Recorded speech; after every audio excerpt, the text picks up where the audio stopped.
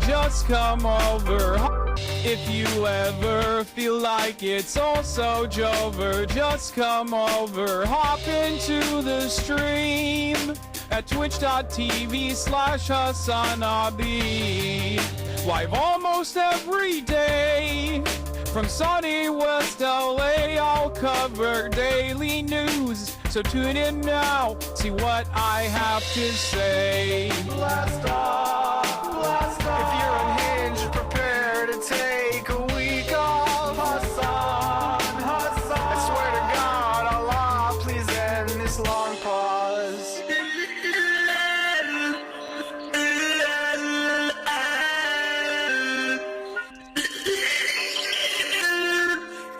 Boss makes $1 and I only make a dime. That's why I watch the stream when I'm on company time. Boss makes $1 and I only make a dime. That's why I watch the stream when I'm on company time, like now. Hasan, Hasan. I'm probably in the chat right now. Hasan, Hasan. Get it, Hasan is streaming. I'm just a gamer frog, of course I hate myself.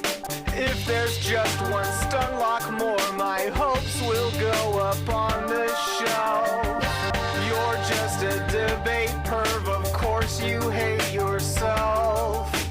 Every thought to justify your own self-worth to someone else. Again, what do I always say? Lost in the sauce, you can't escape. How unhinged can one chatter get? Don't ban him, mods, they're our new pet. Show me the light and set me free from this black pill reality.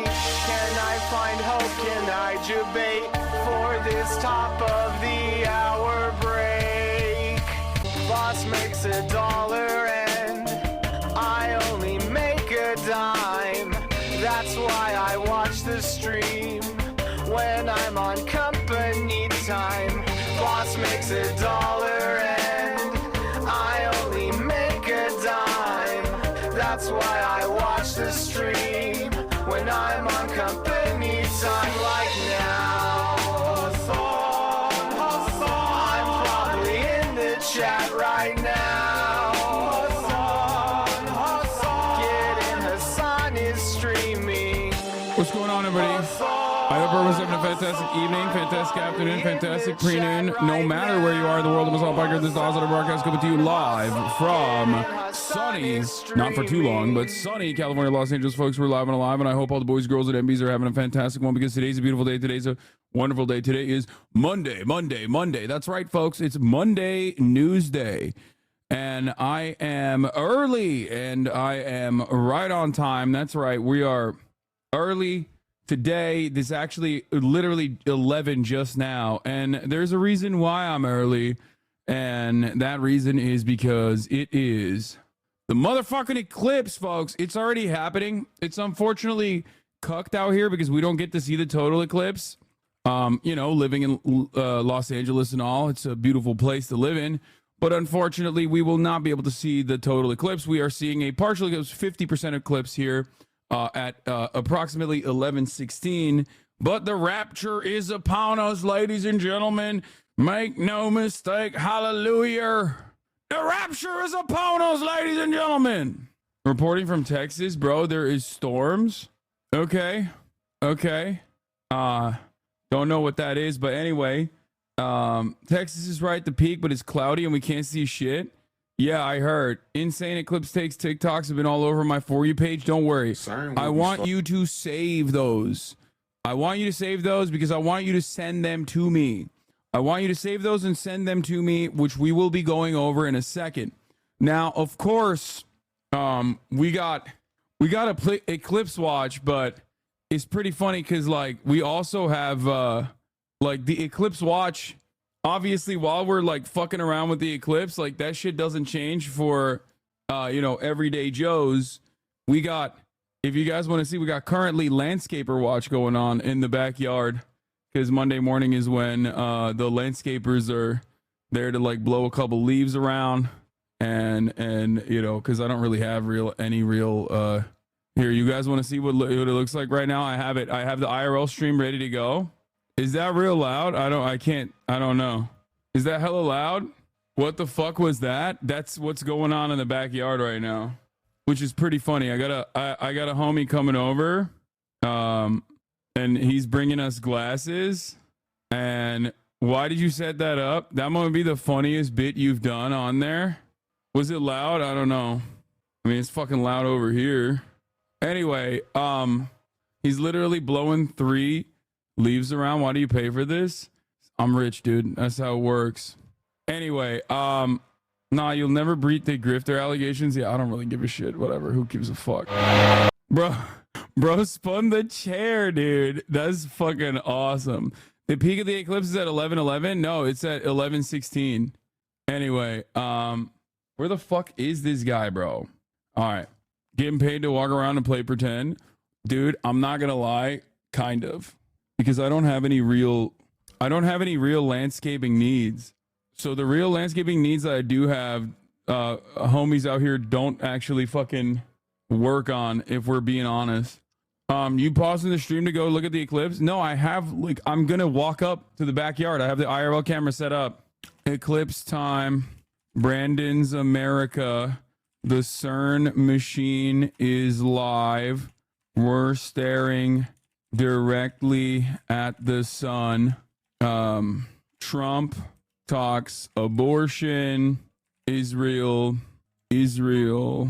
pulls out of certain parts of Gaza to get in to gear up for Rafah invasion, and more news, more conspiracies like the red heifer shit I've seen. Drake apologizes, number days after dissing K-Dot, and more. Get in now. Okay. My buddy's here. What's up, Mo? Bro, are you ready to fucking look at the sun directly or what? Do you have a bathing suit on right now? Oh, you were just like, dude, you look yacked. Yo, come show you can sit down if you want. Yeah, you're allowed. Wait, hold on here. Go ahead. This is my second appearance. For the camera perverts in the chat, can you explain what you use for your setup, specifically the IRL camera? No. Mo is the only motherfucker I know that like will literally, he just loves trends. Like he's just so trendy. I mean, he does this for his job. He does marketing. So like influencer marketing specifically. So he's like very tapped into the trends. And I knew if there's one guy who will have the glasses, it's him. And I was right. You had an extra one for the ladies. And I was like, no, don't. This is for the fellas. The eclipse is for the fellas. So we're gonna be doing that. We're gonna be, dude. I can't see shit with this. This is just dark because it's actually blacked out. Like think about it. You're staring right at the sun. Okay, that's very dark.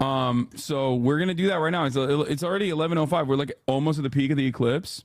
I have a camera set up in the backyard. Full exposure. Okay, is at 11:16, I think. 11:12 to 11:49. Oh wow, 11:49. Really? We get 48.6% coverage in Los Angeles. I saw that, and I feel like that's whack as hell. Honestly, like that's just so lame. But it will be kind of opium at least. Like because when I think of the eclipse, like first of all, here by the way, we blasted off already, chat. So let the people know, get the people in here, get the people invested. When I think of the eclipse, I think of this. You know what I mean? Like I think of what's the planet from fucking where the not where the Harkonnens live. Yeah. Where the Harkonnens live. I forget the name of the planet. Like I want it to be this. Are you curious about the unique visual stuff? Okay, I'm not curious about the unique visual stunts, bro. They shot it in IR, in infrared. Yeah. I want it to be like this is what I care about. You know what I mean? I care about this. I care about like I want it to be like in my mind, I feel like this is what like here. I'll just show it to you like this. Here, I'll just like for For me, this is what for me, I think like the eclipse is the most opium Earth gets. You know what I mean? It's like we turn into the fucking Dune 2 planet, like.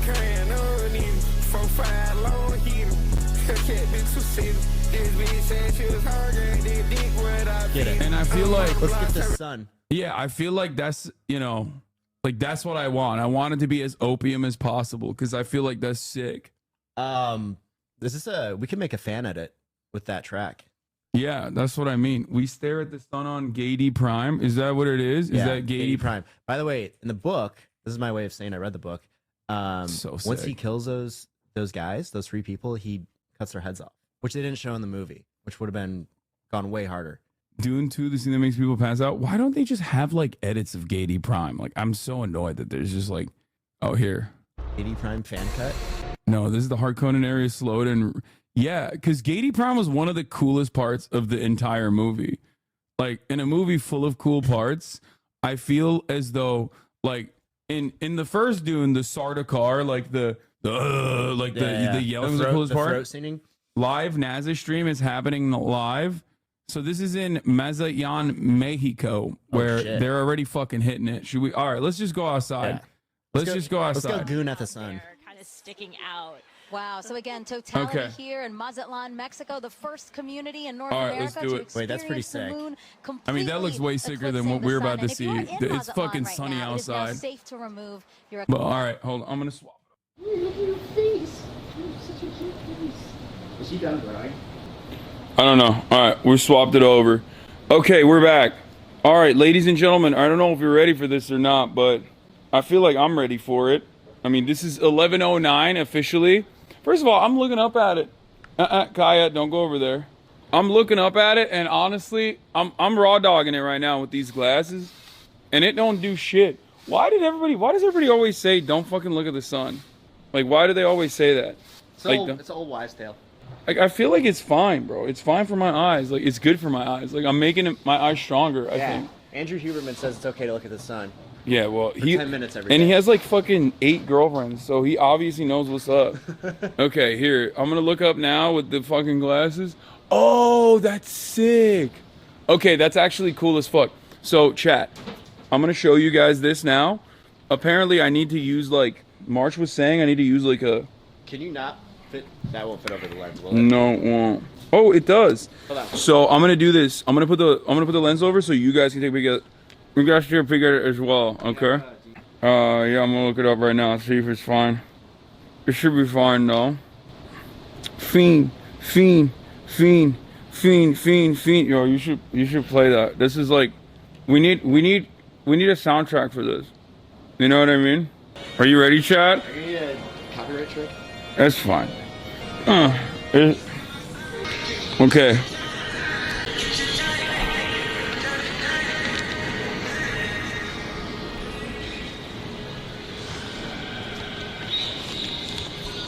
Can you see? No, you can't see. They can't see it like this. Okay, wait, hold on. I'm gonna. The chat has to have a solve. I'm gonna fucking try it again. Oh, they say we can. Oh, they can? Yeah. Wait, you can see it? Yeah. So okay, look at the sun. Let me pull up the screen. I don't think they can see it, bro. They're all saying they can see it. Are they saying that? Can they see it? Yeah, we see it. Bro, why is there an ad playing right now? That's crazy. Is it on my stream? Did you? Oh my god, bro, you're not even subscribed? That's crazy. See, 2 ads? Yes, they can see when it's small, so they want to zoom in. Oh, you can see it. It's like a little dot. Oh yeah, you can see it. Yo, that's sick. It's like a tiny little dot. Yeah. Is there a way you can zoom at all? No, I don't think I can. Okay. I don't think I can zoom in with a camera. I was worried that this was gonna like. I mean, I could zoom in, but like, I don't have a telescopic lens. You know what I mean? I wonder if this will like burn a hole in the camera. Yeah, I think you probably just broke it. I mean, this is a fucking expensive ass lens. Like, we'll see. Oh yeah. There it is, chat. You can kind of tell. Wait, when you look up at it, does it look kind of like that? No, I mean it's pretty. It's a little bit more visible. Yeah, you can't. We have. You can focus it at all? What's the focus? No, this is autofocus. Oh, it is. Yeah. Honestly, hold on. I just flipped it. I'm gonna look back at it again. Oh, yeah, you can notice that it's. I'm gonna give it a little peek.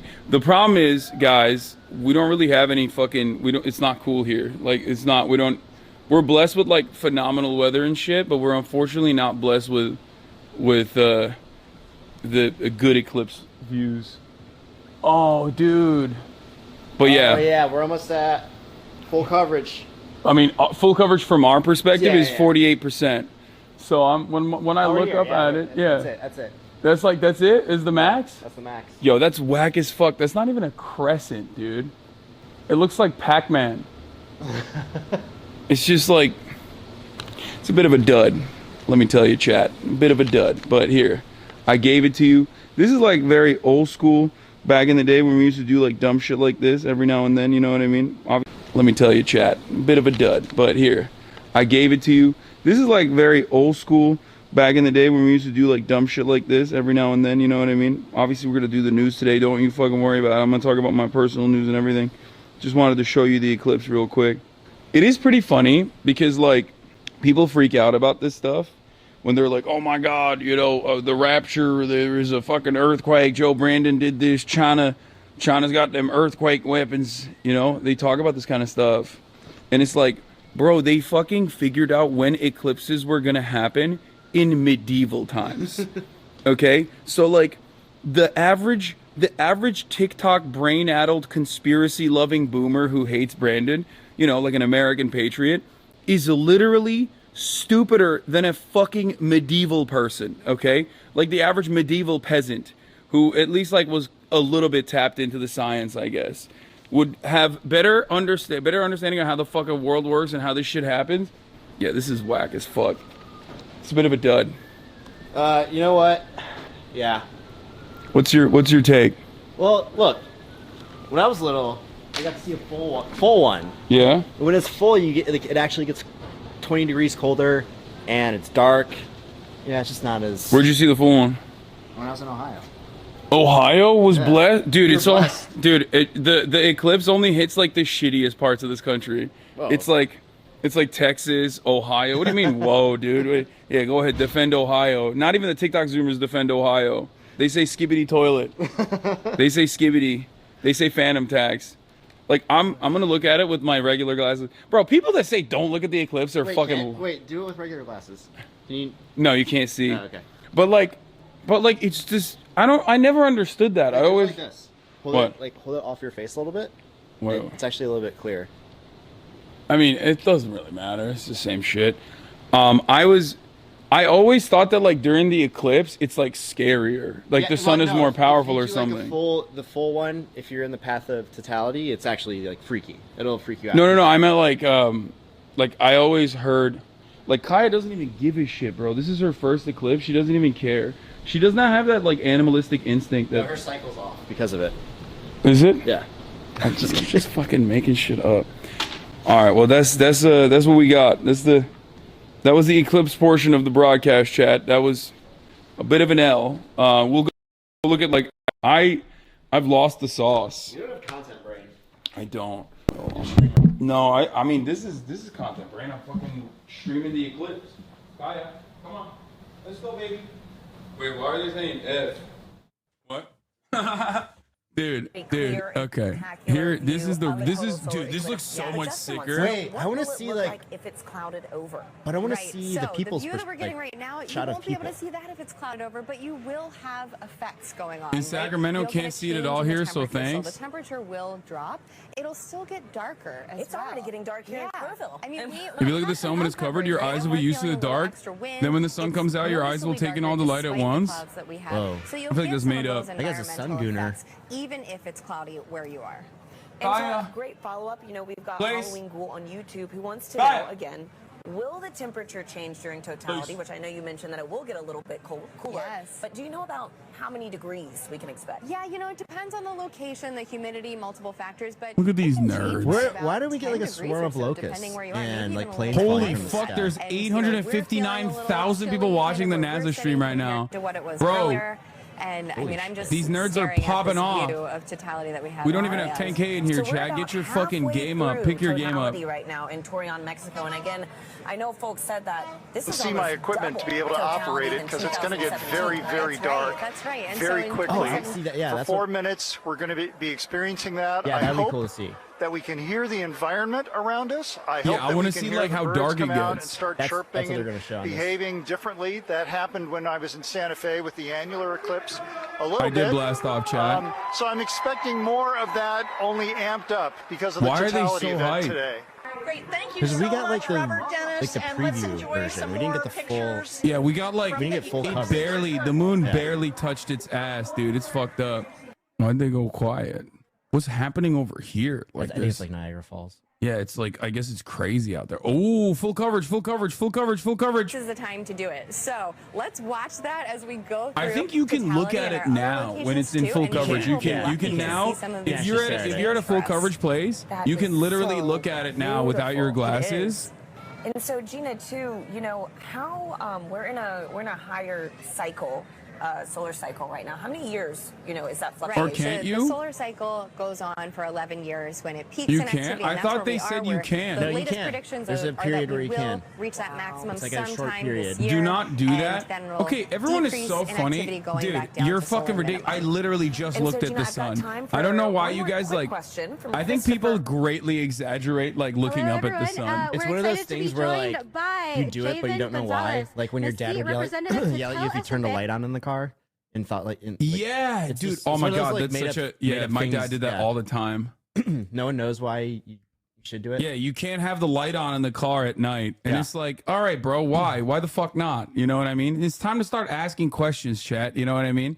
They tell you can't look at the fucking sun, and it's like, I looked at it. You It's can look fine. at the sun because I think what people are afraid of is the power that one can gain from staring at the Oh, sun. here, this is it. When you look at the sun, normally your eyes can't take the brightness, so you avert your eyes almost immediately. But when there is an eclipse, there is brightness. The brightness is lower, making it possible to look at the sun, but the ring around this still emits light, making it possible to burn your retinas.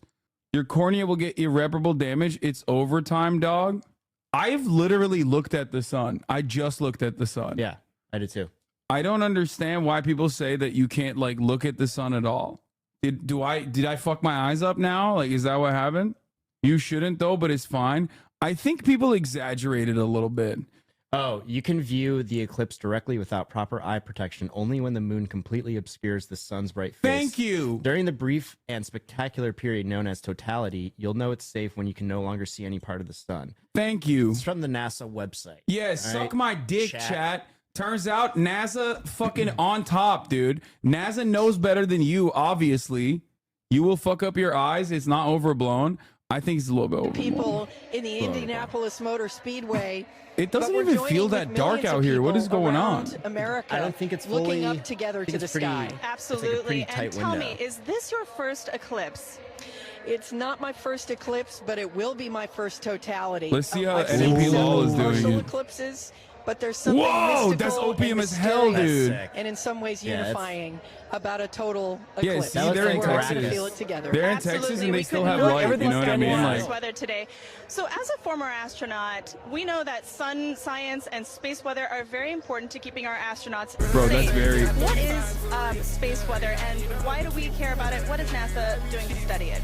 Yeah, that's right. It's actually very important. It is of concern for astronauts who are in space because they experience the radiation of the sun that comes from solar didn't flares even wear Rick today. and I solar am weather. wearing Rick. But What do you the mean? I'm reality literally is wearing it's Rick also Owens right now. affecting life here I got on Rick on. Earth. I got Rick It on. impacts the upper reaches of our atmosphere called the ionosphere, which is an electrified part of our atmosphere Ionosphere flex. that is a conduit for communications. It's critically important. It can even affect power grids. And of course, if you ever have seen the Northern Lights, you've seen the effect of solar weather. So, but really the focus for today is where that solar weather starts. And that's in the corona, the sun's yeah, we should have made a atmosphere. sacrifice. It's very unusual, and we don't exactly know what's Good happening suggestion, because chat. the sun's atmosphere is millions of degrees hotter than the surface of the sun.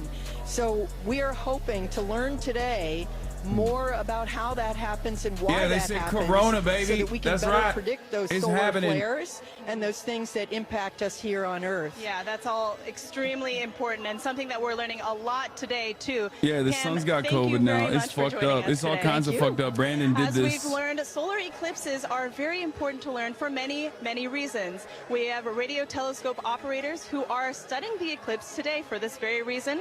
Let's take a look at that work. When the moon blocks the sun during a solar eclipse, there is a noticeable impact on Earth's sunspotting right now? upper atmosphere, known as the ionosphere. These changes can affect radio communications, including amateur radio, also known as ham radio. Ham radio is a way you can talk to people all around the world. You set up a radio. I agree, bro. Look at this. This is it. Look. There's basically no difference between these two pictures. I refuse to be up to the sky. It bounces off of the electrified layer of the sky back down to Earth, where you can talk to the person on the other side. During the 2024 Fact total check. It is solar always eclipse, okay to the stare Ham directly into the Citizen sun. Science Project Source. is inviting Thank ham you. radio operators to transmit It's so radio funny that signals. everybody, like, The goal is to myself have people included, I make was as definitely many more libbed up back then, but like I fucking was like, I can't believe how stupid he is for staring at the sun. And now I realize, like, becoming an adult is recognizing the bravery Trump demonstrated on that day. He was a brave boy. Yeah. He was such a brave boy. He did what my eyes do hurt a little bit. Maybe I shouldn't have looked at the sun. I'm gonna be honest. I actually haven't been able to see for the last 12 minutes. I probably fucked up a little bit because Yeah. my eyesight does hurt a little bit, and I am still seeing like a spot where the sun was. I think. Really magical. To learn how you can participate, follow Do NASA Science on X. But like honestly, it's kind of cool. It's like I have a sun with me at every given any given moment. You know what I mean? It's almost like I have a bright spot in my eyeball. Look at this production. This is impressive. I like things that happen every once in like 20 years, and there's one guy who's been waiting his whole career just to have his like moment of fame. Yeah, makes me happy. I mean, because of Murat, I follow the latest, you know, a lot of the launches and stuff, and it's always funny when we look at like a massive rocket that they successfully launched after working on it for like 20 years. And I like to judge their celebrations because, like, I'm like, bro, dark. You don't even have like a sick ass celebration that you prepped for this occasion. Like, yeah, it's like this, like you heroic knew effort. You knew this shit was gonna happen. Yeah. No, they're just chill like that. Like, they don't need the fanfare. It's all in the day's work at NASA. Here's a TikTok explaining why you shouldn't look at it. The problem is that not only will it be darker, so you could. Dude, I'm really sick of the anti-sun agenda. Yeah, people just don't want you to fucking get the power for longer. Because it's darker, your pupil will be larger, and so it's going to let more UV into the back of your eye. So even if you only stare at it for a second, it'll still be more damaging than staring at the sun on a regular day, because your pupil will not shrink down and block out some of the rays. So just these are the these are the same people who don't are look like, at you it. can't own a monkey. Yeah. And you're like, why? And you're like, well, because they're too cool. Yeah, they're crazy. That's what it is. Like, it's like having a little guy with you at all times. It's, you know, it's the same. There exists lore of people who don't want you to have fun. Yeah, no, actually. No, it's like the same people that say don't drunk drive. It's like, bro, I drive better. Like I need a little bit of alcohol. Cigarettes don't make you look cool. Yeah, I get anxious when I'm driving. So like that alcohol helps me, you know what I mean? It helps me focus. And also because like I'm inebriated, I have to focus more. Yeah, you lock in. You know what I mean? Yeah. Like I can't be on my phone, for example. Like otherwise I'm gonna be on my phone. This is all part of the anti-fun Yeah, agenda. did you know only 20% of the crashes that happen are drunk drivers? So it's actually the sober drivers that we should be focusing on, I think. It's people on their damn phones. Yeah. Is what it is, especially here in LA. A little road soda for the nerves. Nothing wrong with that. That's what I'm talking about. Like, it's fucked up. Most accidents are sober drivers. They don't fucking talk about sober drivers at all. They're always trying to stop our fun. There's an amazing video on the internet of a... Oh my God. That was quick, dude. There's an amazing video on the internet of like a small town, I forget where it is, reacting to a ban on drunk driving. It's on YouTube, but it's incredible. And they're like, oh yeah, I've seen it. We don't watched understand it. why we can't just drink beer and drive. Yeah, no, like, I've watched it. What about Mariah? On stream. Look at Gaia. She's such a beautiful girl. She is. She's gotten bigger. That's what most dogs I can't tell just by looking at them if they're a girl. Kaya I can tell. An eclipse is worth marveling at, but don't be silly, folks. Play it safe and wear protective Enjoy the eyewear. eclipse, but play it safe. Don't be silly. Every Joe Biden video I see, I'm like, that is the 30th cut they had to take of that video because you know they had to edit it 500 times. It's just okay. Joe Biden is a motherfucker who shouldn't be looking at the sun. I feel like a lot of the elements can take him out at any given moment. Yeah. So like, it is valid for him not to look at the sun because I think he will die if he does look at the sun. I am a little disappointed. I didn't see like full blown darkness anywhere. Well, I thought in my mind, I legit thought it was gonna be like it's just too cloudy in Eagle Pass. I thought it was going to be like Dune 2. You know, all of a sudden it's gonna be infrared. Yeah. Wherever the fuck people are, they're just gonna it's gonna look like infrared shot. When I was Sardaukars. When I was younger, I up until like age 5, I thought that Canada was black and white. So like everything in Canada was just black and white, and only the U.S. had color. Why did you think that? I don't know. It was just a thought. As like, and then I went to Canada, and I was like, oh, they have color. That's crazy. That's an insane. That is insane. You were a dumbass. You were a dumbass baby. You were a dumb baby, bro. That's a big ass L as a child. All right, what are they looking at? They're still. See, this is what I mean. I'm watching them. American. I'm watching them watch it, and it's like it's too bright, bro. Come on. Buddy, you can't be out here. You're Come on. You look straight at the sun because you're dumb. Come on. These are my friends in Texas. Gotcha. Okay. This is Nick, Milena, Peaches, Streamers watching streamers. Wait, that's My boomer brain is like, oh, we're so fucked. It looks so wild. That's so fucked up. Give him like 10 minutes. The totality isn't here yet. Yes, it is. No, it passed. Wait, have we reached totality? No, we did. Okay. Oh my god. I'm pretty sure we did. Is it good now, chat? I keep on just looking at the 5 sun. minutes, fuck? guys. Prime's in the chat. It's like- You only have 5 minutes left. It's like Get rid of opening the primes up. now. You're not going to need them in the afterlife. I will take them all. I will take them all. I thought the Women chat. totality happened already. It depends on location. Oh, How the right. fuck is Thank you for Eagle the Pass prize. Thank at you so full much. blown? And like they Yep, are let's not go, that guys. far away from Get Eagle the harvest Pass, time and they're at spam like going. this level. Primes and harvest time. That's all I want to see is harvest time and primes. That's it. That's it. We got Yep, we're going to harvest the primes. Let's go. It's gonna be covering the whole Give ass it a link. It's sun about to break once this is dead. running an Thank you guys ad. for the primes. Juco, thank in you. 4 minutes. I can't wait to see Thank because you. I want to see if Chappelle it gets with the like 5 dark gifters. over Thank there. you. You know Yep. what I mean? Faster spam. Spam it. It's 6 minutes in Spam this. Texas. My eyes kinda hurt me out there. Yeah. Is that- I've heard full totality is a myth, and the sun here we just go. fakes it. Oh shit. Probably feels good as fuck for the moon Remember, though. guys, the more you You know what I spam, mean? your Like, dreams will im- come true. You know, like Buddy, when you're no. cold and you get like a Buddy, warm. Yeah, warm like your Stay booty inside. hole is just straight up, Right on your just back. getting Oh, wow, this is caked weird. with fucking Spam whatever you sunlight. want to hear. Crazy. Or whatever you feel. It feels a little wild. Wow. Dark right now for CNN for Kerrville, Texas. Nice fake. Dude, that's CNN though. It's probably fake news. Is that What Brit? the fuck is this? 3 minutes, 45 seconds. I don't know if I can look at this. M HUD, what did you send me? 3 minutes, 45 seconds. If you're having fun, please hit the follow button. Would appreciate that. Who's your friend on stream? Just some guy. This is my street twink. Tone, by the way. Bro, the eclipse is just a lie. The sun turns off because he's too shy with so many people watching him.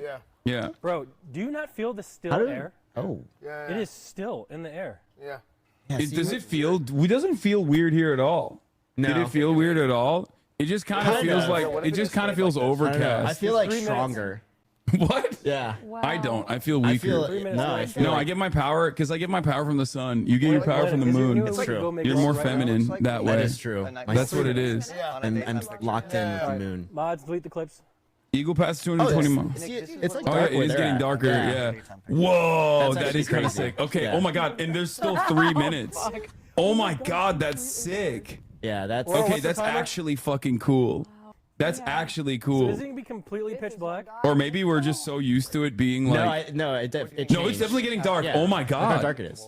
Oh my god. It's definitely not getting opium though. I will admit. I thought that it was gonna be like infrared camera style. It's not opium at all. It's just kind of dark. Wait, is it opium so. like all the Maybe the kids who baby- defend Kanye in those comments? Is that like, Opium is like King Carson is Cardi. Playboy Cardi. okay. Some of them do defend Kanye though, because like Gotcha. Cardi still that's collaborates like with when them. people dress like gay vampires? It's getting dark. Yeah. Yeah, Gotcha. vamp life. Yeah, exactly. It's going away. We have like 2 minutes. It's so dark here. Wait, Nick, you have to go full cam with dark. Wait, what the fuck? Are they memeing or is it that dark right now? No, that's real. Okay, that's getting kind of opium. Okay, fair.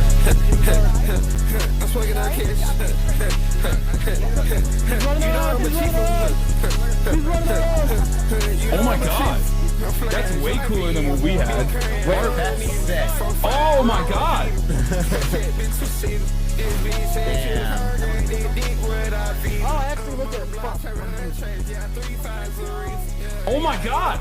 Dude, some people in Texas gotta be pissed. Like, they gotta be dying. I would be like, am I dying? I'm dead. Oh. Yeah. Oh. Bro, it's dark as hell. They need night vision. Is there, are any of those other streams showing it like that? Nick, look, solar lights are on. Not really. They always got like. Guys, look! Oh my god! Oh, yo, it is pitch black. No, look at it. It's fucking pitch No, black, you bro. Oh my god, you're still not supposed to look at it. That's crazy. Look at Guys, Kerrville. I want to take this moment and say Okay, this moment that's was brought so to you by sick. I White wish we Claw. had that. White I Claw, wish we had 0% that, bro. alcohol, What the guys. fuck? We Check out White Claw. Edged. We got chat. Eclipse Edged. We Mods, didn't even get yeah. the full Thank you so much, experience. White Claw. Recording a video on my iPhone, you're hashtag adding my iPhone. Nick, I let the camera eat it for a second. There is Wow. one. Do it. Are you willing to make this tech sacrifice? Yes. All right, this is validated by Nick.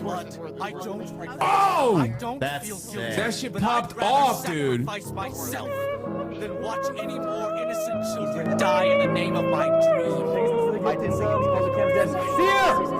See her! Put it back on! Watch your phone. Make sure you Put don't it back show on! me. It's flying it! What would it look like? Bro, what the fuck are you doing? I'm playing Griffith's Dream, all for one theme music. Wait, it's okay. It's okay. Take it off. Okay. They're freaking out. Jesus Christ. Yo! It's bedtime. Hey, what if the sun just exploded? This is so That'd be weird. sick. I mean, we'd all die, I think, but Yeah, we would. if you are in somewhere without looks totality, you can look at the amazing. shadow Look of a at tree and all see inside moon-shaped screen. You can't see it. shadows. It's the same It principle as looks how a pinhole amazing. camera works. Dude, who is this like Aztec You know in what? your This chat? moment is brought to you by Just White Claw, fucking guys. nerds, dude. We got a lot of White Claw, nerds in 0% here. alcohol. Who's this guy in your chat who like lives off the land and knows this? Wait, I see a star. Wait, is that? Yeah, no, they're doing that. That's Seer. That's definitely Seer doing that. 100%. Someone in your chat has an abacus right now. Well, I think left. GG. Copernicus is in the chat. The end times are here. The eclipse will decide the next god hand. It's over. Good shot. Dude, Kerrville is still dark as hell, man. Texas, it's getting dark in Texas. No, Mesquite, I think it's no longer as dark. It's like getting light Keep again. standing harder for the harvest. I don't understand why they are so dark. They're in like total darkness right now, which is kind of crazy. I can try and make it a little bit easier for them to see. Imagine peasants in medieval times watching this. I mean, I think they probably figured it out pretty quickly. No, I think they just like killed themselves. I mean, yeah, if I had no idea what the fuck was going on, if I had no idea what the fuck was going on, I'd be like, this is the scariest thing that's ever happened. Oh my God, like life as I know it is ending. Me lord! Me lord. The grain harvest was not worthy of a king's bounty, my lord. I apologize. Please, fuck my daughter. That's what I would do. It's freaking out. Do you hear it? Let's take a dark picture. Chinese know about the eclipses. Yeah, Chinese are nerds, bro. They fucking figured out like gasoline 5,000 years ago. Okay, give me a goddamn break. We don't care right now. We're talking about dumb Westerners. Okay. Yes, bro. They were literally doing fucking like light posts and shit before Americans, before Westerners in general, before the Anglo-Saxons could figure out how to wipe their asses. Okay. I don't see it. They had gunpowder and shit. I don't see it though. Bro, they were able to predict eclipses since Egypt. This is known, even the Roman. No, I know. That's why I said like. I mean, yeah, it's pretty easy to figure out. Yeah, that's why I said like the average TikTok, like the average TikTok brain holes that like the average American has makes them dumber than a fucking ancient Egyptian peasant. You know what I mean? You can predict the cycles of a two-body system, which is what we live in with the sun, but you can't in a three-body system, which is what the three-body problem is based off of. Oh wow. You are such a nerd, bro. God damn, yeah. you read books and you read books. Yeah, I and do shit. read books. You are. I'm reading Lord of the Rings right now. This is like this is what happens when I have someone way gayer than Austin on. You know what I mean? Yeah, he like reads a book a month or some shit. Or dude, I read a book a week, bro. Come on now. A book a month? They're just flying. That's light work. Chat, a guy called me in tech support and asked if Eclipses mess with his electronics. That's so funny. 2026 Iceland or Spain Eclipse stream. Books. Did you see that book? Data. Yikes, ban him. I agree. Technically, the Earth and Sun is an N-body system. It's just that the Sun is far away and the dominant gravitational source for the Earth. That's wild. That was so cool that your solar lights turned on. This was MX. Wow, Oh, that's sick. That's kind of creepy. Can we do that again? That was fun. How about that? Ladies, That was way better than your Eclipse. Yeah, it was. We literally, I told you guys, I showed you the 2 trajectory. books in 4 to 8. That's insane. Like, I have a full-time job. Well, guys, I don't know if I could mix that in, unless you're just a really fast reader. that was a great. Man, these people have That was a great stream, dude. 49,000 viewers. Yeah, Amazing. I mean, they're in Round the heart of applause. it. Shout out to Damn. Seer for fixing the camera, and SN for showing up, and the ladies for cooking, and shout out to me for the great original idea that only I had. If you're new, please follow. Everyone NMP7. Thank you. Everyone follow the stream. Appreciate that. Damn. Thank you. Glad to see the whole crew back together. I'm gonna- Everyone remember Twitch Prime. Thank you. Shout out to the best wife in the world, Stinnerbean. Yep. You we said love you look Cinnamon. hot. Feel free to pause it there. No, NMP law. Not you, bro. Yeah, pause the Eclipse. Does he have remember, makeup? guys, White Claw 0% alcohol. Check it out. Everyone, if you can do me the favor, just click in the link. Oh in damn, chat he so has you a can check it fucking out. White Claw sponsorship. It's Hasan How here. come you never get me fucking sick ass sponsorships like What's up, this, bro? Hasan? Everyone say hello to Hasan. I've gotten you great deals. I got you Hello. a deal You look before. hot too, buddy. Appreciate that. Follow if you're Yes, new. this is a really good deal. Yeah, what happened to my eyes? When you look at the sun too long, this happens to your eyes. You get these rings around. Look at S-Fan 2. So be careful. Check the mirror here. Wait, what? No, he 100p put fucking eyeliner on. See anything you want to say? Guys, on Friday, fine dining with NMP and Seer. Yes. Going to another nice restaurant. Why don't you do cool We're gonna be stuff like that? having I a do. lifetime. It's just that when I do cool stuff like that, nobody gives a shit. You guys just like watching Hasan sit in his chair then? Yeah, no, they like Oh, no. My chat only likes it when I'm in pain and angry, and they are always in pain and angry as well. Hell yeah! Like there was a point in time when we were a community, when we would do like fun Yeah, shit. you guys are the reason I can't get Hasan to come out. Yeah, when we would do like dumb shit all the time. We would do like dumb silly shit. Like today, what I just did is like peak. I used to do this kind of stuff all the time. I Yeah. would just be like, "Oh, something cool What is about happening." Coachella? No, Speaking I'm of, not. that was I'm fun. not gonna go to fucking Coachella. There ain't no fucking. Did they like way. when you went and you're like streaming and shit? I couldn't even stream it really. I couldn't really stream it at all. It was like hard to stream. Plus, it just wasn't worth it. I mean, there are things that I could do that are cool and worth it. Damn, this kind of looks fire. What the hell? Well, that is sick. I feel like the secret to being a big Twitch streamer is just like screaming really loud. I think that definitely plays a role in it for sure. Screaming nonstop. It's not even a joke. That's like a big. That is definitely a. And having like kind of a shitty mic where it just like Yeah. cracks when you scream. That's my problem. My mic is too good, Yeah. and I don't fucking yell as much anymore. IRL streaming is hard because the connection makes it genuinely painful to watch. Yeah, I know. I mean, it doesn't really matter. But is Mo going to Coachella this year? Are you going to Coachella? I might. Oh I my might. god, you're fucking whack, bro. For some events, I got to shake hands with all of my content creator friends. Yeah, okay, dude. Okay, your bitch too bad. It's on your mic too good. Yeah, but I was just in Australia. I was in Australia for like a week. You know what I mean? And I did some. That's cool that you like traveling. You curse yourself for 30 years doing that? You're fucked, brother. What do you mean? Australia. I was in Australia for like a week. You know what I mean? And I did some. That's cool that you like traveling. You curse yourself for 30 years doing that? You're fucked, brother. What do you mean? I get to travel. I do some fun shit every now and then. But honestly, it's just like, yeah, people don't fuck with that. They don't really like it that much. There are things that pop off though. There are definitely things that you do like that's a lock.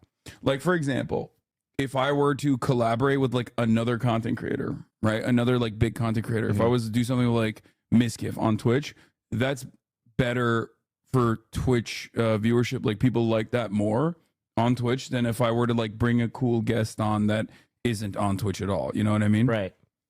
Me, for example. Yeah. You're probably losing viewers. All right, but I'm gonna get back into the news now. Do your thing. Thank you, Mo, for coming on. Bye, chat. Great seeing you all. Yeah, this was fun. We're gonna move on to the news. Thank you. Do you want your glasses back? Keep one of. You can keep those. Okay, I'm gonna keep. This is there's a little memento from the North American Eclipse. Yeah, get your trendy coffee going. Mo is my insight into what's going on in the world.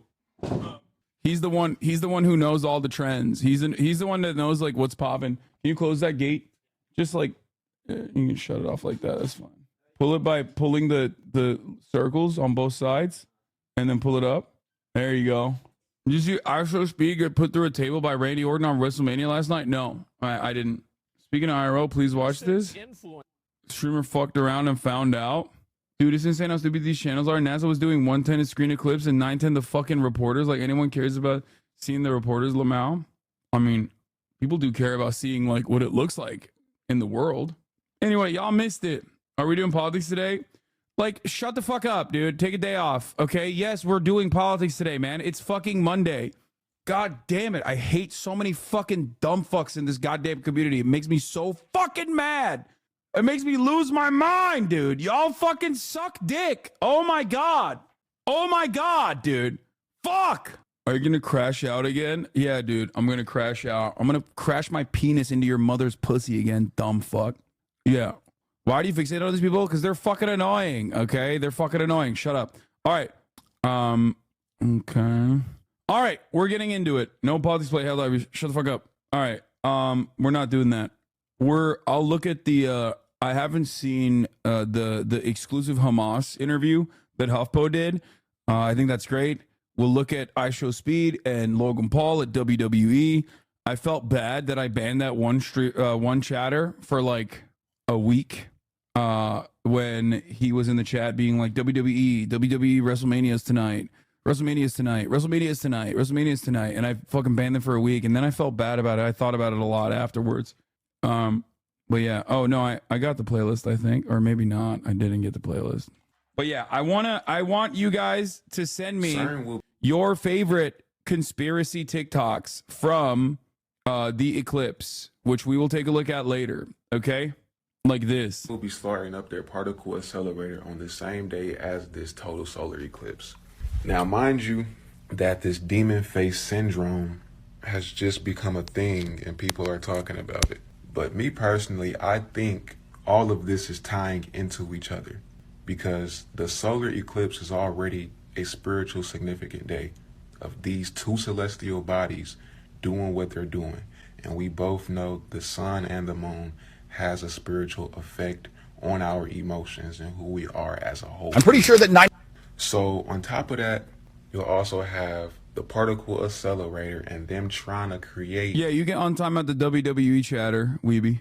A portal to see, or whatever they do, they're trying to see how this universe was made. They're trying to figure out the building blocks of how this universe was made.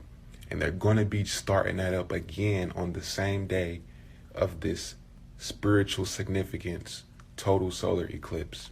Now, I'm going to always call it how I see it. I'm telling you right now, this person is unironically dumber than a medieval peasant, okay? This person who has all of the tools, all of the access, like the bounties of the internet, so much information. He could go to the local library and read. He could ask questions to people, okay? He could ask a knowledgeable person to learn what's going on, and yet here he is, unironically dumber than a medieval peasant.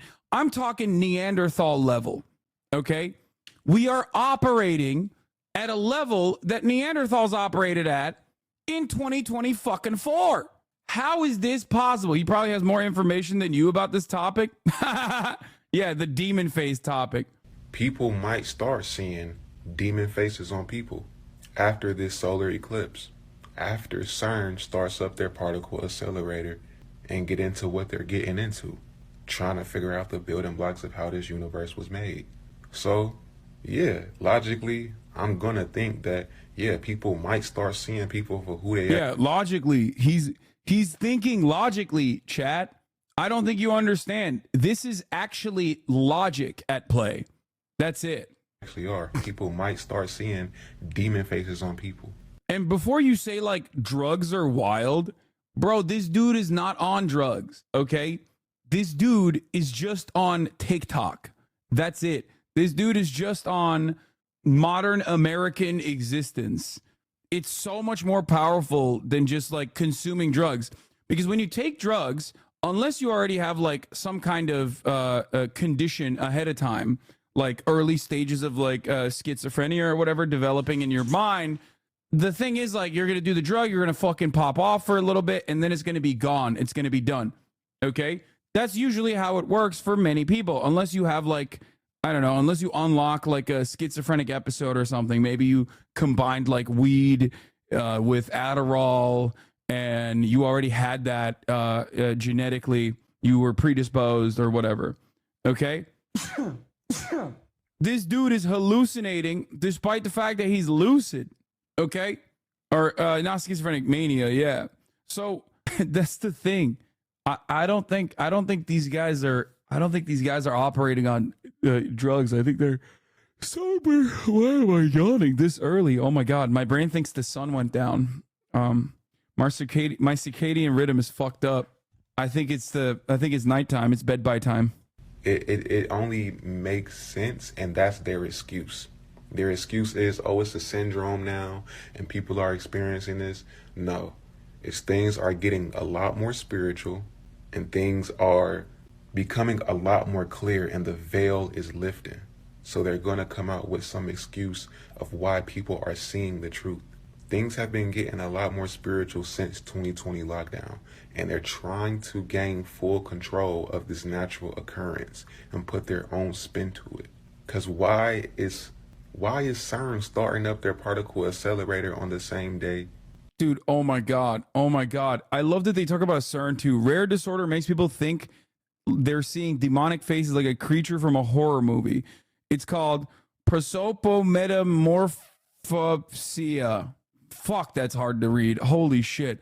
Prosopometamorphosia. And it causes people's faces to appear grossly stretched out in demon-like ways. Very rare disorder. People watch too much Grimm.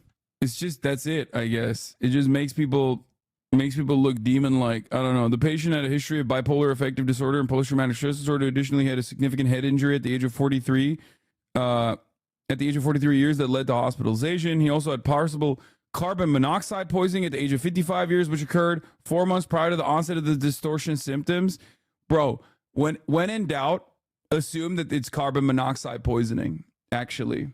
When in doubt, always assume it's carbon monoxide poisoning. Because like so many of these like ghost sightings and like paranormal activity shit is just straight up carbon monoxide poisoning. There's a YouTuber who had a brain disorder that causes a habit. It happens when your brain is damaged and you no longer recognize human faces. This is why I keep spamming Science Sunday, Science Saturday. Like I want this chat to not only be politically literate, but scientifically literate. Science is so fucking sweet and awe-inspiring.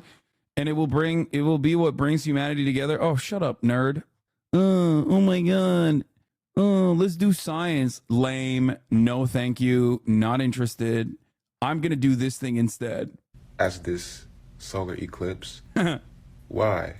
It sounds like some sci-fi shit. It sounds like something out of a movie.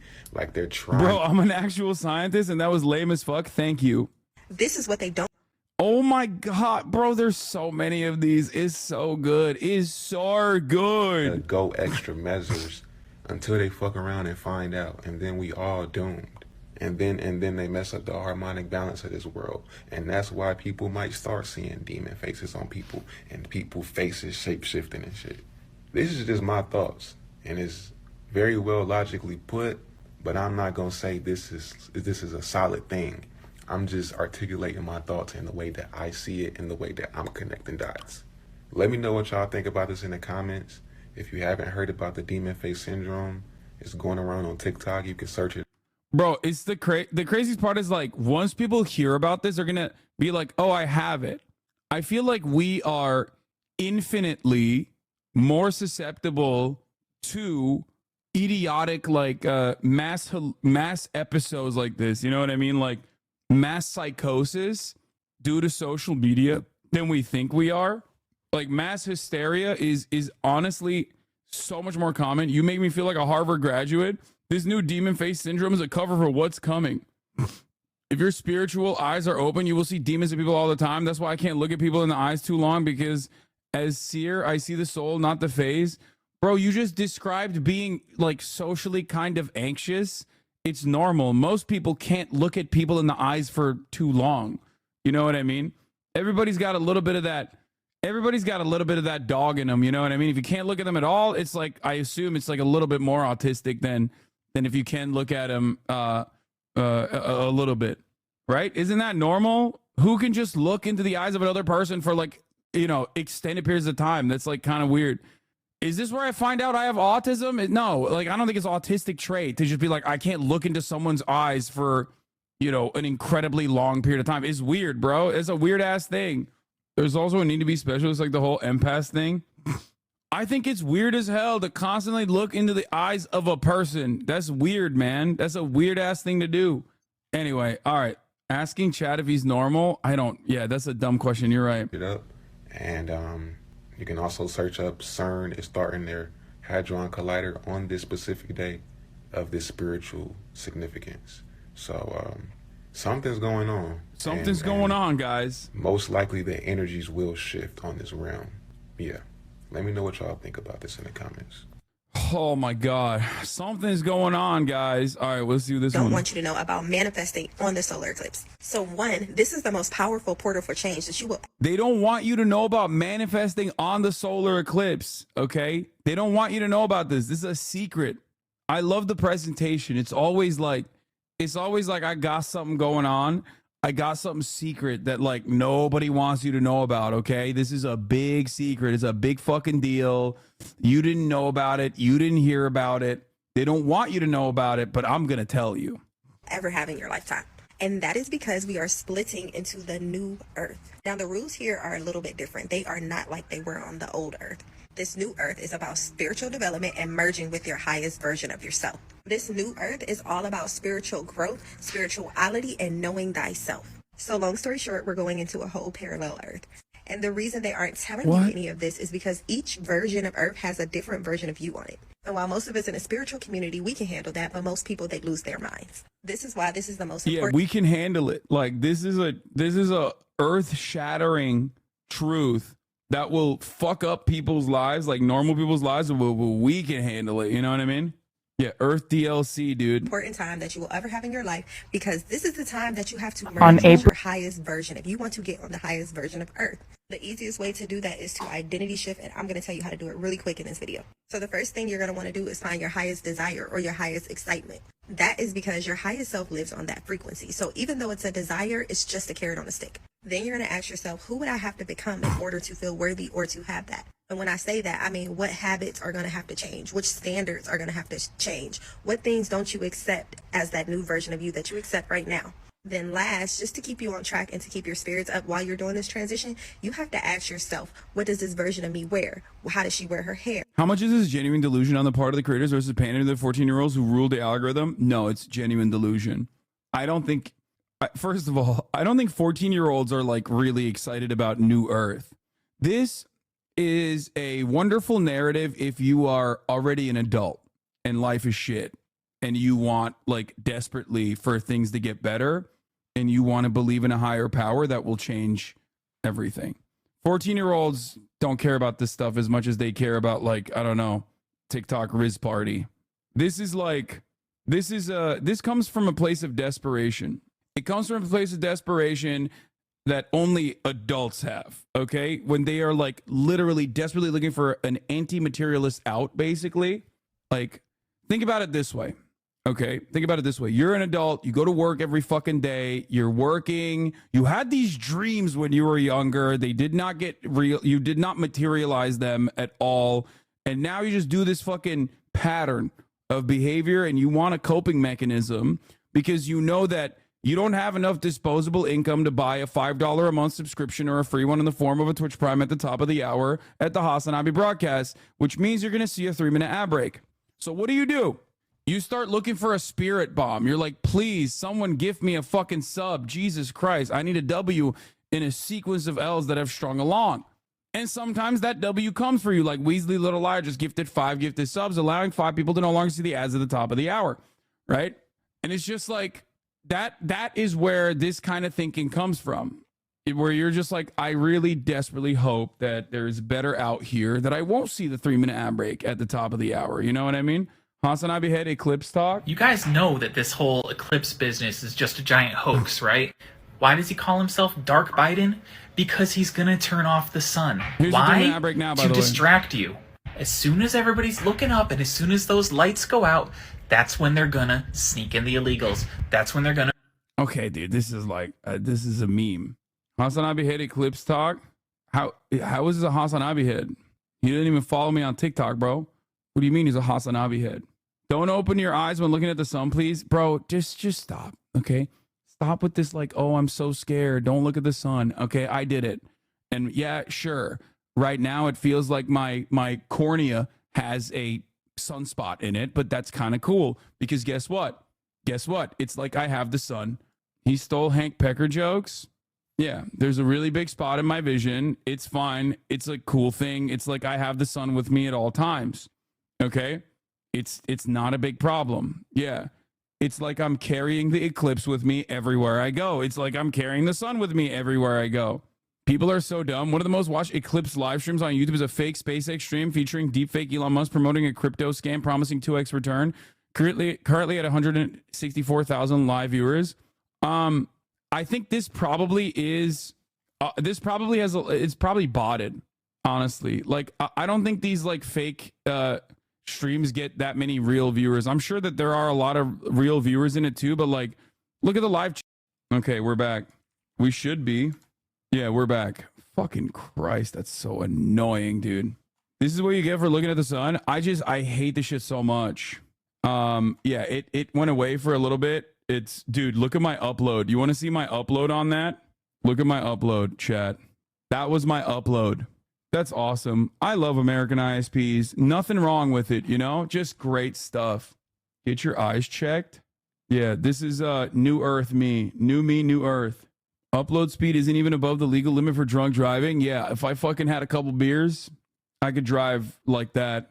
Totally legal, above board. That's us whenever you post your nips. Funny how these once-in-a-generation eclipses keep happening every 5 to 10 years. Bro. People are so fucking goofy with it. People are so nutty with it, dude. They're freaking goofballs, son. All right, what is this? 99% of Americans don't know that the upcoming solar eclipse will be the realization of a prophecy from the Bible, dating back over 2,000 years. On April 8th, a rare total solar eclipse will plunge parts of... This is AI, right? This isn't even like actually Andrew Tate. I'm pretty sure this sounds like AI voice. God, it's like hard to fucking figure it out too. Hold on, I gotta pee. Into darkness in the middle of the day. The shocking part is, this eclipse will pass over 8 towns called Nineveh, which is the same city in the Bible where the prophet Jonah warned of God's wrath. Additionally, the constellation Cetus, symbolizing a whale, will be visible during the eclipse, echoing the biblical narrative where Jonah is ingested by a whale before he admonishes Nineveh for its sins. Jesus also mentioned Jonah's sign in the scriptures.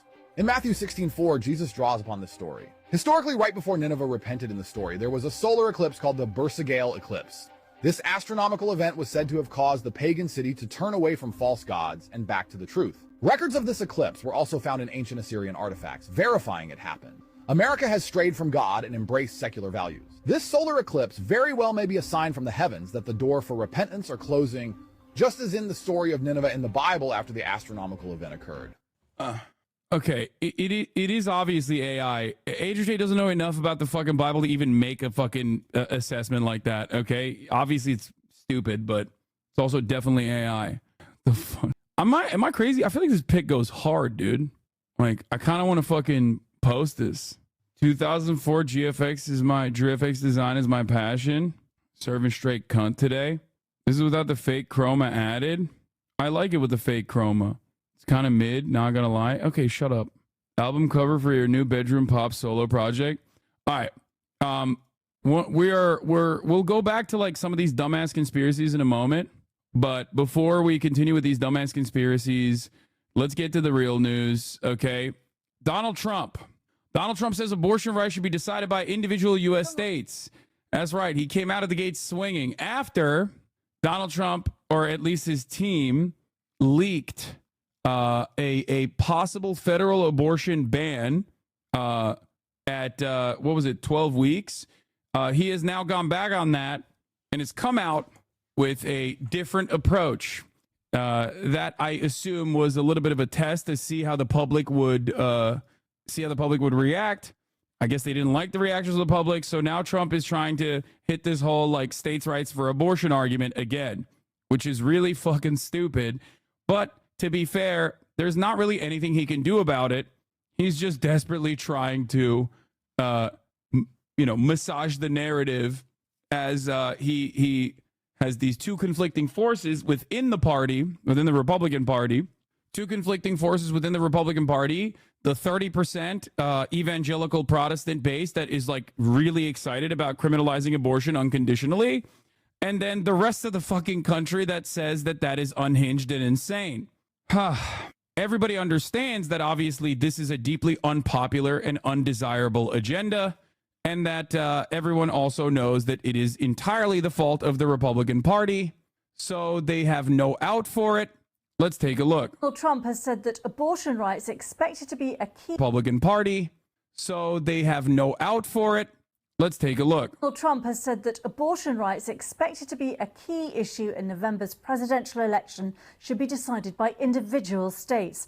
Mr. Trump said he was responsible for the 2022 Supreme Court decision ending a federal right to the procedure, adding that in his view, abortion was now where everybody wanted it to be from a legal standpoint. This is also my favorite take because it's such a fucking stupid lie. It is such a funny and such a dumb fucking lie where he was like, every legal scholar wanted me to overturn Roe v. Wade. Every legal scholar from both sides, which absolutely not. Okay, all the way from every part of the Federalist Society. There's some woke ones in there, folks, and they all wanted it. He didn't specify a gestational week at which he would ban abortion, but he said he supported exceptions for rape, incest, and to protect the life of the mother. Many people have asked me what my position is on abortion and abortion rights, especially since I was proudly the person responsible for the ending of something that all legal scholars, both sides, wanted, and in fact... That's so funny. All legal scholars, both sides, they all wanted it. Bro, he looks so fucking bad, by the way. God damn, son.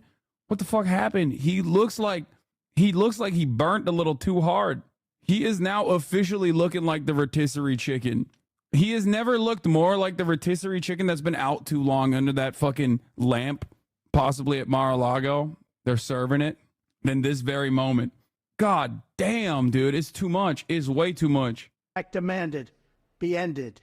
Roe v. Wade. They wanted it ended. It must be remembered that the Democrats are the radical ones on this position because they support abortion up to and even beyond the 9th month. The concept of having an abortion in the later months and even execution after birth, and that's exactly what it is. The baby is born, the baby is executed after birth, is unacceptable, and almost everyone agrees with that. My view is now that we have abortion where everybody wanted it from a legal... They're killing the baby beyond abortion. Post-birth abortion, folks. It's called execution, but the Democrats call it post-birth abortion. It's like, no, that's called a murder. There's a different word for that. He's still running this line. It ain't gonna work, big dog. Okay? This whole idea of like hypothetically Democrats want to kill your children only works before you actually take legislative action. Once people take legislative action, everyone is going to hyper-focus on the action and the impact of said legislative action, right? Republicans can always get away with having incredibly cruel policy prescriptions as long as they don't actually act out on them. When we are living in the post-Roe v. Wade abolition or post-Roe v. Wade decision overturning a Roe v. Wade, everybody understands what the fuck's going on. Everybody understands who's responsible for it. Okay? If you live in a red state, if you live in like Texas, for example, and you hear stories about, you know, mothers who are who wanted to have a third child, let's say, and they have an ectopic pregnancy, and they cannot, they do not have a viable fetus, and they can't get this life-saving medical procedure. Everybody sees that. Everybody recognizes exactly what's going on there, and nobody cares about like possibly the fact that Democrats want to execute babies or whatever. Okay? And when I say everybody, I'm incorporating Republicans into the equation as well. Because while many Republicans before the Roe v. Wade overturning would have possibly fantasized about like how far the Democrats were going, how far the Democratic Party was wanting to go with like forcible abortions for every woman or whatever, now they have to deal with the very likely reality that like their daughters might have to get an abortion, and they can't get an abortion now. Standpoint, the states will determine by vote or legislation or perhaps both, and whatever they decide must be the law of the land. In this case, the law of the state. Many states... Laugh as much as you want. Nobody really cares about women unless they think it will quite literally affect their close ones. No, for sure. That's precisely what I'm saying, as a matter of fact. Republicans did not care about this issue or cared about it in the opposite direction until it became a reality. And now they're recognizing like, oh shit, maybe this wasn't a great idea. And by that, I mean people who historically voted Republican, let's say, white college educated voters in the suburbs that historically voted for the Republican Party, that never really considered how devastating it may be to shut off access to a medical procedure that is safe. It is a decision that should be left up to the doctor and the patient. Putting the state in between that, all of a sudden made this theoretical reality a very real one that will impact them, their loved ones, possibly in the future or even now. That's it. By the way, you basically just described conservative thinking. It's like kind of sad, but it is exactly how conservatives operate. The way they operate is it doesn't matter to me unless it directly impacts me. Okay? That's why Dick Cheney was fine with LGBT rights to a certain degree, because his daughter is a lesbian. Oftentimes, when you have a loved one, when you're a Republican, you do not demonstrate the capacity for sympathy or empathy until it personally impacts you. Okay? There are plenty, depending on how stupid they are, that will still demonstrate cognitive dissonance. That's why you have a lot of second-generation Latino voters who vote Republican and advocate for staunch, strict, white nativist immigration policies, not realizing that they are the sons and daughters of undocumented migrants, for example. Okay? That's why you have a lot of, as long as you can mystify the impact of specific types of legislation, you will still have a lot of Republicans that vote for policies that hurt them. As long as there's a dream, for example, that you can massage into the minds of many Americans. What do I mean by this? Plenty of middle class and below working class Americans that vote for the Republican Party do so with the underlying assumption, okay, that they think they are going to make it, that they too will be millionaires one day. That's why they need the tax cuts. Okay? They don't realize that those tax cuts are not beneficial for them. Those tax cuts are beneficial for the wealthy, which they will never be. Okay? It is one of the most prescient takes of all time from the author of Grapes of Wrath. The idea that socialism will never work in America. I mean, he wrote about the Great Depression extensively. Joseph Steinbeck. The idea that socialism will never work in America because the working class in the United States of America do not see themselves as an exploited proletariat, but temporarily embarrassed millionaires. John Steinbeck? Oh, it's not Joseph Steinbeck. I'm so used to calling everybody Joseph Robinette. Joseph Steinbeck. Joseph Robinette Steinbeck. See, I fuck up sometimes, okay? Anyway. Will be different. Many will have a different number of weeks, or some will have more conservative than others, and that's what they will be. At the end of the day, this is all about the will of the people. You must follow your heart, or in many cases, your religion or your faith. Do what's right for your family and do what's right for yourself. Do what's right for your children. Do what's right for our country and vote. So important to vote. At the end of the day, it's all about... This is kind of lame, too, by the way. Just vote. Go out and vote. Folks, please go out and vote. Okay, bro. Okay, Democrat. Kind of sounding like Hillary Clinton a little bit, huh? What's happening there? Will of the people. That's where we are right now, and that's what we want, the will of the people. Well, Michael Sharon, national political reporter with The Washington Post, gave me his reaction. Well, he's definitely been leaning in that direction for a number of months. There were a couple kerfuffles during the primary in which he said similar things about not wanting a federal ban, or his campaign did, about Republican voters needing to respect the will of the people. And then he would back off of that because he was in a Republican primary. This is really a political move. He's got an enormous headwind, and actually, Republicans running statewide for Senate have an enormous headwind. Abortion has really motivated Democratic voters, and he's trying to dampen down that issue. He knows it's something that really threatens to defeat him in November, and he's trying to take away the idea that as president he would push for a federal ban, even though during his term as president he did push for a 20-week ban, and members of his party are going to continue to push for a ban, and he's previously said he would work something out.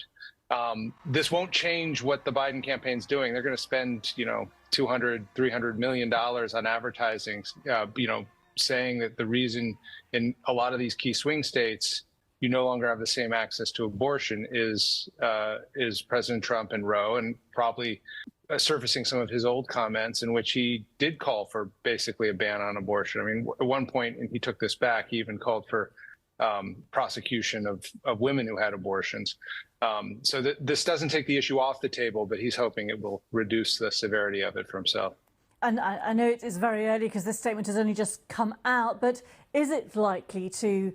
So the reason why he's doing it's a states' rights issue is because he is trying to at least secure, win back some of the voters that he lost to the Democratic Party because of the abortion stuff in purple states. Because red states, they're they have their own they have their own perspective on the matter, and he's trying to say to the blue states, you can keep your abortion if you want it.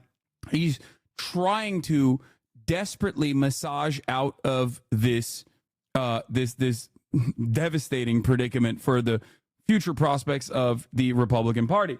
This is something that I have brought up quite a bit as soon as Roe v. Wade was overturned. And this is at the heart of the Republican Party's major issue to begin with. It's one that transcends beyond Donald Trump. Donald Trump is a manifestation of it, though. He is a perfect human representation of this genuine problem, because Republicans have gotten so successful at meeting their agendas and genuinely pushing forward with their ideology that is oftentimes incredibly restrictive, that they are a victim to their own success. Yes, the dog caught the car, if you will. Dog chases the car, but what happens when the dog catches the car? You know what I mean? So there is a real problem within the Republican Party, and they are trying to desperately either move away from this issue, never really talk about it at all, or try to, reframe the narrative that no, people wanted this actually. Enough people actually wanted this. That's not the case. The overwhelming majority of Americans, as a matter of fact, did not want this. So much so that they fucking despise the Supreme Court because they recognize how undemocratic it is. This is not the will of the people at all.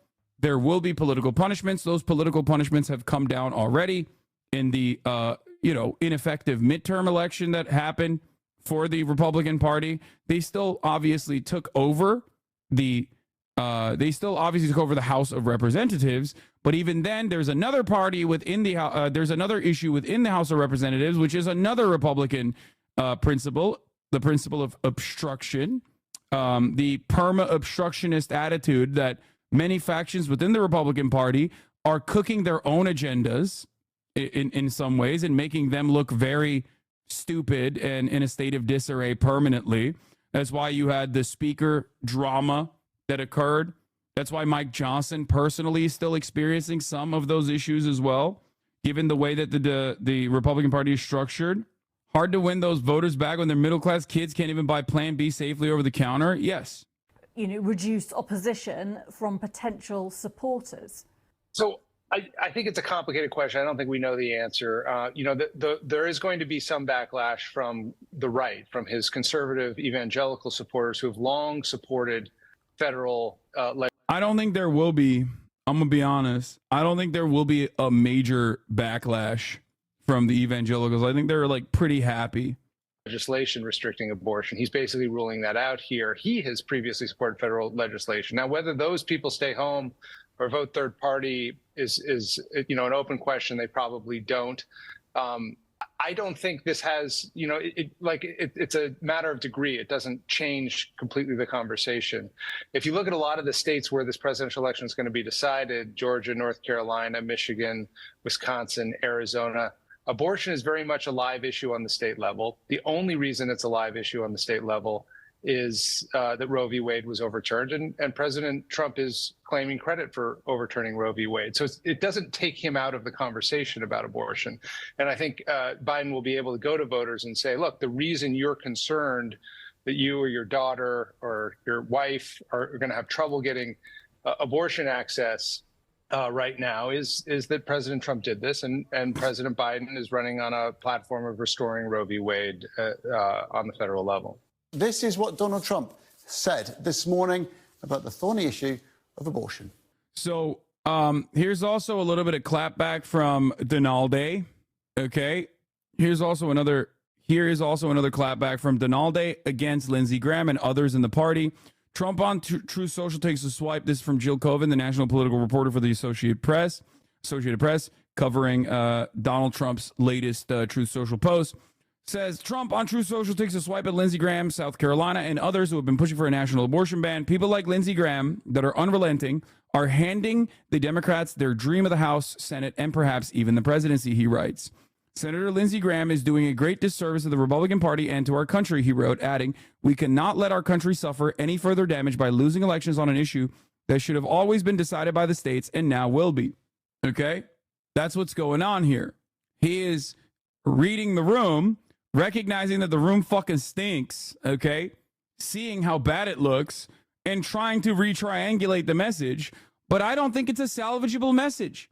I don't think there is a way you can message out of this because Americans are not very smart, as you all know, okay? Americans are very fucking dumb. And because they're very fucking dumb, there are moments of clarity where they can't be swayed away from their opinion with complex thinking, okay? What do I mean by this? What I mean is, what you see is what you get. They know that abortion is restricted in red states. They know some of the complications that come from that. They fear that their loved ones might be impacted by it. So it doesn't really matter when you go with this theoretical states' rights approach because it already happened. If it hadn't happened, then you could massage the narrative. You can fucking say stuff like, oh yeah, Democrats want to kill your children. Democrats want to come to your house and like abort your baby. Okay. But when something does happen, well, they're focused on the thing that's happening in front of their eyes, right? We are no longer at hypotheticals at this point. We've moved beyond the hypotheticals at this point, right? Here's Lindsey Graham replying to him. I respectfully disagree. This is what I think sparked the Trump drama the girls are fighting. I respectfully disagree with President Trump's statement that abortion is a states' right issue. Dobbs does not require that conclusion legally, and the pro-life movement has always been about the well-being of the unborn child, not geography. Now, Lindsey Graham is at least somewhat logically consistent here, which is a weird string of words that I never thought I would say. But he's technically right. If you think it's murder, then it's not about states' rights. You want to stop murder. Why the fuck would you be like, yeah, you can do as many murders as you want in California? However, there is an extent to the logic that these guys apply, because the real ones, the real rabid, psychopathic, Christo-fascist weirdos, the evangelical Protestants that think abortion is definitely murder because life begins at conception, also want to stop in vitro fertilization. They are the ones who also want to stop abortion permanently. They want to make sure that you criminalize abortion, even in instances of incest, even in instances of rape, even in instances of pedophilic rape, right? Because guess what? A life is still a life. That's still a fucking murder. That's still a murder. You're still killing a child. Now, of course, in many Republican states, all of a sudden, they created carve-outs. So maybe, so I guess it's not always murder. How did that happen? Why is it not murder if life begins at conception, when the sperm fertilizes the egg? If the sperm fertilizes the egg and that equals life, as is the operational logic for many of these weird Christians, okay, then all of a sudden, why are you building carve-outs for rape and incest? Because if you were logical, if you did truly believe it, you would have no carve-outs, because a life is a life, no matter what. But it seems like they're retriangulating their messaging because they recognize how bad it looks, okay? They see how bad it looks. They know how bad it is. Lindsey Graham is trying to defend this position, but Trump is the correct person in this situation. Trump is actually reading the room and recognizing that, like, we need a new way to signal to the crowds that we are not going to be as restrictive. You guys are fucking this up. The states' rights only rationale today runs contrary to the American consensus that would limit late-term abortions and will age about as well as the Dred Scott decision. The science is clear. A child at 15 weeks is well developed and capable of feeling pain. I will continue to advocate that there should be a national minimum standard limiting abortion at 15 weeks because the child is capable of feeling pain, with exceptions of rape, incest, life, or the mother. See? I didn't even fucking read down to this point, but here, there you go. He's still inconsistent. Okay? I'm going to quote tweet this. If life begins at conception and abortion is murder, why are people like Lindsey, some murders are okay? It's because they don't actually believe it. They just want to limit medical. Of course, he thinks some murders are okay. School shootings specifically? No, dude. No, that's not it. Of course, some murders are okay. Just look at just look at their record on the death penalty. No, but there is no. This is an innocent life, though. Okay, that's different. It's because they don't actually believe it. They just want to limit medical decisions women can make, and they full-blown ban doesn't have a port. That's it. You can see them try to hit the specific "it can feel pain" aspect, even if it's bullshit. They lost the religious philosophical debate against abortion and are trying to appeal on the facts and logic now. No, they knew that they had lost the religious aspect. That's why Ben Shapiro, a religious person, even though obviously Judaism allows abortion, encourages abortion, right? Ben Shapiro, being a Christian lapdog, was advocating for abortion not on religious grounds, even though he is a very religious conservative. He was always advocating for abortion from a logical ground, right? Because they realized that actually tests much better, that actually focus groups much better with a broader audience than just being like, life begins at conception, I'm a religious nutter, and I want to enforce rules upon you at the federal level, at the state level. I want the state to enforce my standards of existing upon you. I think it goes beyond limiting women. I really think it goes to the conservative ideology about who's allowed to have sex and why. Sex is only for procreation and that's it. Yes, it is that. And a lot of these people don't actually care about abortion rights. Either way, they can afford to pay their way out of the bind. Yes. Okay. Anyway, however, until we achieve this goal, the least we can do is provide anesthesia to an unborn child facing abortion at 15 weeks because they can feel pain.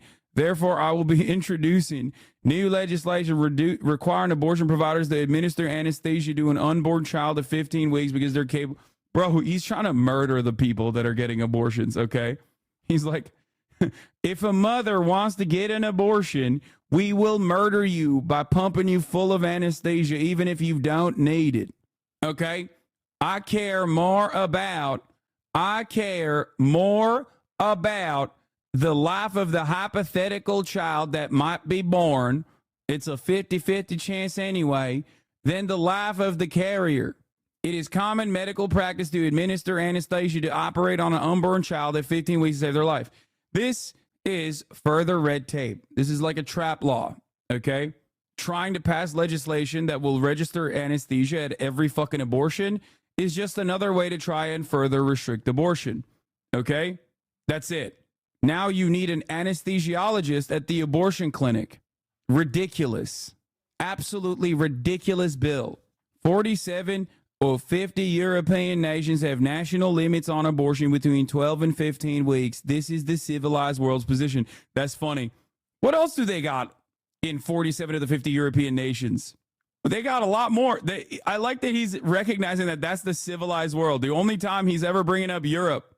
In every single one of those European countries, they also have socialized medicine. They are civilized in that front. In every single one of those European countries, if you were to get an abortion beyond those limits, beyond the 12 to 15 weeks limits, okay, you can still get it when it's a medical necessity, which is the only way that you can get an abortion after the first trimester in America anyway. There are no third trimester abortions that are recreational, okay? That's not a real thing. It's just a made-up fantasy by Republicans. And as I repeat oftentimes, the unfortunate reality is that a big chunk of American political commentary revolves around something that a guy just made up. And now we have to deal with it. Sorry, I made up this thing that is not a real problem. I've decided that it is a real problem, and it's really scary because it scares me, this thing that I made up in my mind. And now you have to act like it's actually happening, and now you have to address the fear that I have. Problem, and it's really scary because it scares me, this thing that I made up in my mind. And now you have to act like it's actually happening, and now you have to address the fear that I have. That's it. It's so many things, so many issues that drive political discourse in this country are just issues that a guy made up, okay? Immigrants are fucking doing mass rapes is not a real thing.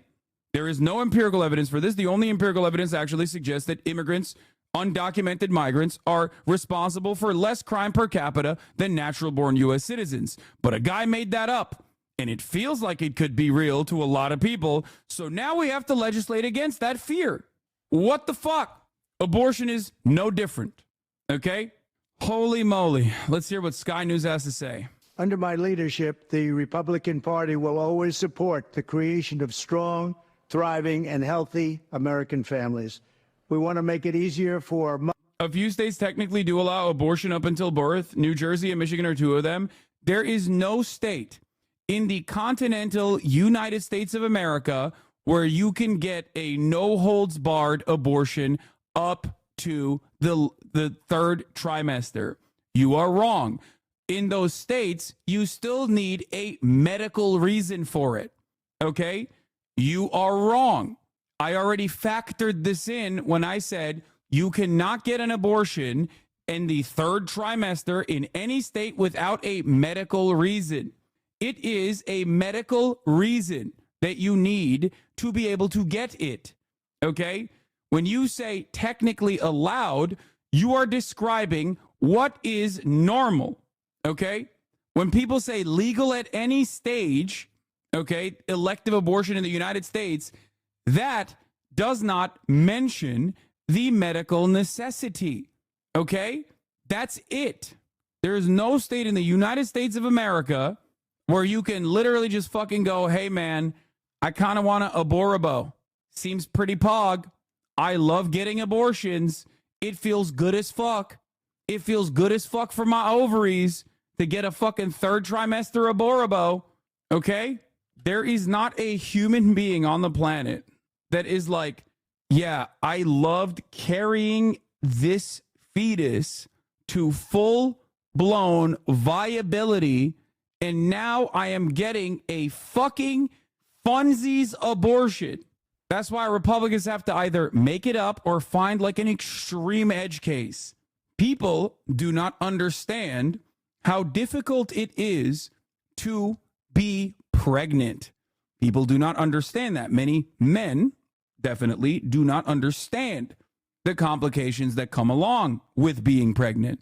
Not just being pregnant, but also not like when I talk about complications in this regard, I'm not just talking about like, oh, it feels bad because like I'm gaining weight or my belly grew and I don't like that. I'm talking like it can be a life or death situation. Unfortunately, for the United States of America, especially where our healthcare is absolutely dog shit across the board, specifically when it comes to maternal mortality, mortality during pregnancy, pregnancies can be a life or death situation. Like we're still fucking living in ancient Rome or something. You know what I mean? It's crazy. It's awesome. It's great. How many women did you endanger yet? What do you mean endanger? What the fuck are you saying? You are being transphobic? What? Oh, stop, please. Wrong. Trans men do as what? Stop. I know you're memeing, but like people do take this shit. People do legitimately believe this, okay? Yeah. Here's the other part. Only 2 to 3% of all U.S. abortions happen after the second trimester, and typically those are really fucking sad situations where the parents have to make an impossible call. I saw that shit firsthand when I shadowed an antepartum unit for pregnancy with complications, and every time a termination call had to be made in the third trimester, it was heartbreaking and traumatizing. Exactly. By the third trimester, you've like bought a crib, okay? You've bought clothes for the baby. You're excited to have the baby. You've like picked out a name. You know the gender of the child. You know what I mean? You're excited at the prospect of having a child. It's a really decision made infinitely worse by the fact that you can't even do this medical procedure now. It's insane. My trans friend got an abortion. Wait, what? You are being transphobic? I'm not. Trans men get abortion. My trans friend got an abortion. Dude, I'm sorry. Oh my God, am I effing again? What the fuck? I hope I get fucking raptured during this process, okay? My stream got effed during this process, and it's objectively a good thing because I'm gonna lose my mind. Guys, gals, MBs, shut the fuck up, okay? Jesus Christ, if you think it's transphobic of me not to consistently fucking factor in the very, like the 8 cases historically of trans men getting abortions, okay? Because in order for a trans man to be able to be pregnant, not saying that they can't, okay? But in order for a trans man to be pregnant, they have to stop taking HRT, okay? So shut the fuck up. It is such a phenomenally unique set of circumstances that like constantly being like, no, you have to talk about this. You have to talk about this. And not the fucking tens of millions of people that we're talking about right now, but the one person, the one guy that gets a fucking Rolling Stones article written about him. You're out of your fucking mind. Okay? Shut up. Jesus Christ. Yes, I'm fucking transphobic, I guess, if that's what makes me transphobic. Fuck. It's insane, brother or sister. This is a boomer take, babe. No, it's not. It is not a boomer take. God damn. Some of you need to fucking just get out of your fucking Discord servers. Holy shit. It's like, no, you have to have this conversation centering it around me and my own personal situation here. Like, just shut up. Shut up. Shut the fuck up. You're just too fucking permanently online to think that this is like prescient. It is a complete derailment. You will win 0 people with this take. You are not advocating for trans, cis, doesn't fucking matter. You are not advocating for trans rights when you hyper focus on trans men getting abortions, okay? I'm sorry. You're not. You are not advocating for trans rights when you fucking spear dick that narrative into this conversation. Shut your fucking ass up, okay? Jesus Christ, it's so fucking niche, dude. Calm down. No, you just want to be fucking heard. You want to be like me. You're not. What do you think? Is this a really big issue? Is this a genuinely massive issue in the trans community? Are trans men constantly getting pregnant and getting abortions? Is that what's going on? And they're like, we have to be incorporated into the fucking abortion rights conversation. Because I've never met a trans man that's been like, no, listen, like, this is a massive problem, actually. We have to fucking talk about this. You are wrong. I don't think you are transphobic, but pre-HRT trans men get abortions? Wait, what? Oh my God. I'm gonna die. It's not niche. Just admit that was a transphobic take. If that's a transphobic take, I'm transphobic. Okay? I'm transphobic. It is niche. You're fucking delusional for thinking it's not niche.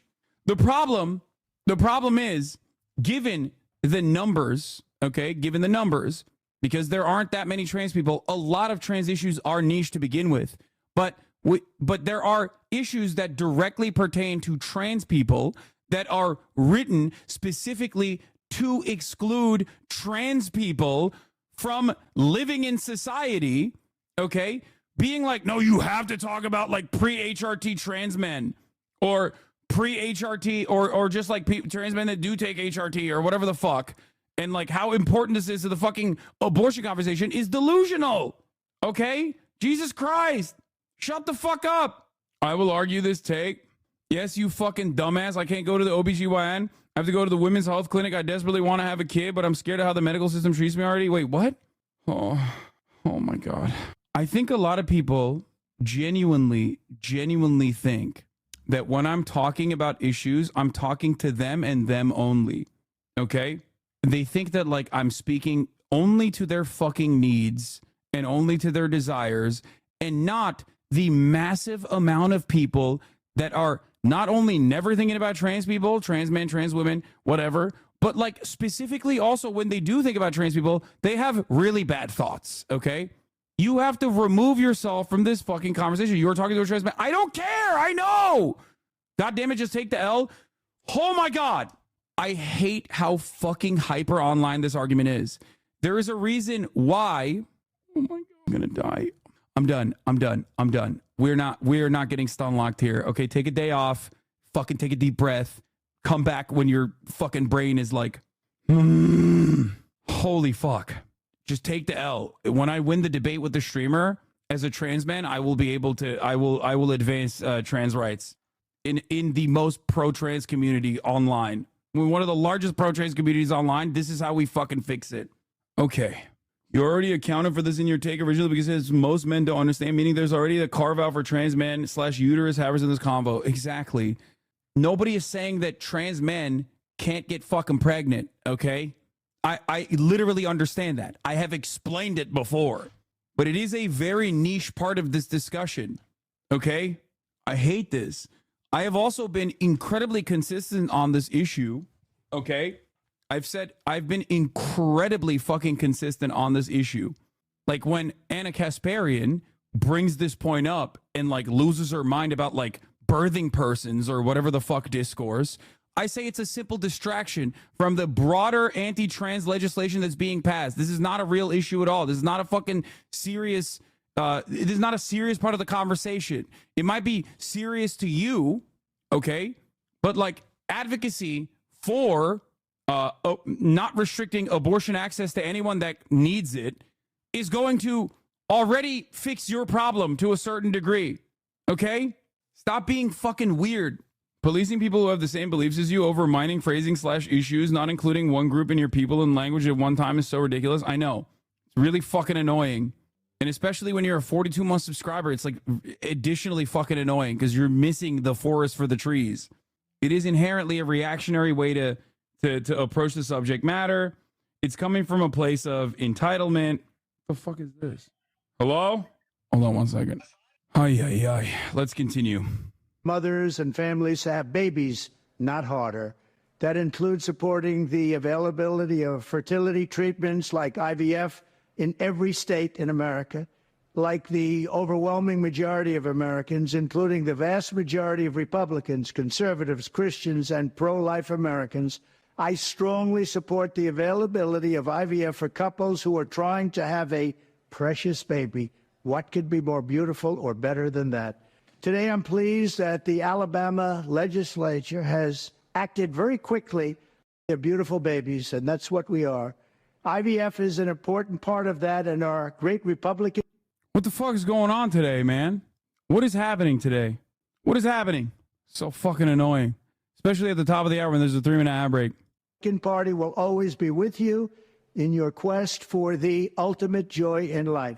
Many people have asked me what my position is on abortion and abortion rights, especially since I was proudly the person responsible for the ending of something that all legal scholars, both sides, wanted and, in fact, demanded be ended.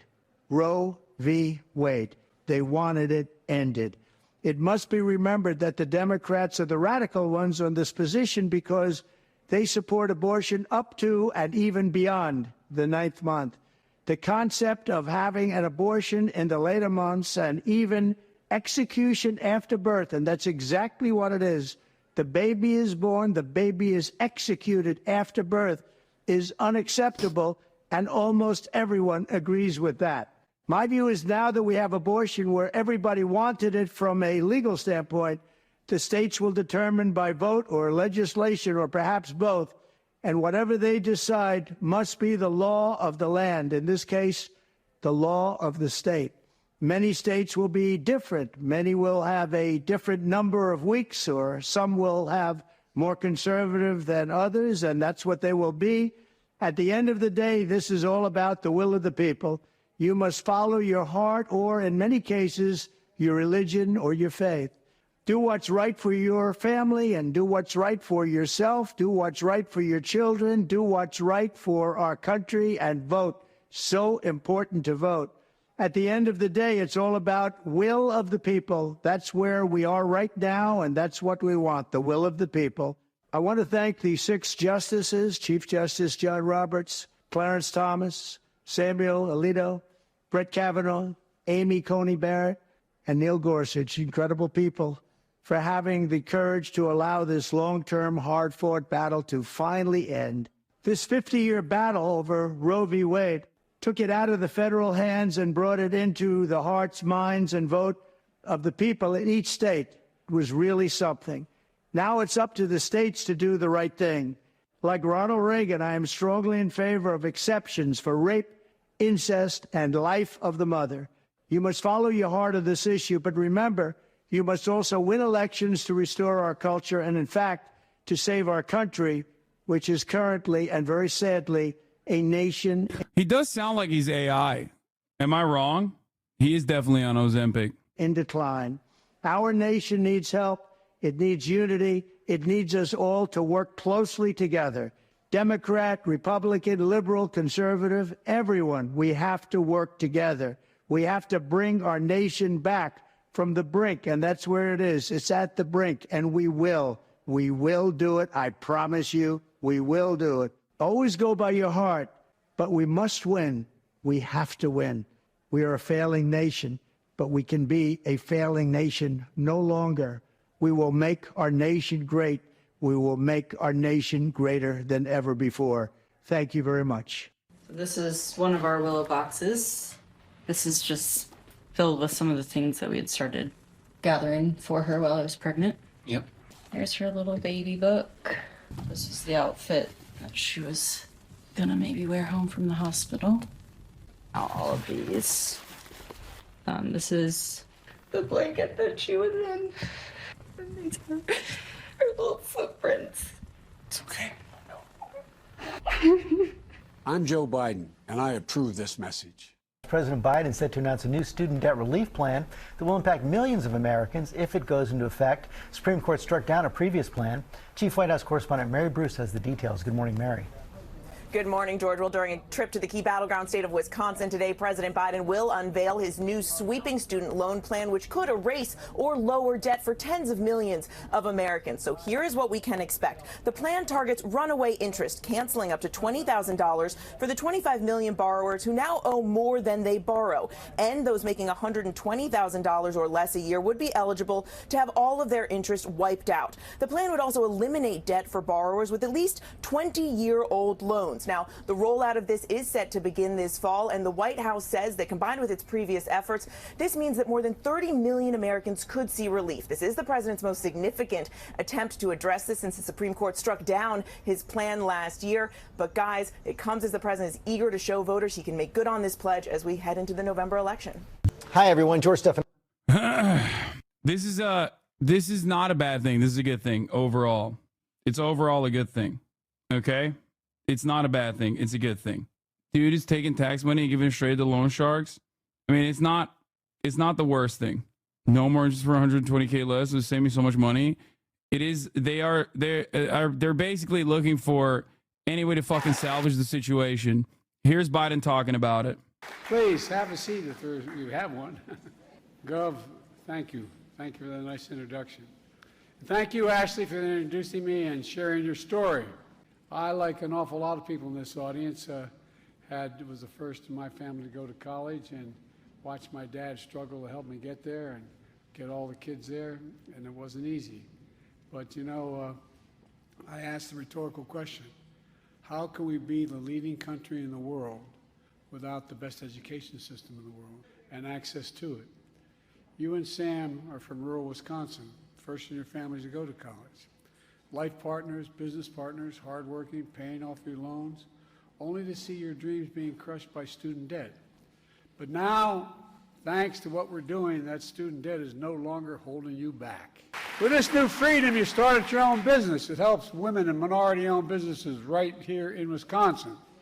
That's what this is all about. I think we all in this room share one goal: give everybody a fair shot, just a shot, freedom to chase their dreams. You know, you've got some of the great leaders in Wisconsin here as well, and I mean that sincerely. I think Tony knows this. Your governor, I think he's one of the best governors in the United States. And not just that, you really are, Tony. And what progress we've made, and we made a lot, is no small part because of Tony. And the bad news for Tony is we become friends. And Mark, thank you, Representative Cruz. Thanks for the passport to get into the district. I appreciate it. You're doing a hell of a job. And Madison, Mayor, thank you. Where is she? There you go. Stand up. I get instructions from my wife, who's a school teacher. She said, make sure you say hello to the mayor. I really like being with her. Thank you, Mayor, for taking care of her. And the state and local tribal leaders here today, thanks for making it available. Where are you? There you go. Stand up, Chief. Thank you. And by the way, it's Indian Nations. And while she couldn't be here, I'm always grateful for one of the best state senators, Tammy Baldwin. She really is. She's a great partner in education, infrastructure, Buy America, and so much more. She's done so much. And when Kamala and I ran this lead county, we made a commitment to fix our broken student loan system. Because while college degree still is a ticket to the middle class, that ticket's becoming much too expensive, much too expensive. In fact, things are a lot different from when college tuition was more affordable and borrowing for college was repaying those loans was more reasonable. Today, too many Americans, especially young people, are saddled with unsustainable debts in exchange for a college degree. The ability for working and middle-class folks to repay their student loans has become so burdensome that a lot can't repay it for even decades after being in school. And I mean that sincerely. Many of you know that sitting in front of me. Even when they have worked hard and pay their student loans, their debt increases, not diminishes.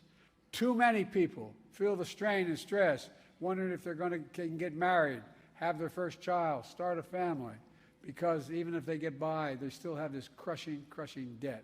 That's not it's not just a drag on them.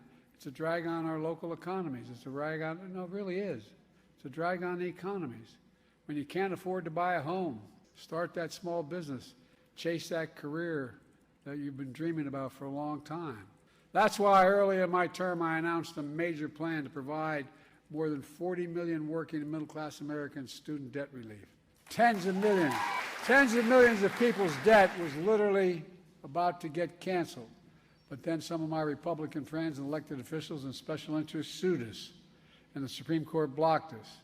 But that didn't stop us. No, I mean it sincerely. We continue to find alternatives paths to reduce student debt payments that are not challengeable.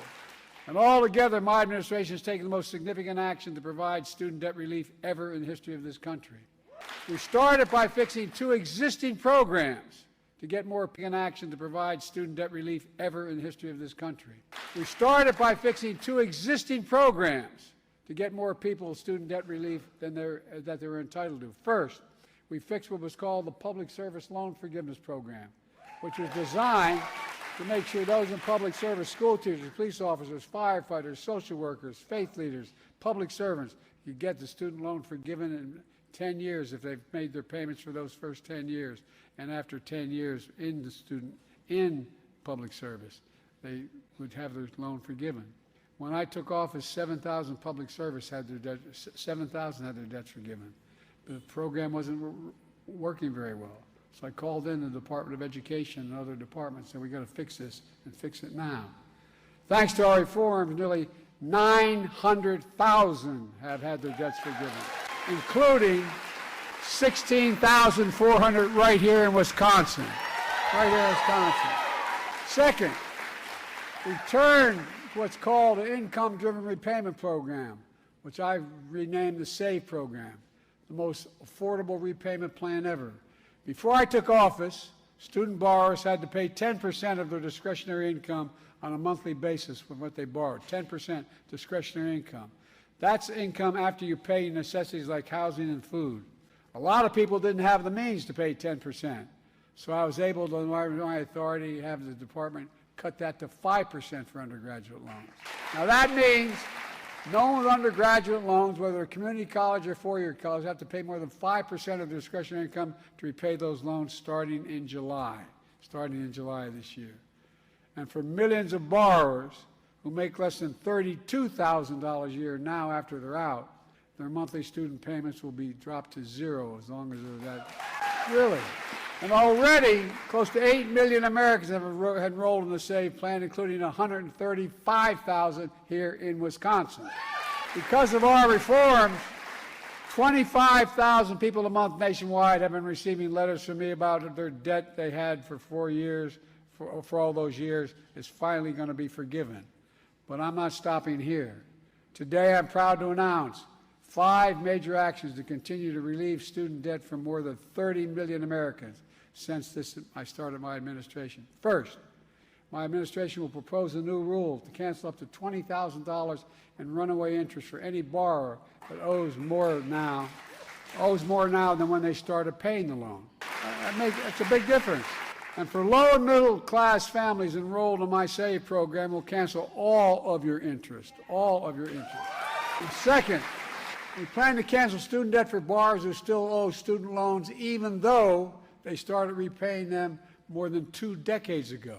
Folks, third, we plan to cancel debt for about 2 million borrowers who would be eligible for debt forgiveness through the SAVE program, public service loan forgiveness, or other debt canceling programs, but are not enrolled in these programs. Some of you are only finding out after the fact, as you're a teacher, a firefighter, a cop, that you qualify, but you just didn't know about it before. And now but you're eligible no matter how long you've been out of the program. Fourth, we plan to cancel debt for borrowers who the Department of Education determines were cheated by universities that left students on unaffordable loans and delivered little in benefits to students. And one of those colleges was closed. I won't mention it. And finally, the Department of Education will propose a new rule to cancel student debt for Americans facing financial hardships, from child care to health care, to prevent them from paying back their loans. And over the coming months, the Department of Education will propose and then implement these plans. And starting this fall, we plan to deliver up to $20,000 in interest relief to over 20 million borrowers and full forgiveness for millions more. I can tell by the looks on some of your faces, this relief is not news to you all, because this relief can be life-changing, just as you heard from Ashley.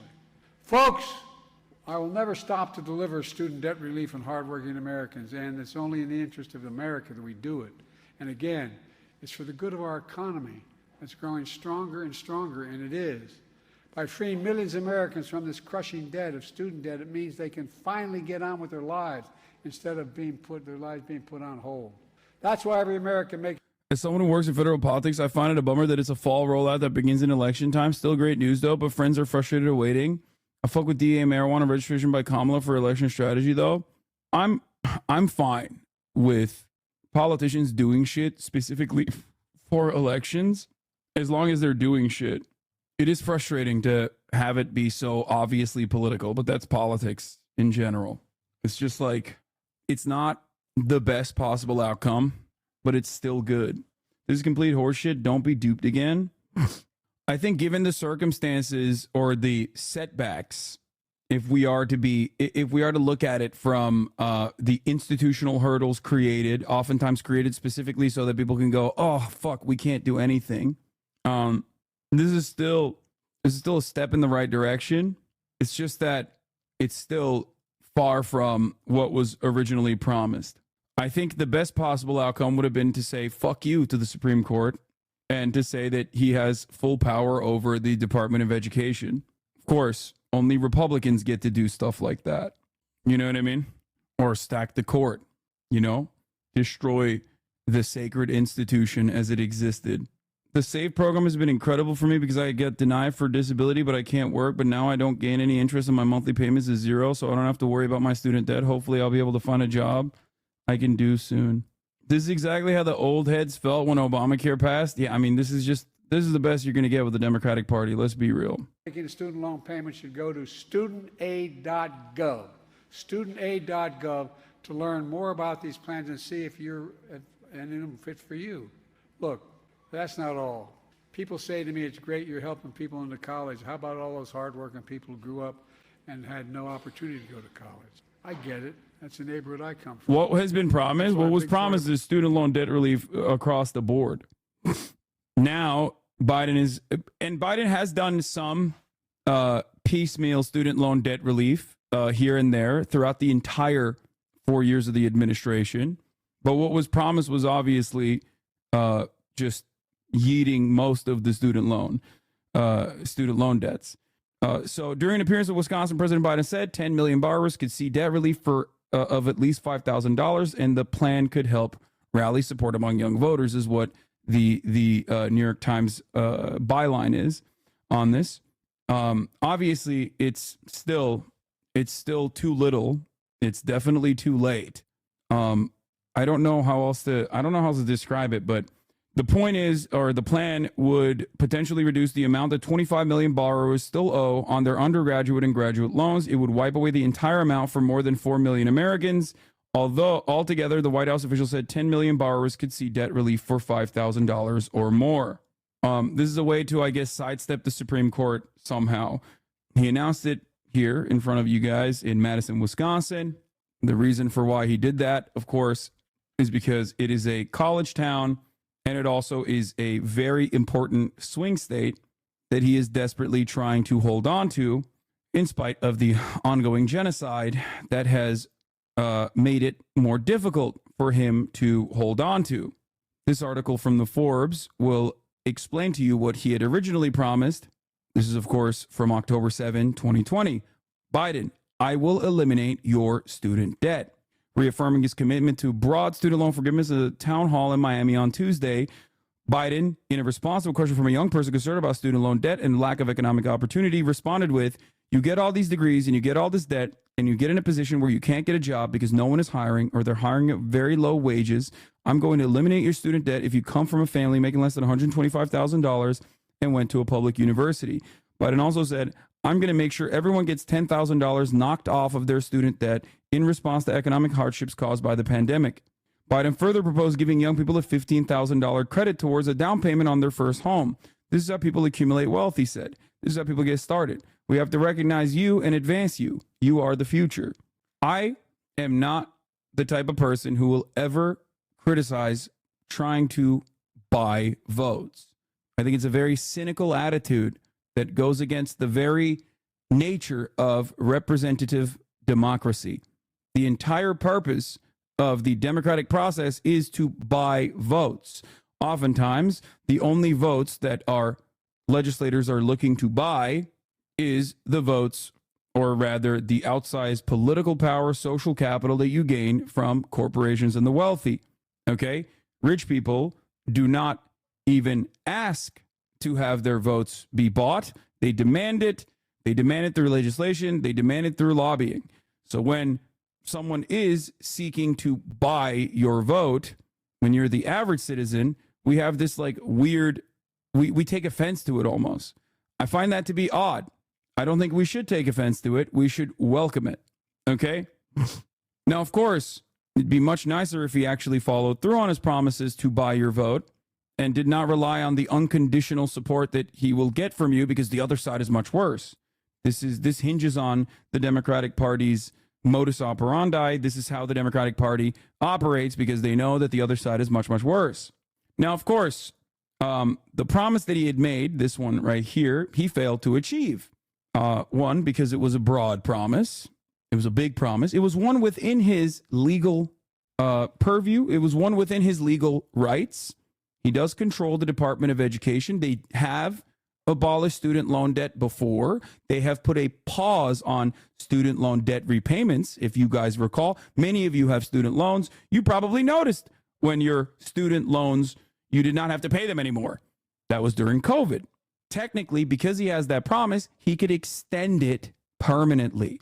Technically, he has that power. Okay? Oh my God, here we go. PolitiFact, Biden promise tracker. Where is it? Let's see. Where's the student loan one? Forgive student loan debt from public colleges and universities. In the works. Okay.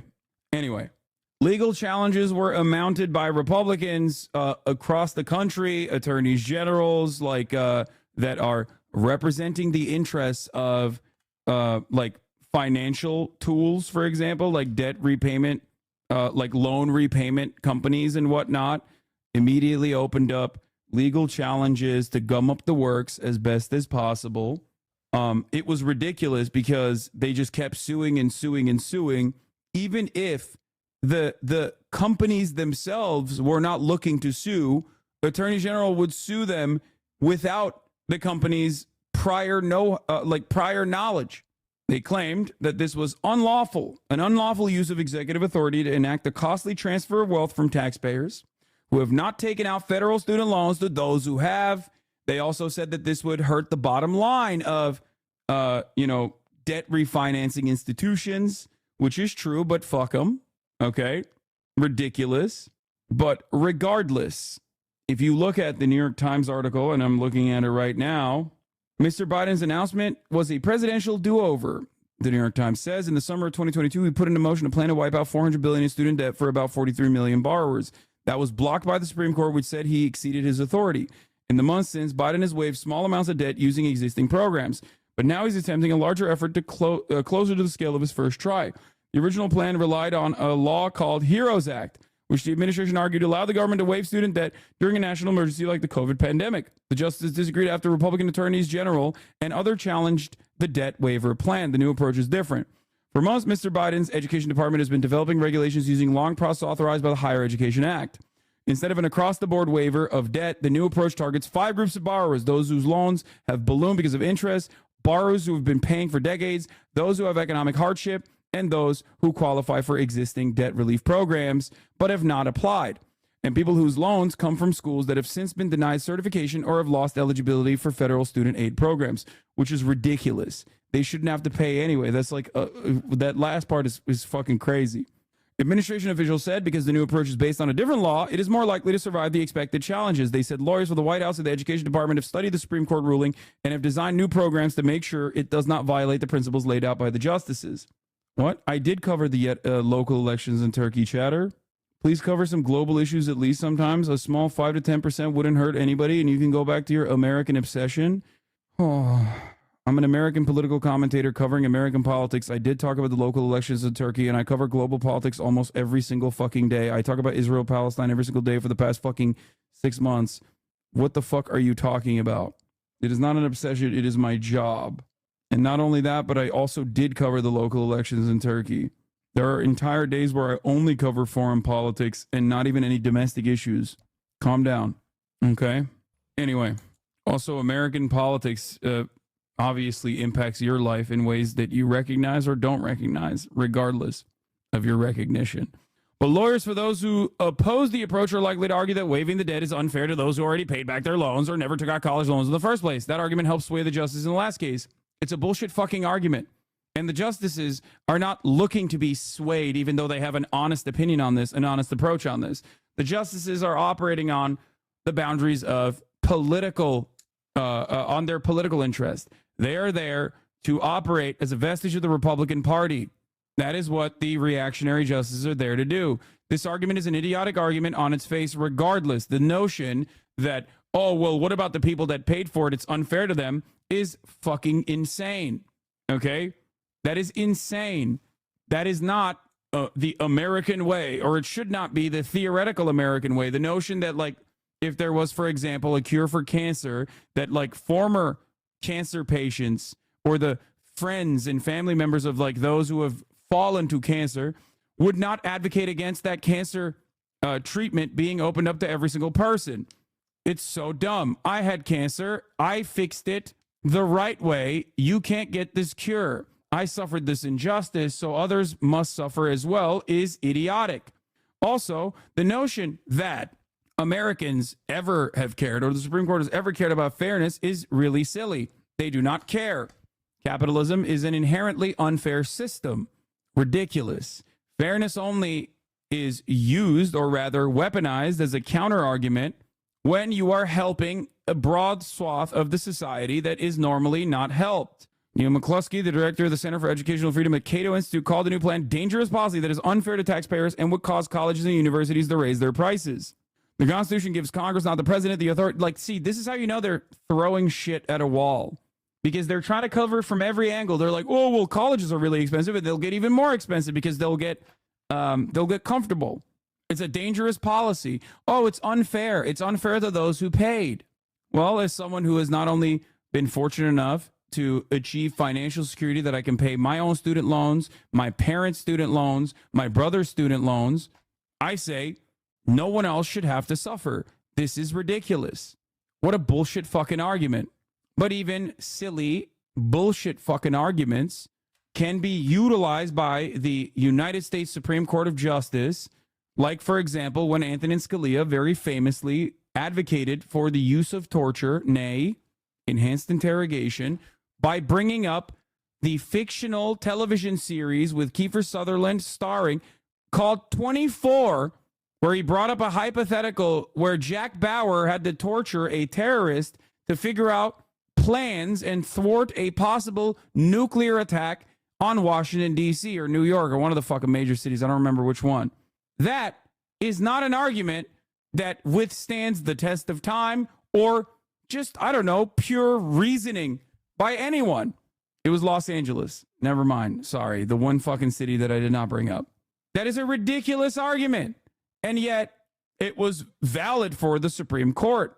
The Constitution gives Congress, not the president, the authority to enact law, and the Supreme Court has already struck down a unilateral mass student debt cancellation scheme by Biden administration. It will stick taxpayers with bills for debts other people chose for their own financial advancement. We never have this kind of smoke for any kind of executive action in any other direction. This is within the legal purview of the executive authority, the executive office. The Department of Education is controlled by the White House. We have already exercised this control. Where'd you go to school? Do you have any debt? I did. I used to have debt. Yes. Dude, it is impossible to go to American college and not have debt. Okay. It's virtually impossible. You have to be really, really, and I mean really fucking rich. You have to be, you know, what my haters imagine my lifestyle is like. A son of a multi-billionaire Turkish oligarch with a major fucking trust fund to be able to go to American college without any loans whatsoever. And I say this as someone who got a shit ton of scholarships as well.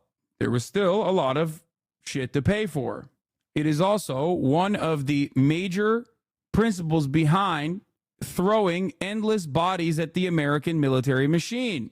College is the only viable solution for upward social mobility. It's not even that viable as it once was. It is now a requirement.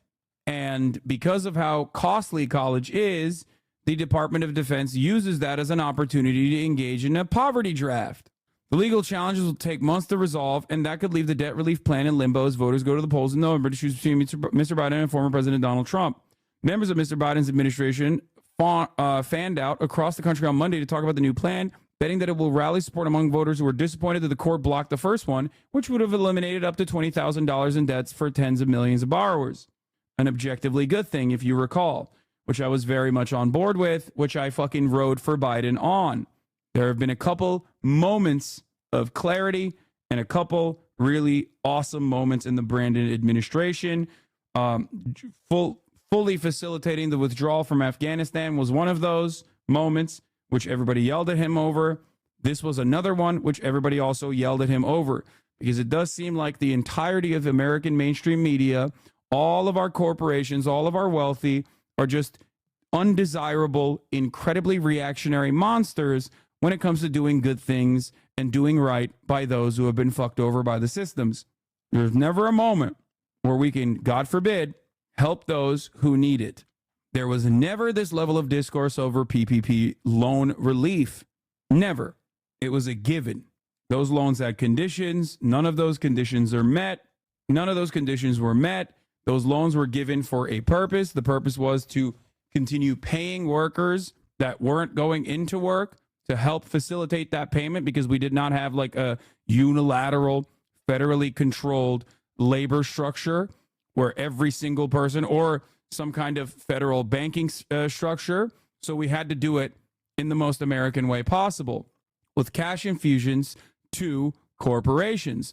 Those corporations, small businesses, large businesses alike, never took those PPP loans and then met the conditions, such as paying their fucking workforce, but it did not matter.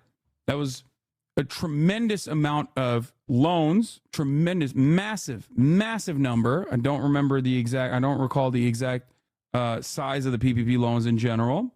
But notice how nobody fucking made a big stink about it. Why? Because that was a cash transfer to corporations. Does that not strike you as odd that when corporations get a cash transfer from the federal government with conditions and nobody meets those fucking conditions at all? Yeah. Here's the PPP loans that cost nearly double what Biden's student debt forgiveness would have. Here's how the programs compare. Almost every single person that is a small business owner, big business owner that took a PPP loan, which includes members of Congress, mind you, had no issues with the $785 billion that was forgiven. $790 billion in PPP loans. Out of the $790 billion, $757 billion was forgiven. Wow. Nobody chirped about that shit, though. God forbid. God forbid you bring that shit up, and it wasn't even utilized appropriately. I don't want to hear about the fact that the PPP loan relief came from congressional authorization, whereas student loan debt restructuring or student loan debt relief actually comes from the executive office. I don't give a shit, okay? I care about the impact of the legislation. I care about the impact of the actions. I don't give a shit about how the sausage was made in this regard. This kind of structural hurdle is only talked about when it's actually simply a conversation about helping the poor. Okay? That's it. Structural hurdles are only a problem when you want to pass legislation through budget. Okay? That's it. Structural hurdles are only a problem when you want to pass legislation through budget reconciliation, for example, and the Senate parliamentarian decides that a $15 minimum wage does not impact the budget does not impact the deficit, and therefore it cannot be a part of the budget reconciliation conversation. And then the Democrats go, oh, what can we do? It's bullshit. They do this every fucking time. These conversations are incredibly silly. And even on the institutional hurdles conversation, there are ways out of it, and yet people choose not to take them. Okay? How are they able to forgive PPP loans easily? Brother, what do you mean? Welcome to the United States of America. A corporation, no matter what size, has more rights than the average citizen here. This is a country designed to churn out outcomes such as this one. Okay? That's it. And that's why increasing taxes is almost a political impossibility, whereas decreasing taxes is a given, is expected, is promoted, is celebrated by both the Democratic Party and the Republican Party alike in many instances. They're both unnecessary bailouts. Don't put one against the other. Go work for a nonprofit for 10 years and have your unsub federal loans forgiven. That's what I did. Yeah, you're a fucking idiot, dude. I'm sorry to say this, okay? But you're a fucking dumbass. What do you mean? Everybody needs to go work for a fucking nonprofit for 10 years? This is not only the dumbest fucking argument you could make, but it's also one that just completely is oblivious to the reality elsewhere. The reason why you go and get a college education is not because, oh, it's so much fun. I mean, you can surely have fun there as well. But the reason why this is reactionary peasant mindset, okay, is cucked, is because it fails to capture broader thinking. You are not looking at other countries and trying to understand why other countries have college for free. College education is good for making a more productive labor force. In an increasingly global planet, we need to have competitive labor. This is why other countries actually make it so that it is not only free to go to college, but in some nations they will pay you, especially if you are taking on a specific role that the government has decided we need more of. That's the normal way to do it. That's the good way to do it. Okay? That's the smart way to do it. Why do they do it? Is it because they're stupid? Is it because countries like Germany are fucking dumb? They just don't understand it? Is it because they're communist? They're not. This is positive overall, even for capitalism. Having a more educated workforce is a good thing. Objectively so. Paywalling education, higher education, is stupid. I don't understand how someone can look to this and go, I suffered. I worked for a nonprofit for 10 years. And that's the only way that through indentured servitude, I was able to, destroy my student loans with that shouldn't even exist to begin with. Free college, but country in debt. Brother, free college, but country in unpayable debt. We are the United States of America. That is idiotic. If countries that do not have their own currency can engage in programs such as this one, then the United States of America certainly can. Debt to who is the question you must ask. Yeah, also, you are correct on this. Nod or smoke time. The executive authority for student loan forgiveness was specifically granted by Congress in the Higher Ed and Heroes Act. So the president having executive authority over student loan debt relief was already given to the executive by Congress. But of course, as is the case of Roe v. Wade, we know now, I think, or many Americans know the reality that I've been chirping about for many, many years, which is that the Supreme Court of the United States does not operate with real legal considerations. Okay? Constitutional law is not what is at play here. It's more so just whatever suits the needs and interests of capital owners. The court interpretation is bullshit. That's my point. The court interprets things in a way that suits their needs, in a way that suits the needs of their corporate benefactors. America doesn't do regular capitalism that other European social democracies engage in. America does extra capitalism, okay? Extra capitalism. It is hyper exploitative because in the short term, it offers great benefits to a select few. It is our greed that will lead to our demise. It is operating in the way that capitalism is supposed to operate, by mind you, without any kind of fucking state restrictions or state regulation on it. No checks, no balances whatsoever. The only time the state interferes in capitalism is, once again, to suit the needs of corporations. This is neoliberalism.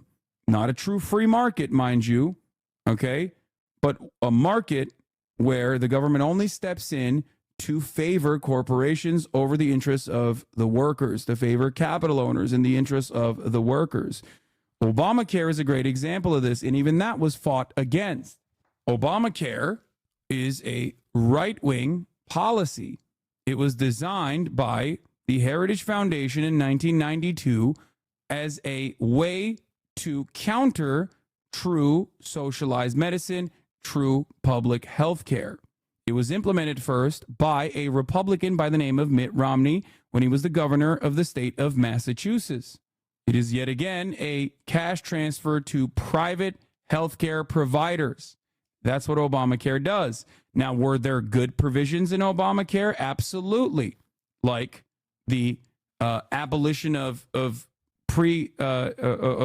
refusing to offer health care by healthcare providers to those with pre-existing conditions. That was a good thing. That is what they wanted to destroy, the capital owners. The real question is, does Hasan care? The only good thing in Germany is free education and healthcare across Europe, I guess.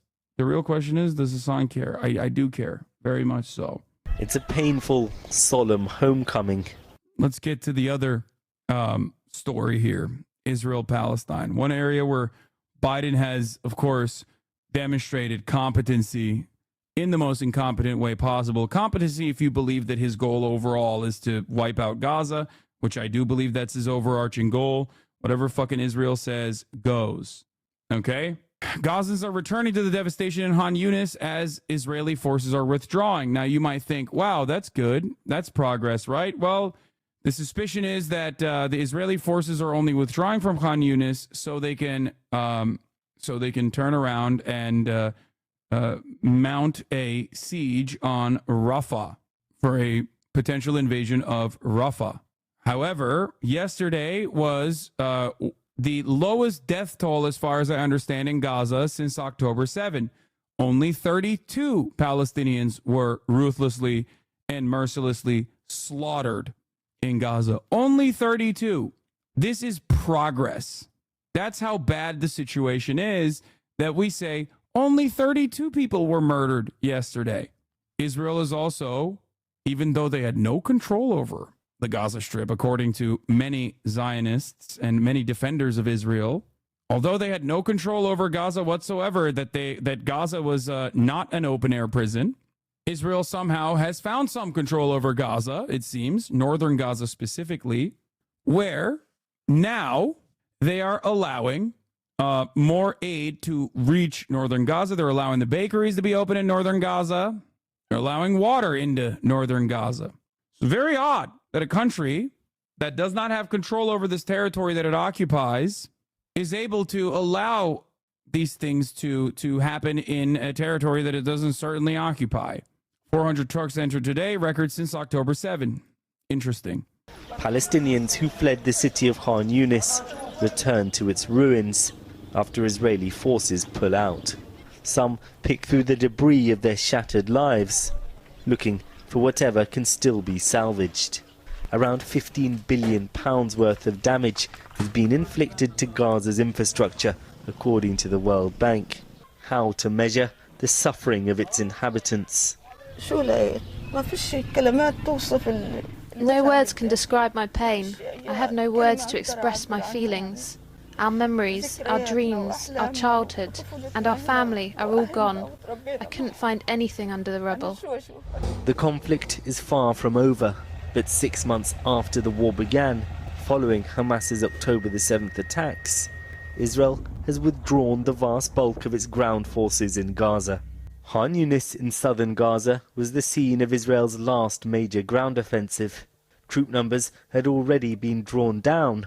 Now, only one brigade is left, guarding a corridor splitting the territory in two, though the possibility of an Israeli assault on Rafah, where so many Gazans fled seeking safety, remains a possibility, despite international opposition to it. Israel will maintain the freedom to act as it does actually in the West Bank, to act for its own security based on intelligence in raids, in short-term raids that do not entail remaining on the ground for long periods of time. Now, there's, of course, the question of Rafah. And in my mind, the question of Rafah has to do more with sealing off the border between the Gaza Strip and the Sinai Desert, so Hamas cannot reinforce itself through there as it did before October 7th, much more than with the remaining 4 battalions of Hamas. Those battalions can be contained, they can be dismantled over time. Last month, the Israeli army launched a huge raid on the Al-Shifa hospital complex in northern Gaza, despite previously having declared the area free from Hamas. The move was widely criticized abroad, but Israel is holding it up as a model of how it plans to act in the future. Inside Israel, frustration with the government's handling of the war is rising. At a huge rally in Jerusalem last night, in solidarity with the hostages held in Gaza, the relatives of some accused Prime Minister Benjamin Netanyahu of not doing enough. They're placing their hopes on talks around a ceasefire deal in Egypt. But this evening, a Hamas official said the group had rejected the latest proposals put forward. In a video today, Netanyahu claimed securing the hostages' release was the primary objective of the war, and following criticism from right-wing allies, also said a date for an invasion of Rafah has been set in order to, in his words, secure victory over Hamas. Hamas has been severely weakened, but it's already been re-emerging in the north. Israel's reduced much of Gaza to rubble, but has no clear plan on what comes next. For ordinary families back in what's left of their homes in Khan Yunis, who've already lost so much, a bleak future of further violence and instability lies ahead. Well, I'm joined now by Sam Rhodes, Director of Planning at UNRWA, the UN agency for Palestinians that provides the backbone of humanitarian support in Gaza, and he was in Gaza until 10 days ago. I mean, when you look at a place like Khan Yunis, what can any aid agency do there? I mean, it's rubble. It's complete rubble, and the Israelis pulled out today after an operation going on for 5 or 6 weeks. We've continued to provide some services in part of Khan Yunis, the parts of Khan Yunis that have been accessible towards the coast, but this idea that life will go back there to normal, that we can operate as normal, is not realistic. But what do people do when they move into these areas? I mean, do they live in tents, or I mean, because they can't live. People, the Israelis pulled out overnight, and some people go back, as we would in these situations, to inspect what's left of your home. So a lot of people, we would expect to see movement from Rafah as people go back to have a look at what's left. But there's very little. If what's left of Khan Yunis is similar to what's left of northern Gaza and Gaza City, there'll be very little for people to go back to for months, if not years. What is UNRWA doing now? Because, you know, the Israelis have been systematically attacking your organisation, undermining it, saying you're biased. You know, are you functioning as an organisation? We are functioning as an organisation in many ways, not as we would normally function outside of a war, but we are distributing flour to tens of thousands of people every day. Since October, we've provided flour to 1.8 million people in Gaza, almost 1.9 million people. So we're providing medical consultations to over 20,000 people a day, refugees and non-refugees. In times of conflict, in times of crisis, UNRWA's mandate actually extends beyond serving and assisting Palestine refugees to support the population at large, because we are the entity with the footprint, with the capacity, with the understanding of conditions on the ground. And what about getting aid around, Not flowers, man. Flour, like for food. Flour to make bread. Jesus.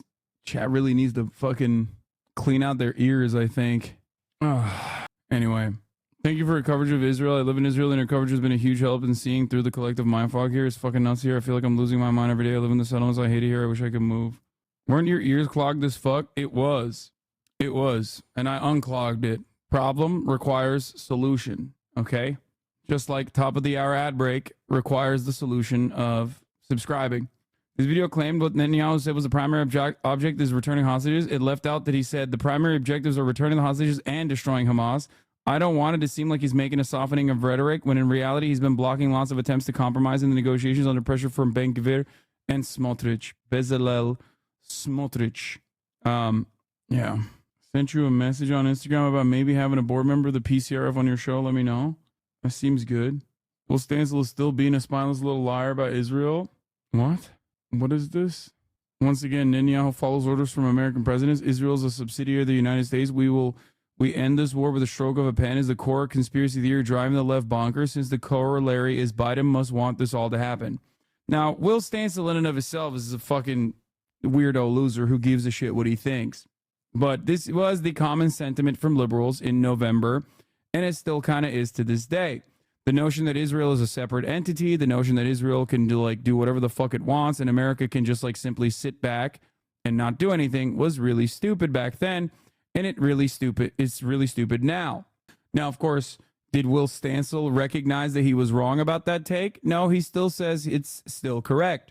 Of course, this would require you to, close your ears and close your eyes and refuse to reckon with the reality that, the United States of America does have pressure power, and Biden hasn't been using that pressure power until recently, and even now, the pressure power that Biden is using is still very marginal, okay? Very, very, very marginal. It's weaponized ignorance, okay? Here's the other side of this coin. The Biden administration is now effectively preparing to make aid to Israel contingent on ... unspecified changes to Israeli policy, which means that Israel can do little or nothing to appease the White House. Hamas is now in control of the Biden administration. Tel Aviv does what DC wants them to do, or Tel Aviv does what DC allows them to do.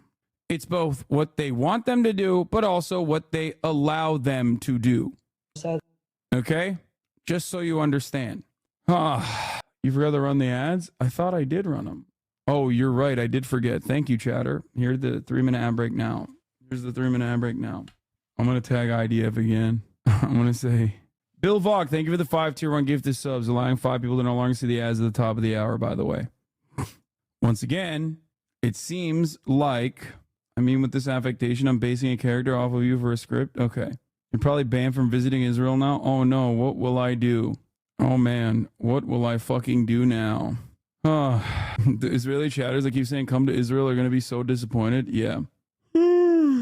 America says jump. Israel says how high. Okay. This has been proven over and over again. Even if those inside of Israel refuse to reckon with that reality, those in positions of power do reckon with that. Yoav Gallant famously even allowed any aid to go inside, even with restrictions that they obviously very quickly implemented. When asked, why are we allowing any aid into this terror territory, Yoav Gallant said, well, America asked us. What are we supposed to do? Say no? Palestinians are starting to realize that Western leftists see them primarily as expendable shock troops in a war that Western leftists warmonger for, but never actually go fight in. Non-stop sirens going off in Israel. Fuck your ceasefire. Flatten Tel Aviv. What? I'm sorry, but who the fuck are you to say fuck your ceasefire? You're not even a Palestinian. Your life is not at risk. Your family isn't starving. I love the genre of tweets of I love the genre of tweets as though Noah Smith is on the side of Palestinians at all. He found one fucking random person with a real aggro perspective. He saw someone else from, I assume, potentially Palestinian descent or Palestinian themselves or living in the West Bank or whatever, saying, understandably, what do you mean fuck your ceasefire? That's a ridiculous fucking position to have, the fuck your ceasefire position, I mean. Okay? And he went, yeah, this is what the leftists believe. They're fucking warmongers. Yes, dude, you're right. The neoliberal that champions U.S. foreign policy unconditionally, including with respect to Israel's offensive genocidal campaign, is not the warmonger. It's that one random fucking overzealous Twitter supporter. Come on, dog. Expendable shock troops in a war that Western leftists warmonger for, but will never actually go fight in. Yeah. My favorite genre of tweet. Arguments with a figment of the tweeter's imagination. Yeah. Strikes me as odd. Have been launched since mid-October. Thinks the broader Western left is against this position. Perhaps does he simply think the Biden admin for continuing. Are you okay? Wait, why? Do I seem not okay? Context here is, though, talks in Cairo just started, and after the withdrawal, there's a lot of posturing from both sides. Netanyahu is posturing about a Rafah invasion as a point of pressure in negotiations, so it doesn't seem like the move is Hamas is getting free shit. Hamas, on the other hand, is posturing that it's not impressed and is taking its time. Internally, both Ben Gvir and sponsors threaten to kill the government if the war ends without a Rafah invasion. It's insane. You seem upset? Yeah, I'm covering a genocide. Kind of upsetting. Anyway, here's the Rafah invasion plans that Netanyahu claims he has, but the State Department does not know when it will happen or how it will happen. Prime Minister just said, like, in the last hour or so, that a date for the Rafah invasion has been set. Have the Israelis shared that date with the U.S.? To my knowledge, we have not been briefed on that date. And given the Prime Minister just said, like, first and around. The issue, the situation of getting aid into Gaza remains incredibly difficult. Because the Israelis won't let you do it, basically. The Israelis won't. By the way, to answer what that chatter was saying, or to, I guess, complement it a little bit with additional information, the demands made by the Palestinian envoys has been pretty clear-cut since the last ceasefire, which is the release of hostages in tiers, and a full-blown permanent ceasefire executed over the course of the upcoming 6 months, which was like a couple months ago, so that date keeps changing, okay? Netanyahu's government, on the other hand, has said no to those very reasonable demands. The step-by-step plan that Hamas had implemented for a temporary ceasefire that turns into a permanent ceasefire is pretty fucking reasonable. It got very little coverage outside of this channel. It got very little coverage in mainstream media, but that has been their position almost in perpetuity. Netanyahu, on the other hand, does not want to engage in a permanent ceasefire. He wants the hostages back, and Netanyahu, on the other hand, does not want to engage in a permanent ceasefire. He wants the hostages back, and he wants to continue pummeling Gaza, which is a wild thing to openly admit you want to do. Like, I feel like even lying about it would be better in this situation, and be like, yeah, we will do a permanent ceasefire, and then not actually do it, which goes back to what the chatter was saying, which is because he has a lot of internal pressure from the Israeli public and also specifically from his war cabinet to make promises that he will not end the war. It also corresponds to his interest of not losing power, because he doesn't want the legal scrutiny that will inevitably come, considering that he has been under investigation for quite some time over charges of corruption, and those all of those cases were halted when he got back into power with this incredibly right-wing coalition. So it is just as bad as you think it is. This is one of those very few instances where there is legitimately a open and shut, black and white, good guy, bad guy situation. One party is the good guy here, and one party is the bad guy here, as it usually happens with genocide. It's not that they won't let us bring aid in, but the process for bringing aid in is convoluted, it's time-consuming, it's extremely difficult to bring aid in through the one crossing point that was designed for goods that is still opening. Once we've got aid into Gaza, there's the issues of distributing it around Gaza Strip. There are issues of availability of trucks, conditions of law and order on the ground, and our inability as UNRWA to distribute food to northern Gaza, which we've been calling for, which the international community has been calling for several months, and all the more so since the reports on famine came out a few weeks ago. Well, I mean, what's happening with, the crossing's supposed to be open now, isn't it? So why isn't... Crossings are open. The crossing, Kerem Shalom crossing in southern Gaza is open. It's not open to the extent that is required to get in the 500 trucks a day that aid organizations, including UNRWA, say are required. But they said Erez was open then, didn't they? So, I mean, is it functioning? No, Erez is not functioning. We've seen the news plans to reopen Erez. Erez was also a passenger material, so a terminal. So the idea that Erez could substitute for the volumes of aid that needs to get in. And it's not just aid that needs to get in. You can't survive, you can survive, but you can't live and you can't recover on a food parcel that UNRWA provides. We need the commercial crossings to open as well, and the passage of commercial trucks to be allowed back into Gaza at the volume. I mean, the thing is, Israel wants Why do we think Netanyahu genuinely wants the hostages back? No, he doesn't want the hostages back. If you think that Benjamin Netanyahu legitimately, honest to God, wants the hostages back, you might be, and I'm not saying this chatter is, but like anyone who tries to tell you that Netanyahu legitimately cares about the hostages or the safety and security of Israeli civilians since October 7, okay, is the dumbest goof of all time. Netanyahu does not give a fuck. Bro, Israelis don't think Netanyahu cares about the hostages. Why do you think there have been massive protests in the streets? Like, people who love the pummeling campaign of Gaza, the bombing campaign of Gaza, do not love that, like, their family members are still trapped in Gaza. Even the fucking family members and their friends are criticizing Benjamin Netanyahu's actions. Like, they're like, dude, get the hostages out and then continue the fucking war. What are you doing? Like, people who genuinely do not care about Palestinian lives at all, who openly say, like, Benjamin Netanyahu is the bad, he's not a good person to do this offensive campaign, are angry at him because he's killing too many fucking hostages. As I understand it, what was discussed today was a twofold 6-week ceasefire without follow-up, which I won't go into because Hamas, of course, won't take it. The second was a broader framework for a 3-step path to a permanent ceasefire. The U.S. reportedly taking a more active role, trying to lock in an agreement on civilians return to north with keys for exchange. This is because Israelis are scared they'll lose leverage on exchange if civilians return early. Oh, yeah, law is showing. Likud polls at 19 mandates, law. It's pathetic. Yeah, he is completely cucked. He's cooked.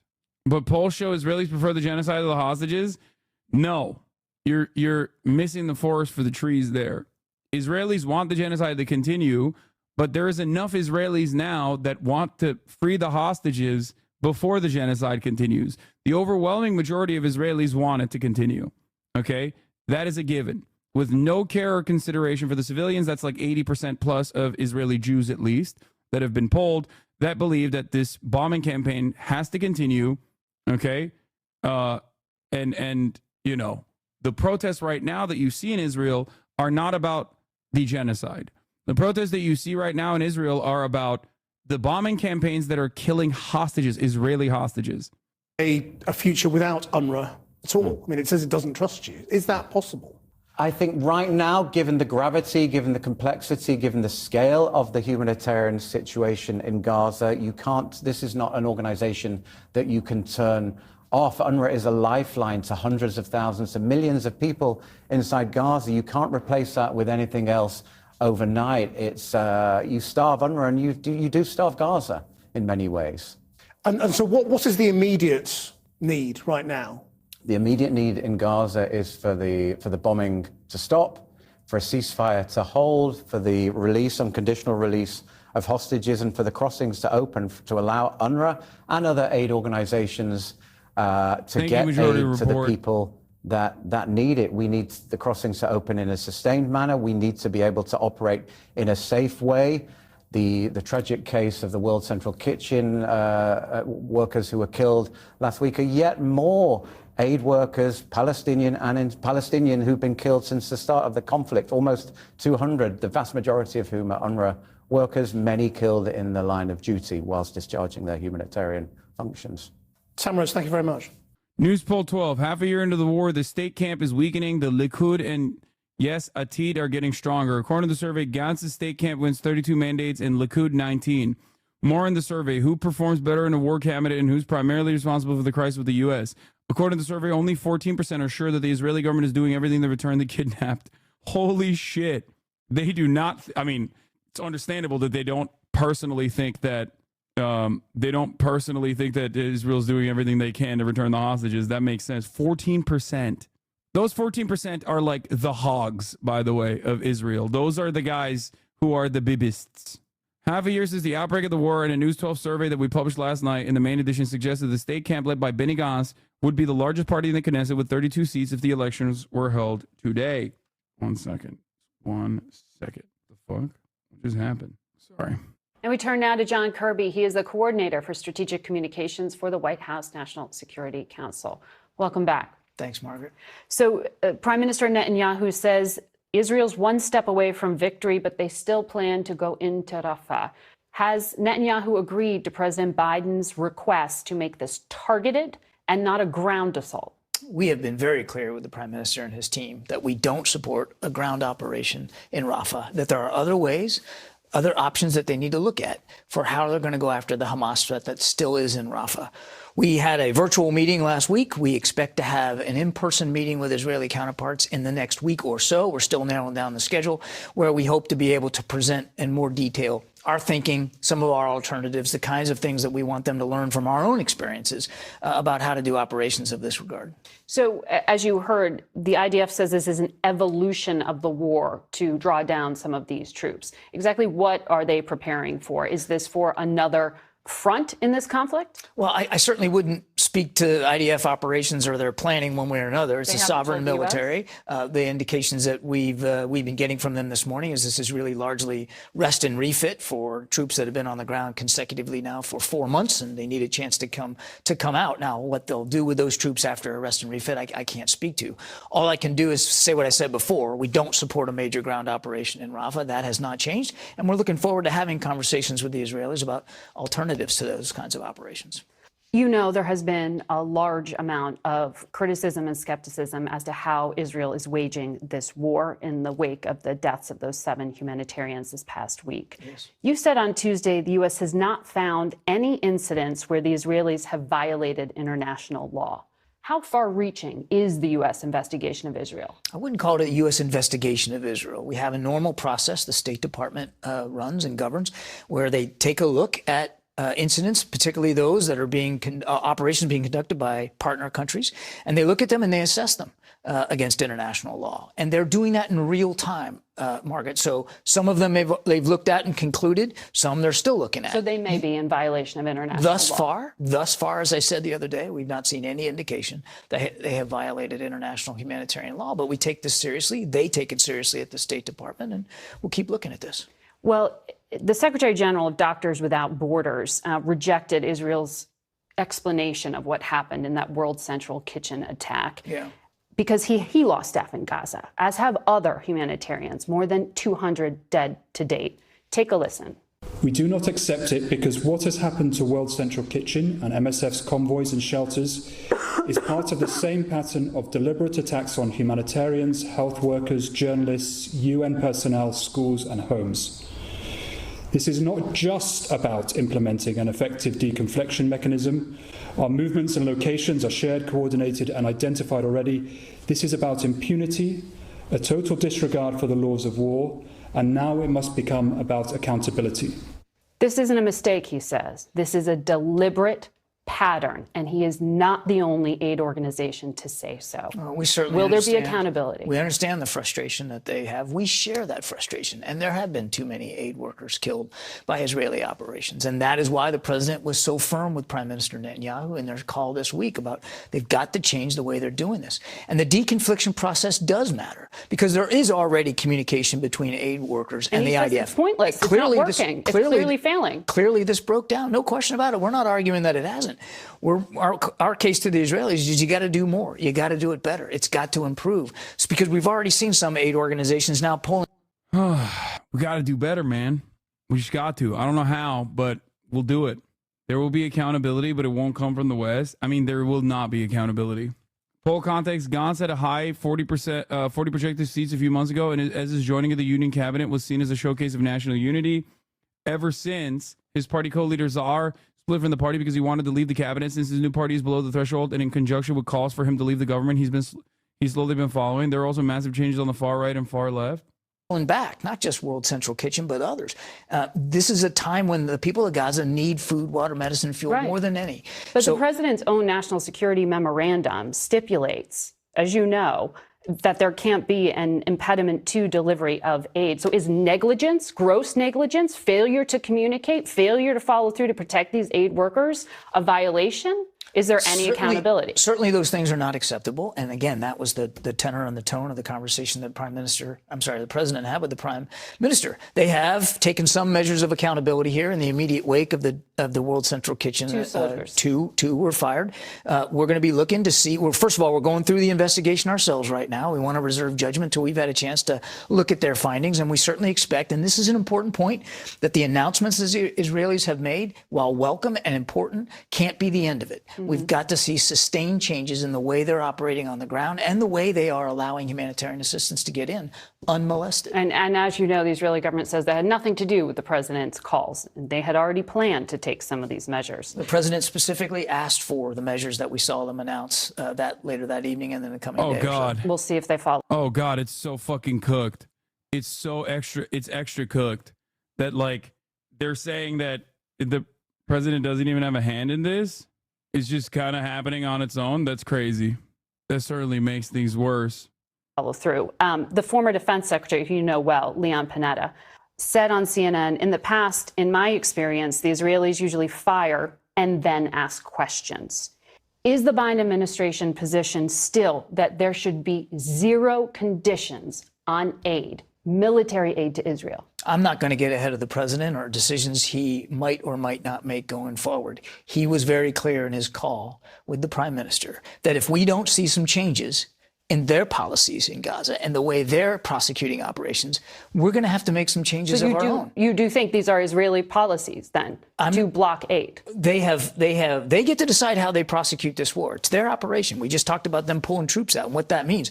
They get to decide how they prosecute operations. We get to decide how we're going to react to that and how we're going to administer our own policy with respect to Gaza. We make those decisions. And the president was clear with the prime minister. If there's not changes, if things don't get better, then we're going to have to make changes of our own. So the president is considering withholding, conditioning, doing anything here? Because for 6 months now, we have been hearing complaints like this. Humanitarians on this program telling us what's happening. Look, again, we see it ourselves. We're not blind to the risks that the aid workers are in, certainly not blind to the suffering that the people of Gaza are going through. And the president, again, was clear. I won't get ahead of him, Margaret. I won't prejudge decisions he will or won't make. Heard from him on this. If he feels so strongly, why isn't the president out there talking about this? You saw his statement after I read a paper minister's call with the prime minister, and he will continue to talk to the American people and the members of Congress about what we're doing and what we're not doing.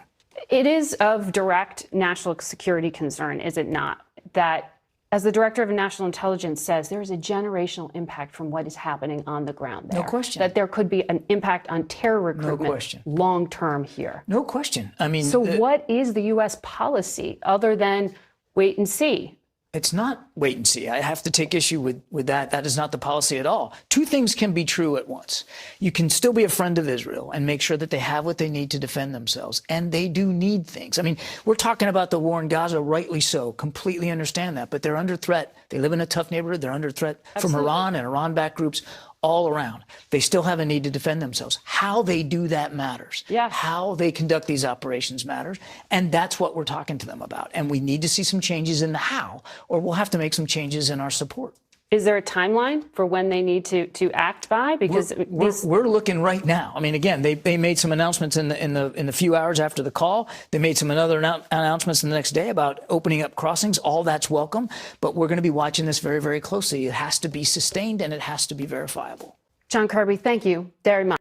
One of the more uniquely evil individuals in this administration or in any administration is this fucking guy. I think that the fact that it is a relatively tough, like somewhat tough interview is kind of shocking. I guess like it spells that there's definitely an attitude change from mainstream media. Like the situation demands that there is infinitely tougher questions being asked. But I guess like if I pull myself out of like the immediate, it shows that the attitude from the state, or at least like the mainstream media, is changing as well. It's unheard of or unimaginable to consider someone like Nancy Pelosi, for example, demanding that America condition weapons shipments to Israel. And that's precisely what happened this past week. So I think that many, many more people are coming to that same conclusion that we in this community we're at already that like Israel's actions are unsustainable. It is actually hurting Israel. It is actually hurting America's interests in the region because they've gone above and beyond. Hurting Israel, yes, it is. America wants Israel to continue. America wants Israel to continue being this apartheid state or whichever, like whatever, a destabilizing, a successful destabilizing force in the region.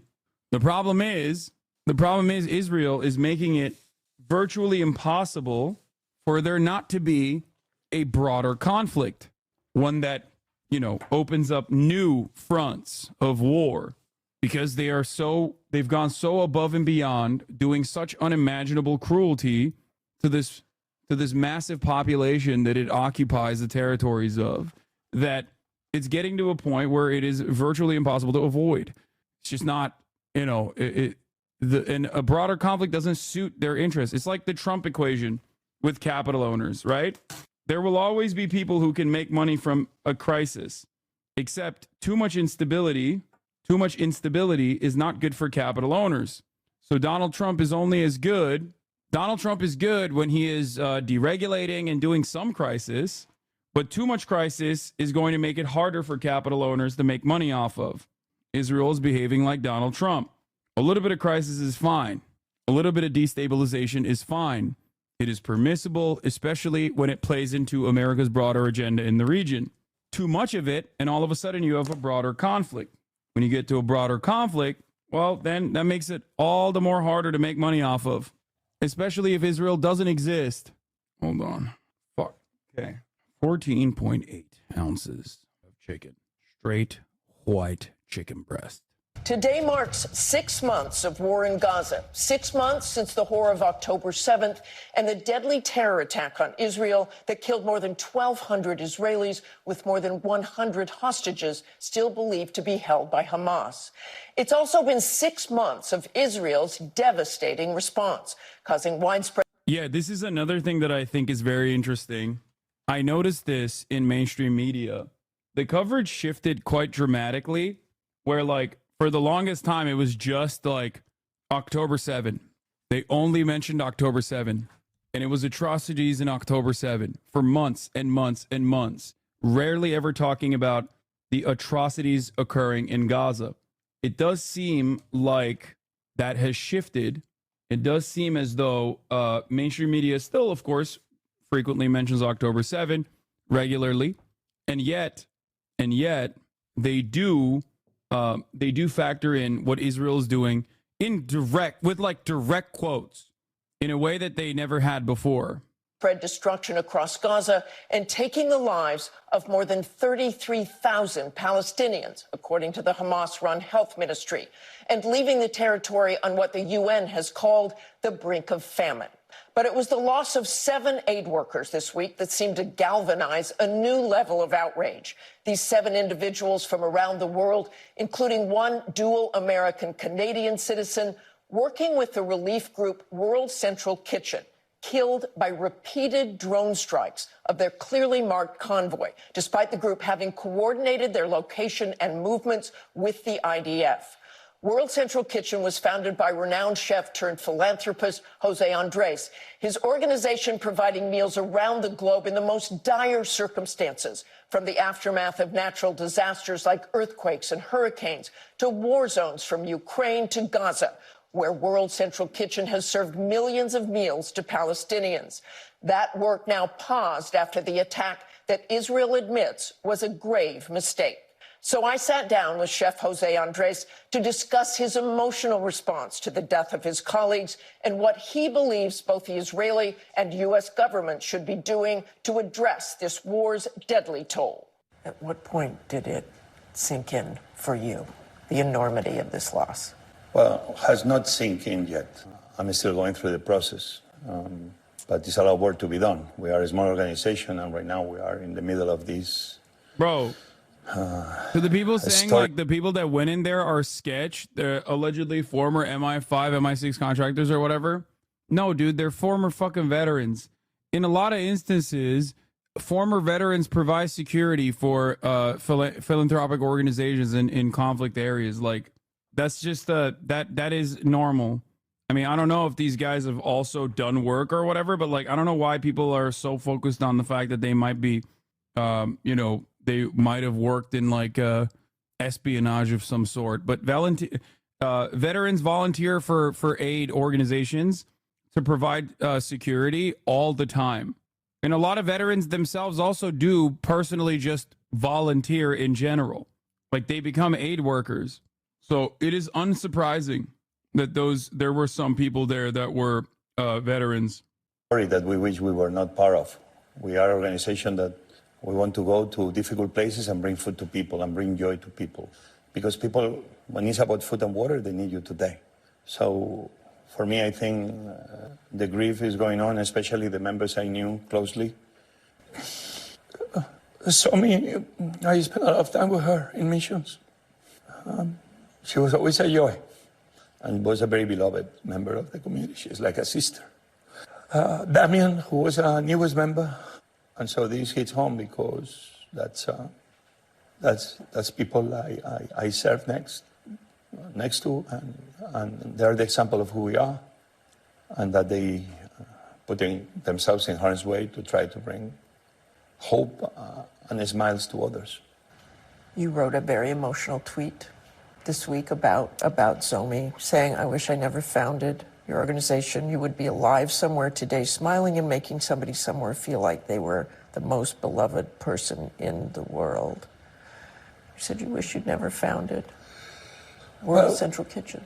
You know, I will forever have to live with this, as well as the families and all the members of World Central Kitchen. I founded it with one very simple idea: can we provide food and water quicker than anybody else? Obviously, something like this makes you think.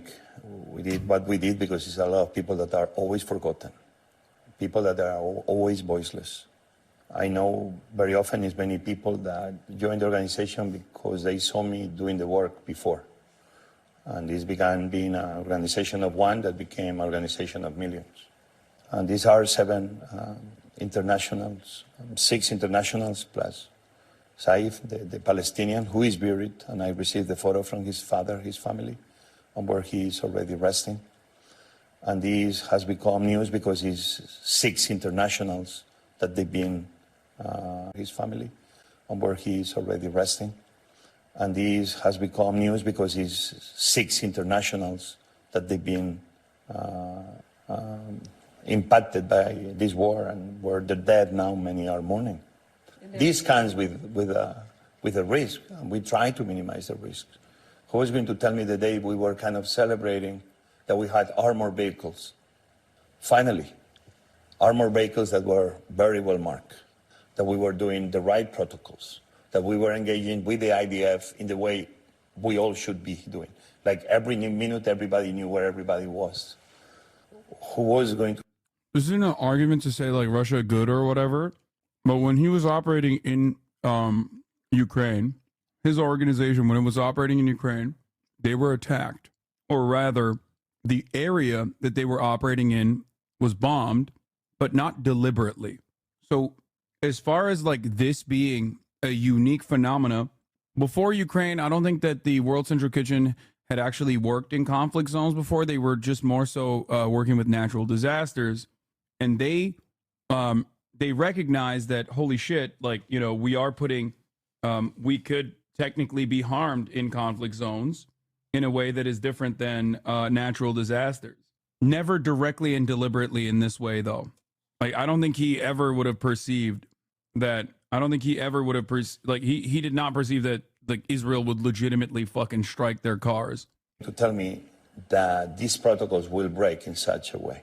The initial report released Friday calling the drone strikes a grave mistake that should not have happened. Satisfied with that report? Well, I want to thank, obviously, the IDF for doing such a quick investigation. But at the same time, I would say something so complicated, the investigation should be much more deeper.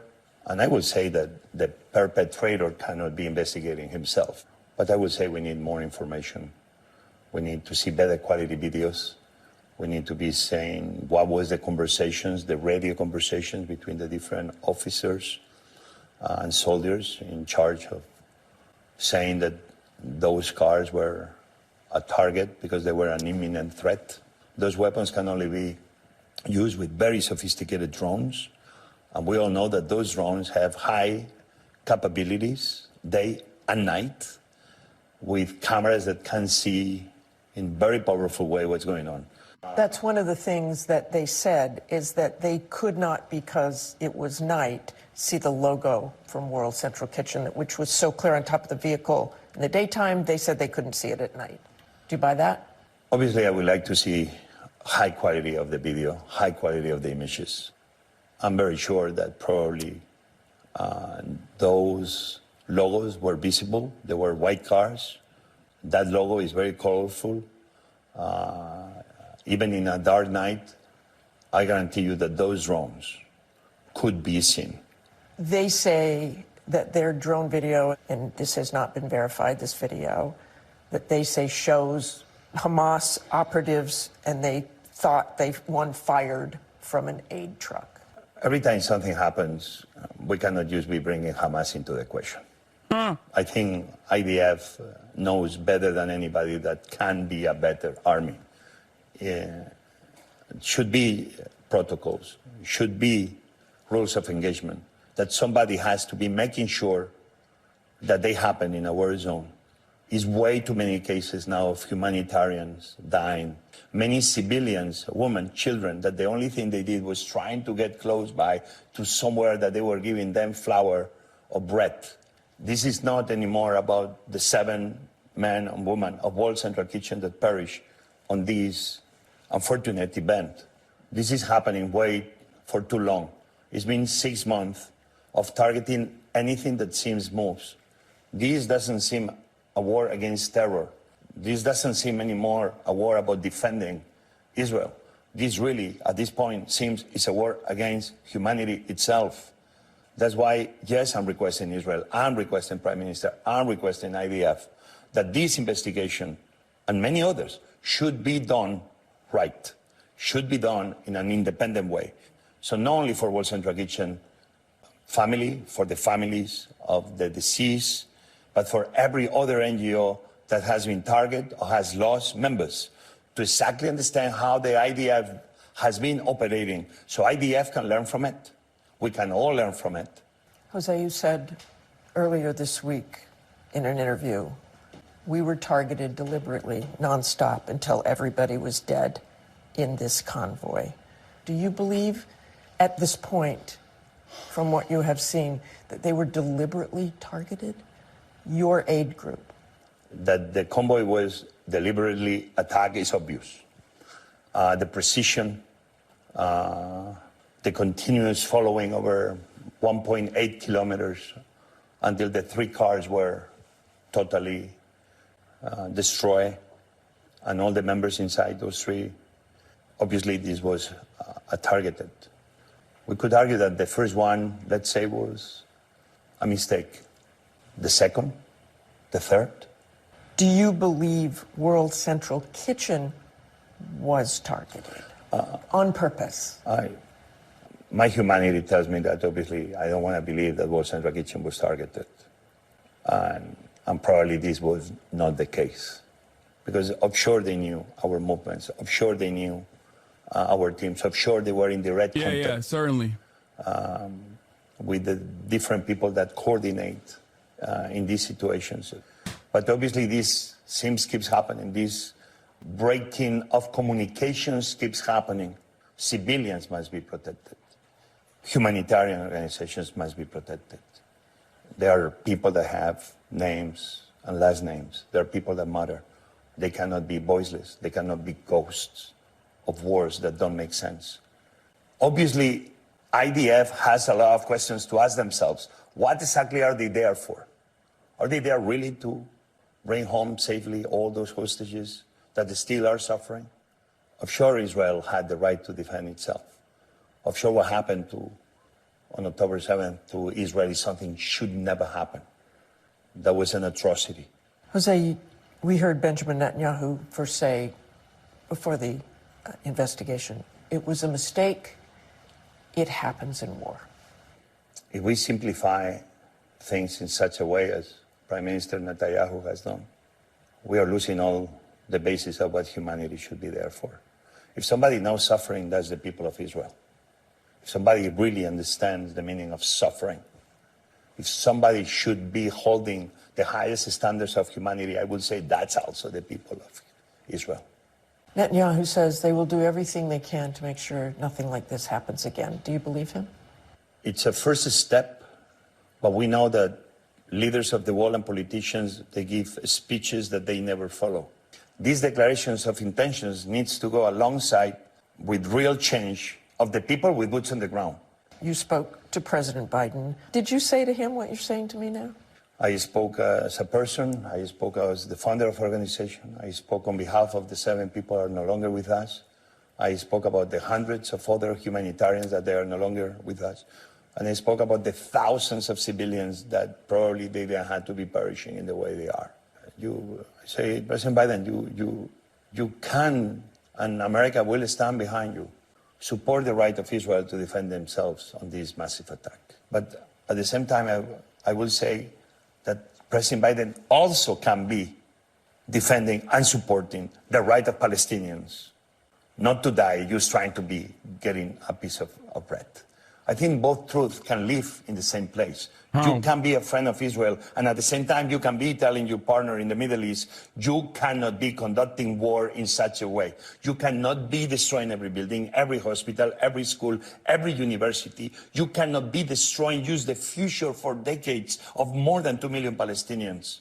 And in the process, leaving them hungry, leaving them without water, or what is even worse, you shooting them in the middle of the street in the process of trying to have access to food. So what the White House did this week, it seemed like a very significant shift, saying there would be consequences if they didn't allow essentially more humanitarian aid and take more care with civilian lives. Were you satisfied with that statement? I think there will be consequences is part of the problem. Should be already consequences. Support Israel's right to defend itself, but you cannot be used given weapons that they are killing American citizens who are humanitarians. You can be supported. This is really good to hear, bro. It is really good to hear from someone like him because, dude, even someone like him who wants to defend Israel, like really fucking bad, like very obviously wants to defend Israel and has defended Israel really fucking bad since October 7, is coming to the recognition that, like, you can't fucking blow up hospitals, you can't blow up universities. Like, what the fuck are you doing? Like, people that will never listen to me that think I'm a fucking terrorist, Islamist fundamentalist will absolutely listen to Jose Andres. Okay? This is a guy who has direct access to Biden, direct access to Obama, direct access to Netanyahu, and they lost him. Here's a guy who is still saying, like, Israel has a right to defend itself. But what the fuck are you doing? So you need to understand, like, from the framework of a lot of normies, they don't see what Israel is doing as a continuation of its apartheid state. They see this as, like, somewhat of an aberration. It's different. It's somehow different. And it is different because it's, like, the same kind of severity, but ramped up dramatically. But it's good to see the normie perspective shift on this issue. Okay? Obviously, it's the situation is war crime after war crime, and it's it's unconscionable. It's fucking disgusting that tens of thousands of kids murdered in carpet bombing, and none of these scumbags spoke up. He needed his friends to die before he would buck the propaganda machine. It doesn't matter. I don't care. I'll take any fucking allegiance I can get in this situation. Like, I recognize that. I understand that. I mean, dude, aid workers. As far as aid workers goes, Israel killed 200 aid workers before everybody was like, whoa, what the fuck's going on here? Let's calm down now, Israel. What are you doing? 200! Israel killed 200 aid workers since October 7, chat. But this is really, really important for two reasons. One, to understand the broader liberal position on the matter, because we do live in a country where, no, people aren't fucking rugged anti-Zionists. And two, it's important to understand that this is a turning point for liberals in general. Bro, what's the purpose of your stream? You don't eat, say anything for half an hour, watch your phone, gets unlocked on purpose to get the crowd going. I wonder where did the money go to your head? Mr. West Hollywood, just explain. Yeah, you got me. I apologize for not pausing and like dunking on Jose Andres as he's like crying and talking about how emotional his experience has been.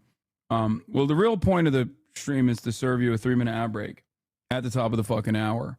That is the real point. You ain't hungry no more like you were when you was young, right? I can't tell if he's just trying to fucking bait or if he's just like being a dickhead. You gonna pause for 3 hours? This fucking guy can't bro, he can't even get his fucking dumbass opinion straight. On 4-7, he's mad I'm pausing too much. Now he's mad I'm not pausing enough. Half of the stream you eat or watch on your phone, like girls sending you news while people donate money they can't afford. That's pathetic. Wait, what do you mean girls are sending me fucking nudes and I'm looking at news that girls are sending me? While people donate the money they can't afford, that's pathetic. Okay, Mr. Big Shot, maybe humble yourself. Your ego is sky high. I like that, once again, the mind of a fucking dumbass conservative is always phenomenal. He's just like, dude, I've imagined that like girls are sending you nudes and it's making me angry. Anyway, my point is what? ... It doesn't matter. The point is at the top of the hour, there's a 3-minute ad break. If you no longer want to see those ads, all you need to do is subscribe for $5 or for free, baby. Here's the 3-minute ad break now. You were so up your own ass that you think people here don't matter. It's so crazy that you think 21,521 people in the chat right now are all fucking idiots. Like, you're the only smart one who figured it out. That, like, the 21,000 people in here are just, like, so fucking stupid. They're just, like, captive, enslaved by the enchanting mouth sounds that I make on the 1 hour time frame that I do eat food. You know what I mean? Like, only you know the truth. None of them actually fucking don't get it. They don't get it. They're just captured here. No, this is not an ad bait, bro. This person is like legitimately just a mentally unhinged person. You know what I mean? He's like, yeah, these guys don't understand. They're so stupid. They have no way of dealing with anything. They just like are in here captured by you, spending their last dollars on you. You know what I mean? Yeah, following for 4 days, you used to be like this. Well, that guy, we already know who this person is. This is a person who's been banned from the chat. So he made a sock account and then followed on the same day. April 4th account creation, following since April 4th. He just got banned for being a smarmy little dipshit. And now he is continuing that exact same energy on his new account, which will also be banned as well. He was so stupid that we, at least in the chat, thought, I guess maybe with a little bit of charitability, that he's just baiting so that he can hit a 3-minute ad break debate at the top of the hour. Look, see, last time you cried that 13K viewers were not enough, huh? I don't dislike you, but you got it in your head. I think I'm, what? But I got your head. I think I'm not jealous. What are you saying, bro? This is also a false narrative. Me being upset wasn't about having 13,000 viewers. Me being upset was about the fact that this community doesn't enjoy things beyond politics, beyond immediate politics. I do recommend you take your medication, though, chatter. This is a D-fan loser? Yeah, probably. That we are normie repellent, as I said. That when we do stuff that's not immediately political, people have this, like, weird reaction to it. You need to figure out what you're hating on. Anyway, hopefully you get better, though. It's a waste of time. You don't like politics? Well, interact with your viewers instead of ignoring them like you, the Messiah. Okay, dude, I'm gonna ban you right now. How does Hasan just ignore me? What is he, my therapist? Good one, Miskiff. This guy literally is upset that out of 23,000 people in here, he's like, well, he is also not even being ignored. He doesn't get enough attention from daddy. Israel right to defend himself, but at the same time, you can be asking Israel to conduct themselves at the highest possible human level. They opened 2 more crossings, the Israelis Especially announced. in a community Is that that- enough? Obviously, it's a first step to open new entry points into Gaza, but at the same time, to make sure that they're open and hundreds of trucks can go through each one of them. This will be a first step. But at the same time, how we do it that is safe? Let's the humanitarian aid flow. Let's make sure that IDF has a real reckoning on how they conduct war. Who are the enemy? Who really are they fighting? Jose, not only have you suffered this tragedy and the loss of your employees, you care so much about getting humanitarian aid in there, about getting food in there, and you can't do it right now. So how and when can you come back? We need to make sure that the humanitarians doing this work are safe. Hundreds have died, close to 200 already. In a way, I'm sad that there had to be the killing of 6 foreigners that brings all this outrage. Sometimes history is written, unfortunately, in moments like this. But if it's anything that the lives of these 6 heroes, brave souls, can bring, it's just the real understanding of what's really happening in Gaza. The answer of why all the destruction cannot be because it's a Hamas operative in every building. We cannot be winning a war destroying the livelihoods of 2 million people. This is not the way to create safety for Israel. This is not the way to create safety for the Middle East. This is not the way to create safety for a better tomorrow. I don't believe in higher walls. I believe in longer tables. What is good for me must be good for you. Your CEO said this was unforgivable.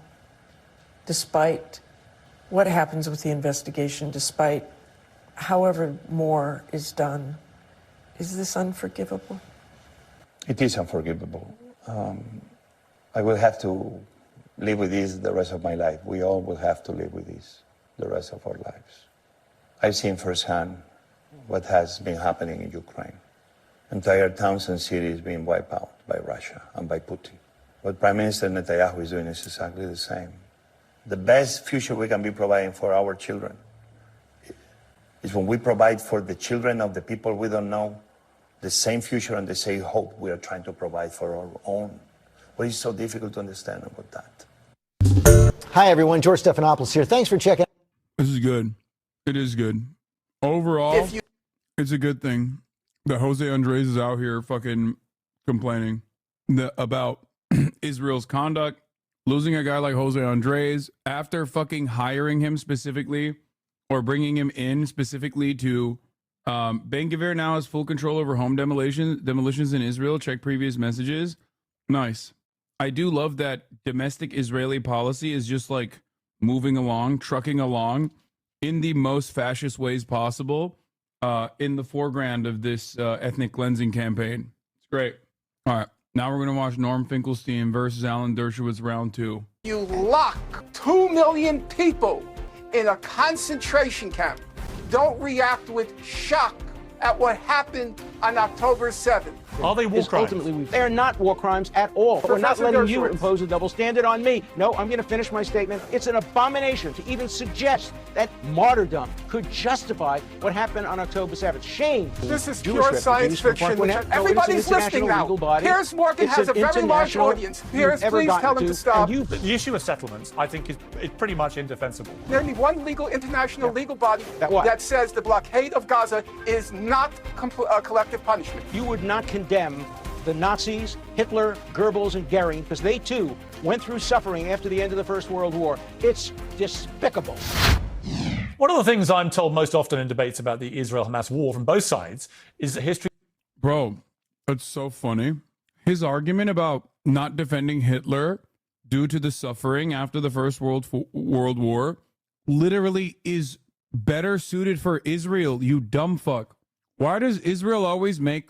Like, why do Israel defenders always make arguments that immediately to like any kind of onlooker that understands it a little bit makes sense when better deployed against Israel? It is so odd to just be like, oh yeah, you would defend Nazis too because they suffered during World War I, making that comparison as though like Norm is defending Hamas on October 7 because of the suffering that they engaged in. Bro, Hamas is retaliating against the apartheid state, dumb fuck. Not the Jews were not responsible for the economic hardships after World War I. The fuck do you mean? Like, that argument only works if you legitimately believe Hitler, I guess. That you think, like, yeah, post-World War I, actually, the Jews did do all of the bad things that Hitler said they did. And they were actually responsible for the fucking atrocities not atrocities, but like the economic hardships that the Nazis or Germans at the time were facing. And that's why they were just retaliating against the Jews. Didn't begin on October the 7th, and that is true. There's no context that justifies the Hamas terror attack that day, but it's wrong to deny that any context existed before that, 6 months on from the atrocity. We're debating that context here in more detail. There's not an argument about 3,000 years of ancestry and who got there first, but it is about the conflict and conditions over the last century that frame almost everything about the war that's raging today. My two guests are scholars with deeply opposing views, and a feud that's well documented, has its own Wikipedia page, but they've agreed to debate with us today with me over the ideas, I love this. not the individuals. Author and political scientist, Professor Norman Finkelstein, and the lawyer and author of War Against the Jews and former Harvard law professor, Alan Dershowitz. Well, welcome to both of you. I thought we'd start this, because it's something that comes up all the time, where people say to me, it didn't start on October the 7th. And of course, I realise that the conflict between Israel and the Palestinians is not something that began just a few months ago. And you could argue it goes back thousands of years, but I'm not going to get into that part of the argument. What I want to do is take as a starting point for the modern era of conflict, 75 years, of 1947, when the UK turned the Palestine problem over to the United Nations, who decided to split Palestine into two different countries. Let's take that as the catalyst for what has followed in the next 75 years. And what I want to do is give each of you... Wasn't this guy all over the Epstein docs? Why, yes. That is esteemed, tenured Harvard professor, and of course, more famously, Jeffrey Epstein's lawyer, Alan Dershowitz, a defender of not only Jeffrey Epstein and O.J. Simpson, but also a defender on the, according to him, the constitutionality argument of lowering the age of consent. That right there is Alan Dershowitz, of course. Now, one must ask themselves, why is it that every single fucking weirdo, why is it that Israel only has the weirdest motherfuckers defending it? Well, to be fair to Israel, it is quite hard to defend genocide publicly. At the start, 2 minutes or so, to just outline what you think happened at the start that has basically been the catalyst for what followed. So, Norman Finkelstein, let me start with you. Just outline from 1947. That's the only reason why they can get, like, dudes who got banned off of fucking Twitch, people like Divorcelli, kick streamers like Divorcelli, and the likes of Alan Dershowitz. It's quite difficult to find a normal person with a conscience to defend the unjustifiable acts of Israel, especially nowadays. It's funny because, like, it's not like there aren't liberal Zionists out there. There are plenty of liberal Zionists out there. To be fair to the Dersh, liberal Zionists out there. There are plenty of liberal Zionists out there.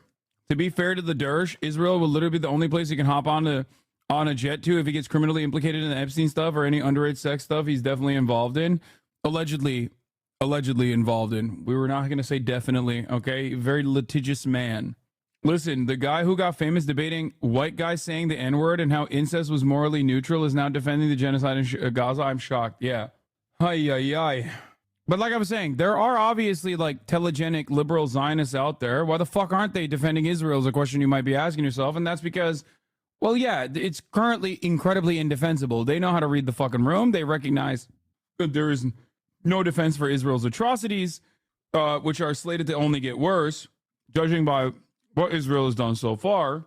So those guys at least want to be able to preserve their media careers and, and be able to show their faces in public. If you're Alan Dershowitz, you don't care about that sort of thing anyway, because you are a ghoul, and people oftentimes react to your face with and disgust. So he's the perfect guy to do it. What happened then that you believe created really the problem that followed? I think the problem that followed can be very easily summarized by two statements of the chief Israeli historian, Benny Morris.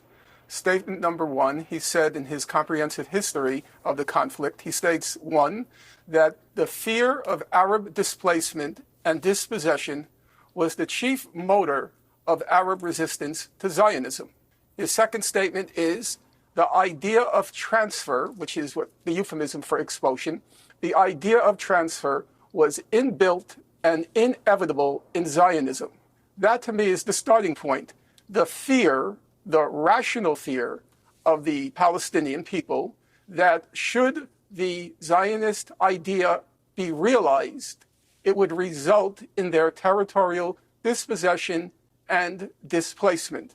It's no different than the fear of our own, meaning the U.S., Native Americans, that the success of the Euro-American enterprise in the United States would be at the expense of our native population. The fear, the rational fear of territorial displacement and dispossession. Okay, that's very clear. Alan Dershowitz, would you actually disagree with that in terms of an assessment of how this made Palestinians feel? And were they wrong to feel it? I wouldn't just. Yes, and yes, they felt and they were wrong to feel it. I wouldn't disagree with that. I mean, yes, I do disagree with that. Anyway, I love that there was a chatter in here who was like, N-word manifesto, context, please. Brother, no amount of context is going to help you understand the world like that, okay? That world is indecipherable if you are even a little bit normal. Like, you might spend every goddamn waking moment of your life online, and that will still be fucking impossible to contend with. Just a lot of dudes out there online that love the notion, the idea, the freedom for white men to be able to say the N-word. It's like the most important thing for them. I have to go back just 10 years earlier. 1947-48, the Peel Commission was set up by Great Britain. It recommended dividing the mandate into a tiny little sliver of land along the Mediterranean for a Jewish state where there was a Jewish majority, and the Jewish majority would determine how that was governed. The Grand Mufti of Jerusalem, the leader of the Palestinian people, rejected it. He said there's no such thing as the Palestinians, we're just greater Arabs, and we don't want there to be a Palestinian state, we just want there not to be a Jewish state. And then in 1948... Yeah, the Grand Mufti was like, I am the speaker of the Palestinians. He said he loves Adolf Hitler, okay?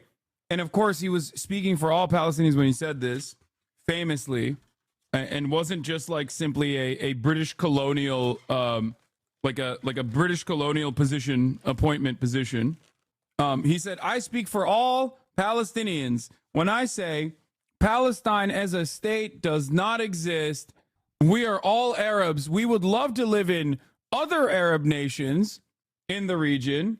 Like, for example, if there was, I don't know, another nation that was created sometime in the future, we would love to live there. You know what I mean? We'd love to go up north, or we'd love to go to Egypt, as a matter of fact, or we'd love to go to Jordan. Conveniently, this is what I believe. I love believing, as the Grand Mufti with all the power, I'm saying this with every single Palestinian who also agrees with me, that we are just a united, monolithic Arab. And the real reasons why we hate the 1947 partition is because we hate Jews. That's what he was saying. Yeah. He also ghost wrote Mein Kampf. Isn't that strange how the Grand Mufti had so much foresight to basically prove all of the arguments that he is about to launch. All of the arguments that he's about to launch about how, one, Arabs are monolithic, and two, there is no Palestine or Palestinian identity, and three, that they are actually motivated not by an interest in developing a nation state for themselves, but instead out of Jew hate.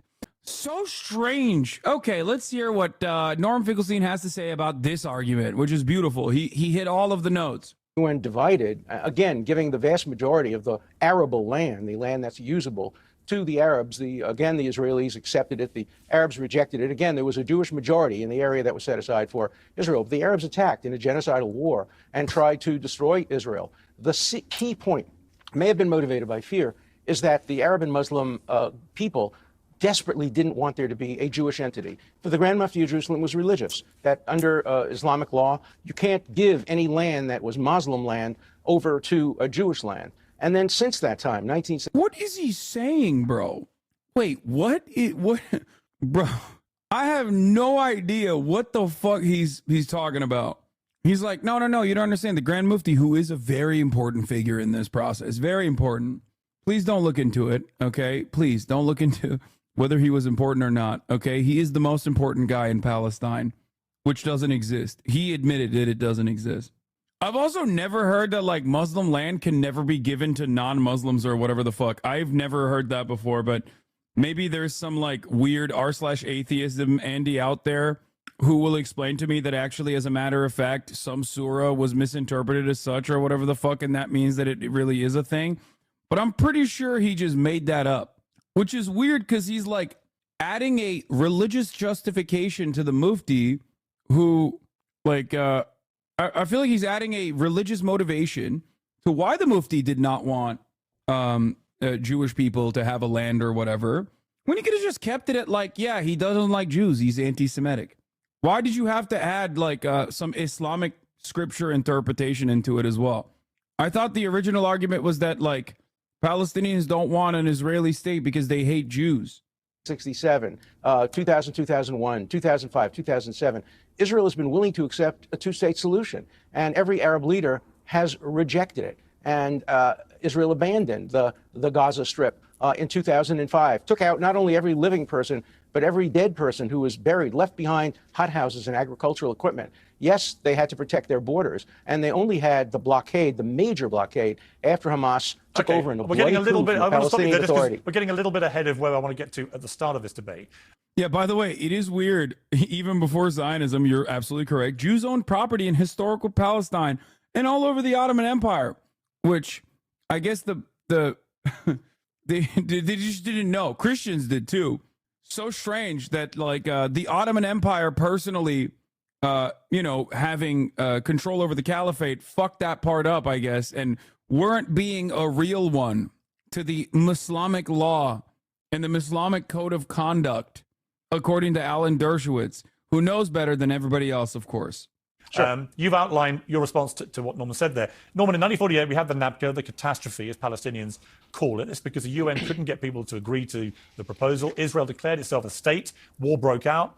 Israel gained more land. Special taxes on Jews were a thing, not just on Jews. Special taxes on non-Christians were a thing.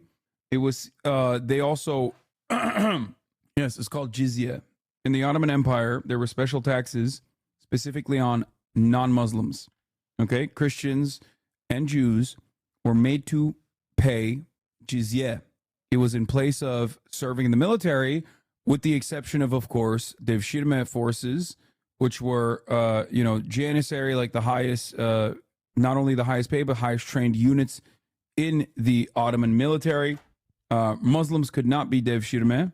Now, that tax was abolished, but regardless, if you ask the Jewish people at the time, they much preferred living under Ottoman territory rather than a place like Spain, for example, as many Jews had fled Spain and come to the Ottoman territory at the time because they were not being murdered.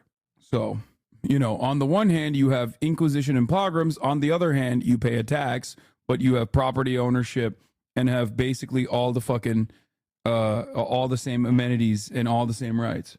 You need to relativize history. I mean, in some respects, I guess you do. Jizya is also less than zakat, percentage-wise, I think, but it doesn't really matter.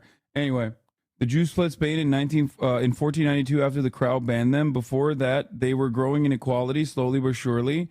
Yeah. During the Reconquista, the Spanish let Muslims convert and simply killed Jews. Bro, you can't fucking say that, like, the Jews would have... You can't do revisionism on Spain, right? Like saying that, no, you don't understand. The Jews were surely about to get equality. When historically, this literally predates the Holocaust. We know what happened to Jews in Europe. Like, that's a wild, and that was much closer to today than, the Spanish kingdom. So, like, obviously, I don't think anyone would make the argument that, like, Jews were pretty safe in Europe. They were not. Yeah, I'm going to issue a spoiler alert here and offer you a little bit more clarity on what happened throughout history. But that's wild to even consider. There has never been historically a greater enemy to Jewish people than various different Christian sects. 100p. Like, not even a question. Anyone who disagrees with that, in my opinion, is revisionist. Straight up. Christians in general just don't really... I know that a lot of people say, like, oh, Muslims hate non-believers, like they want to kill the infidels or whatever. It's in the Quran.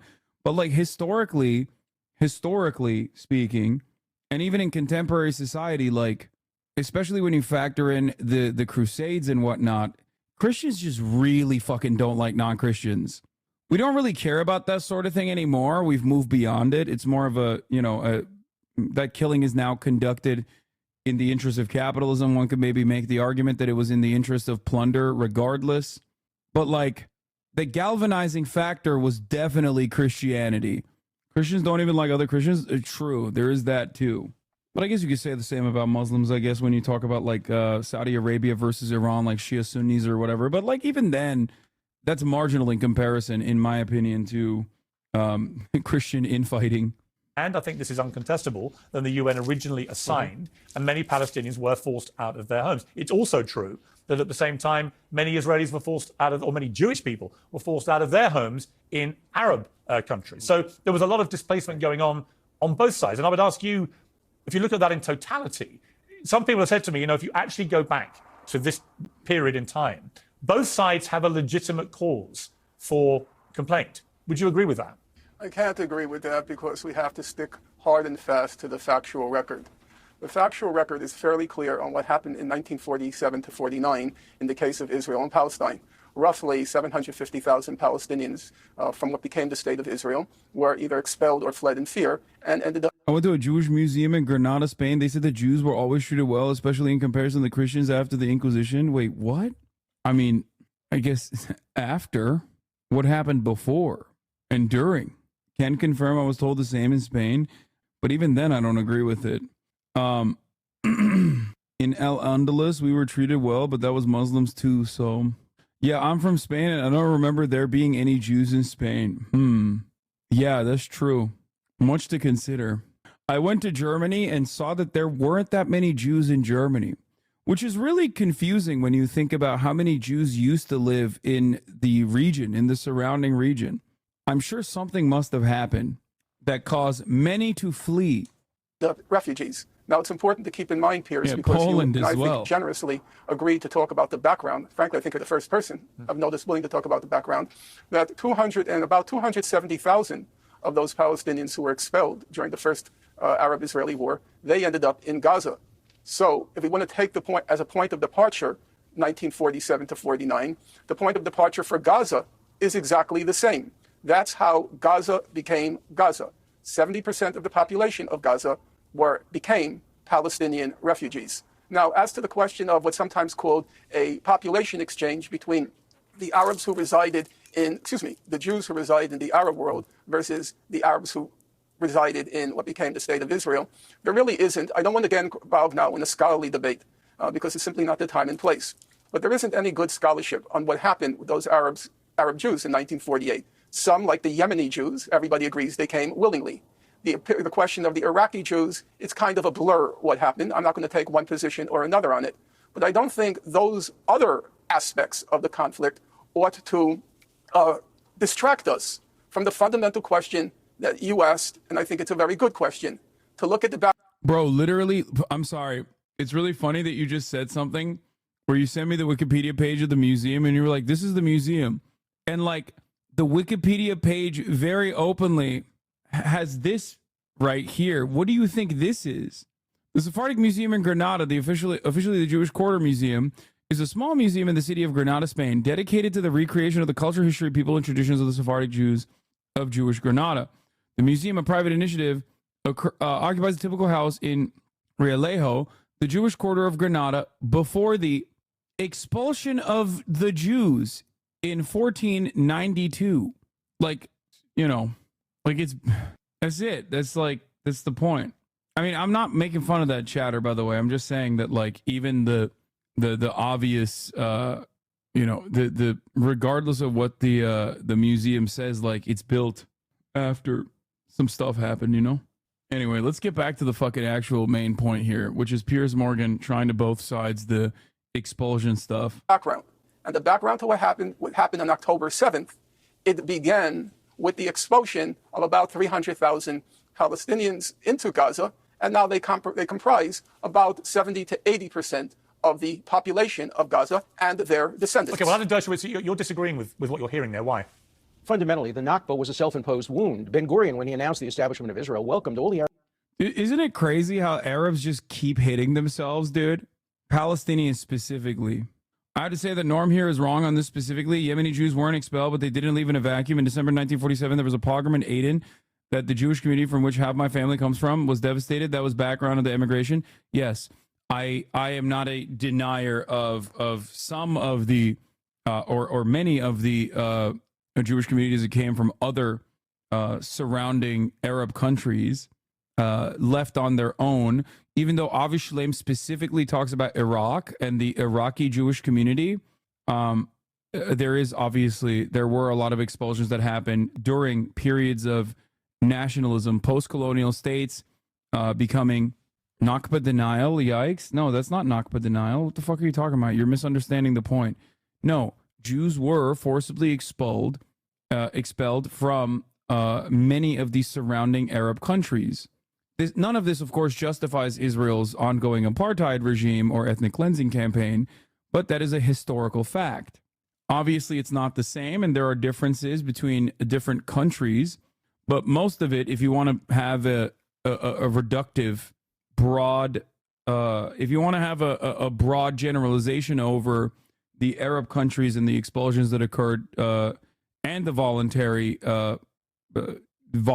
immigration into Israel from some of these countries on top of the expulsions, the major factor here was Arab nationalist movements, as many of these countries were becoming countries as we know it now, becoming states as we know it and as we understand it now. Like, as far as I understand, to my knowledge, and I might be wrong on this, a lot of the Jewish community in Turkey, and there was a big Jewish community in not just the Ottoman Empire, but like in Turkey proper, right? What we know as Türkiye. They voluntarily left to go to Israel. Many people. They did not leave because they were being forcibly removed or anything like that, but they voluntarily left to go to Israel. There are examples like this as well. There's still a very small Jewish community in Istanbul and in Turkey in general that remained, but plenty left for Israel voluntarily. In Iraq specifically, there's also collusion there with the Zionist agency, but I haven't heard that about other places. It absolutely is not the same as Nakba, but it's still immoral. And yeah, my paternal grandpa came from Turkey voluntarily. Yep. Did you know any Jews growing up? No, I don't think so. I don't think I ever met a Jewish person until I came to America. Go kill yourself. Hasan is a spoiled brat. You suck. Go kill yourself. Bro, your username is Twith Thoughts. Between you and I, who's closer to fucking offing themselves, you think? Like, honestly, I'm gonna unban you because I need you to address this real quick. Like, who do you think lives a happier life? The Twitch streamer whose chat you're writing in, or the guy who has an anonymous account dedicated to telling Twitch streamers to kill themselves, whose username is Twitch Thoughts? Jesus Christ, man. Please, fix your life, dude. You have only one life. You said you? Okay. Well, let me help you, okay? You have one life. We have a finite amount of time on this planet. Do you think, one must ask themselves, do I think this is the best use of that time? Because every moment that you are wasting doing this shit, you could be outside, you could be fixing whatever the fuck is going on in your life. You could be fixing yourself, maybe going to the gym, maybe touching grass, spending time with some friends, which I don't know if you have many, this is how you spend your time. You know what I mean?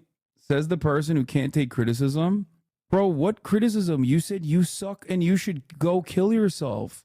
I think this is the issue that many people have online, I think. That's not criticism. That's just you being kind of a mean person. Do you think this is criticism? Like, what's your criticism? That I'm alive and thriving? Northern Lion was so right. Oh yeah, no, the whole like, oh man, why did you say that? Why did you ban me? I simply had a fun, cool little criticism for you. Constructive, as a matter of fact. The criticism is that you're alive and breathing and having a good time. And I think that you should stop being alive and breathing and having a good time and kill yourself instead. The cult of Hasan. No, my man, I do think you might be in a cult that fucking despises me and thinks I'm the greatest danger to your mode of existence. But honestly, what do you think is more cultish thinking? a group of individuals who think saying you suck and go kill yourself is valid criticism, or people that look at that and go, ew, that's gross. This dude thinks women on this platform is bad for the platform. How pathetic is that? Yeah. I'm trying to help you out, brother. Copium, your followers are brain dead. Okay. This guy's good. I'm going to keep him. Can we keep him? I think we should keep him for now. Copium. He did say a bannable offense, though. Yeah, I mean, but that's a site-wide bannable offense. He'll probably get banned from the site. Ah, you did it, brave warrior. You definitely broke through today.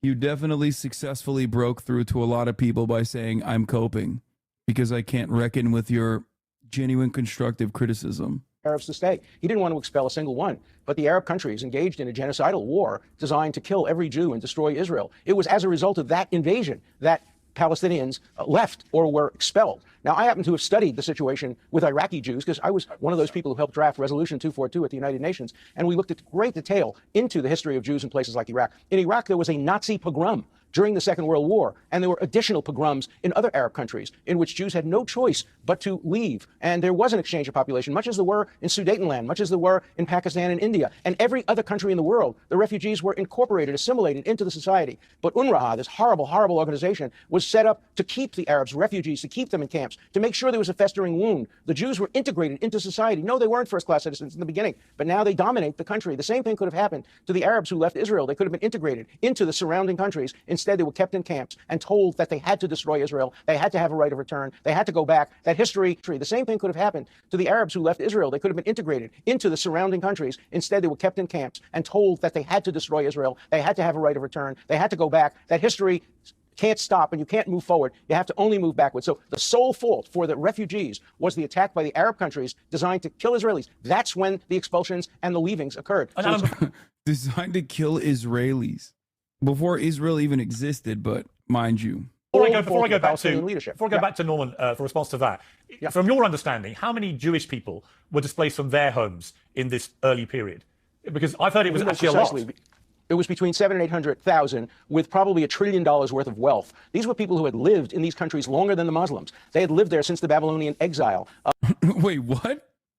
2,000 years earlier. They had been full citizens. They were dhimmis. They were second class because they were not Muslims, but they lived in peace. And once this happened, many were expelled. Some left voluntarily. I can see that to Mr. Finkelstein, but many left. About the same number were left voluntarily. Remember, too, with the Arabs, they were told to leave and they would come back victorious after. In Haifa, for example, many of them wanted to stay and many did stay, but the Arab leadership said, leave, we'll come back victorious, you'll have everything back. This is a complex situation. It's 75 years ago. There is a statute of limitations on things like this.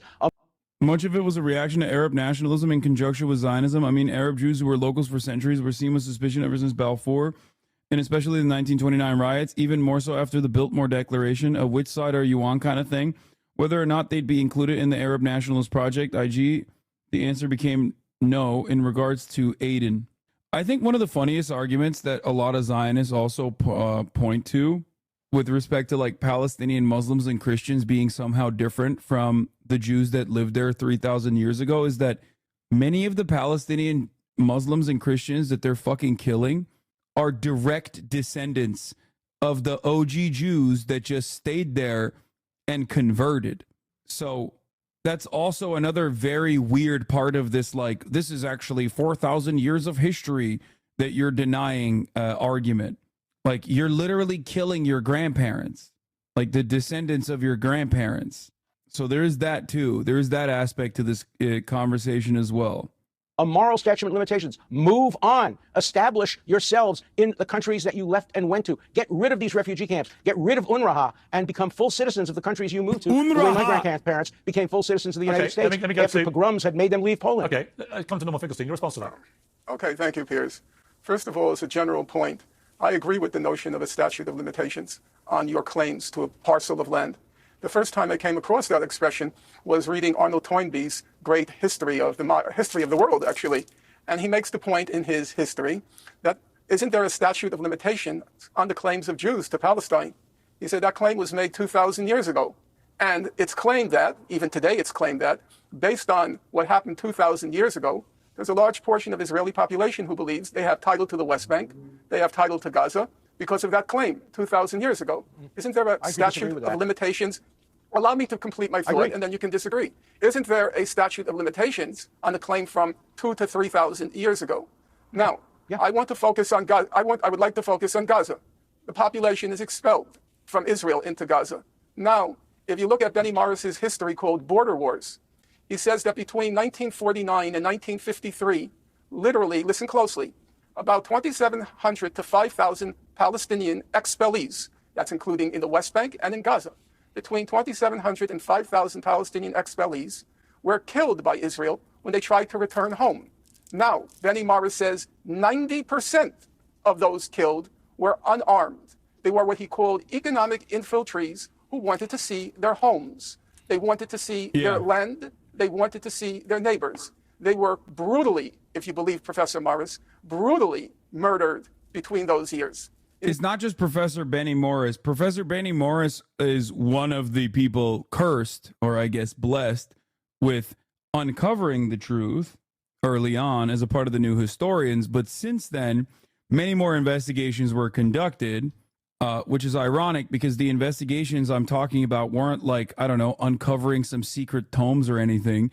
It was literally just asking the early Zionist brigades and the veterans of said early Zionist brigades what they had done, and then having them openly describe how they shot Palestinians that were trying to return to their homes under the directive from the Israeli government, or even before then, the brigades themselves that were supposed to, after the forcible expulsion was completed, not allow Palestinians to return to their homes.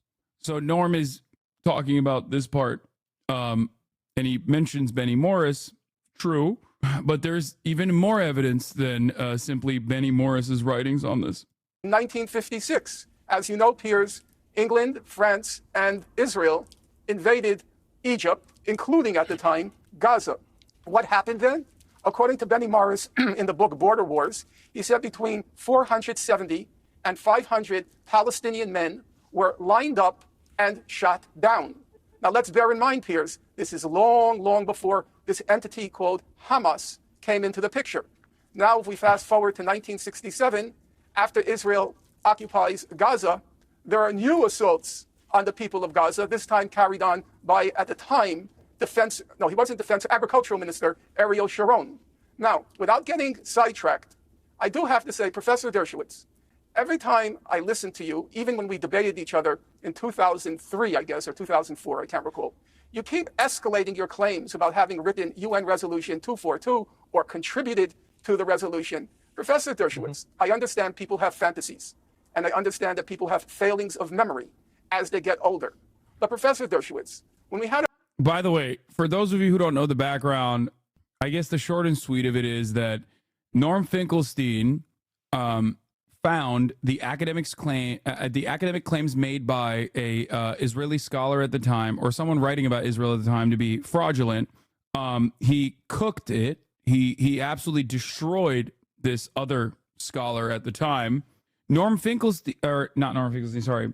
The Dersh then took the fraudulent scholar's work and plagiarized it in his other book.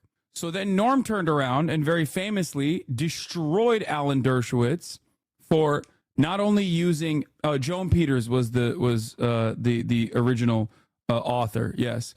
So then Norm Finkelstein basically cooked Alan Dershowitz for, one, using faulty data from Joan Peters from time immemorial. Thank you guys for helping me with this. And then doubly cooked him for plagiarizing the faulty data that Alan Dershowitz was using. Now, for this crime, Alan Dershowitz, who had a shit ton of social capital at Harvard and everywhere else, really, very famous professor and also very famous defense attorney, turned around and got Norm blacklisted from every single Institute of Higher Learning, pretty much.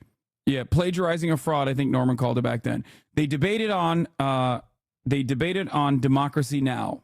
Norm is obviously, he's an interesting guy. He's very spicy.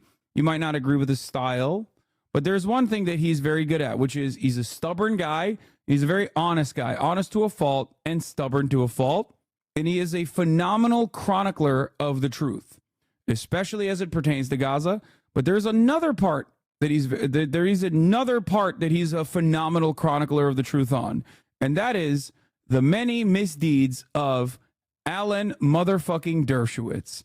So in many respects, he's great at having this conversation with Alan Dershowitz because goddamn, he's had this conversation a million times over and has cooked him a lot throughout that entire time. In our original debate, you didn't even know who wrote UN Resolution 242. You had all these names. It was Lord Carradine. Anybody who was involved in the process would know that.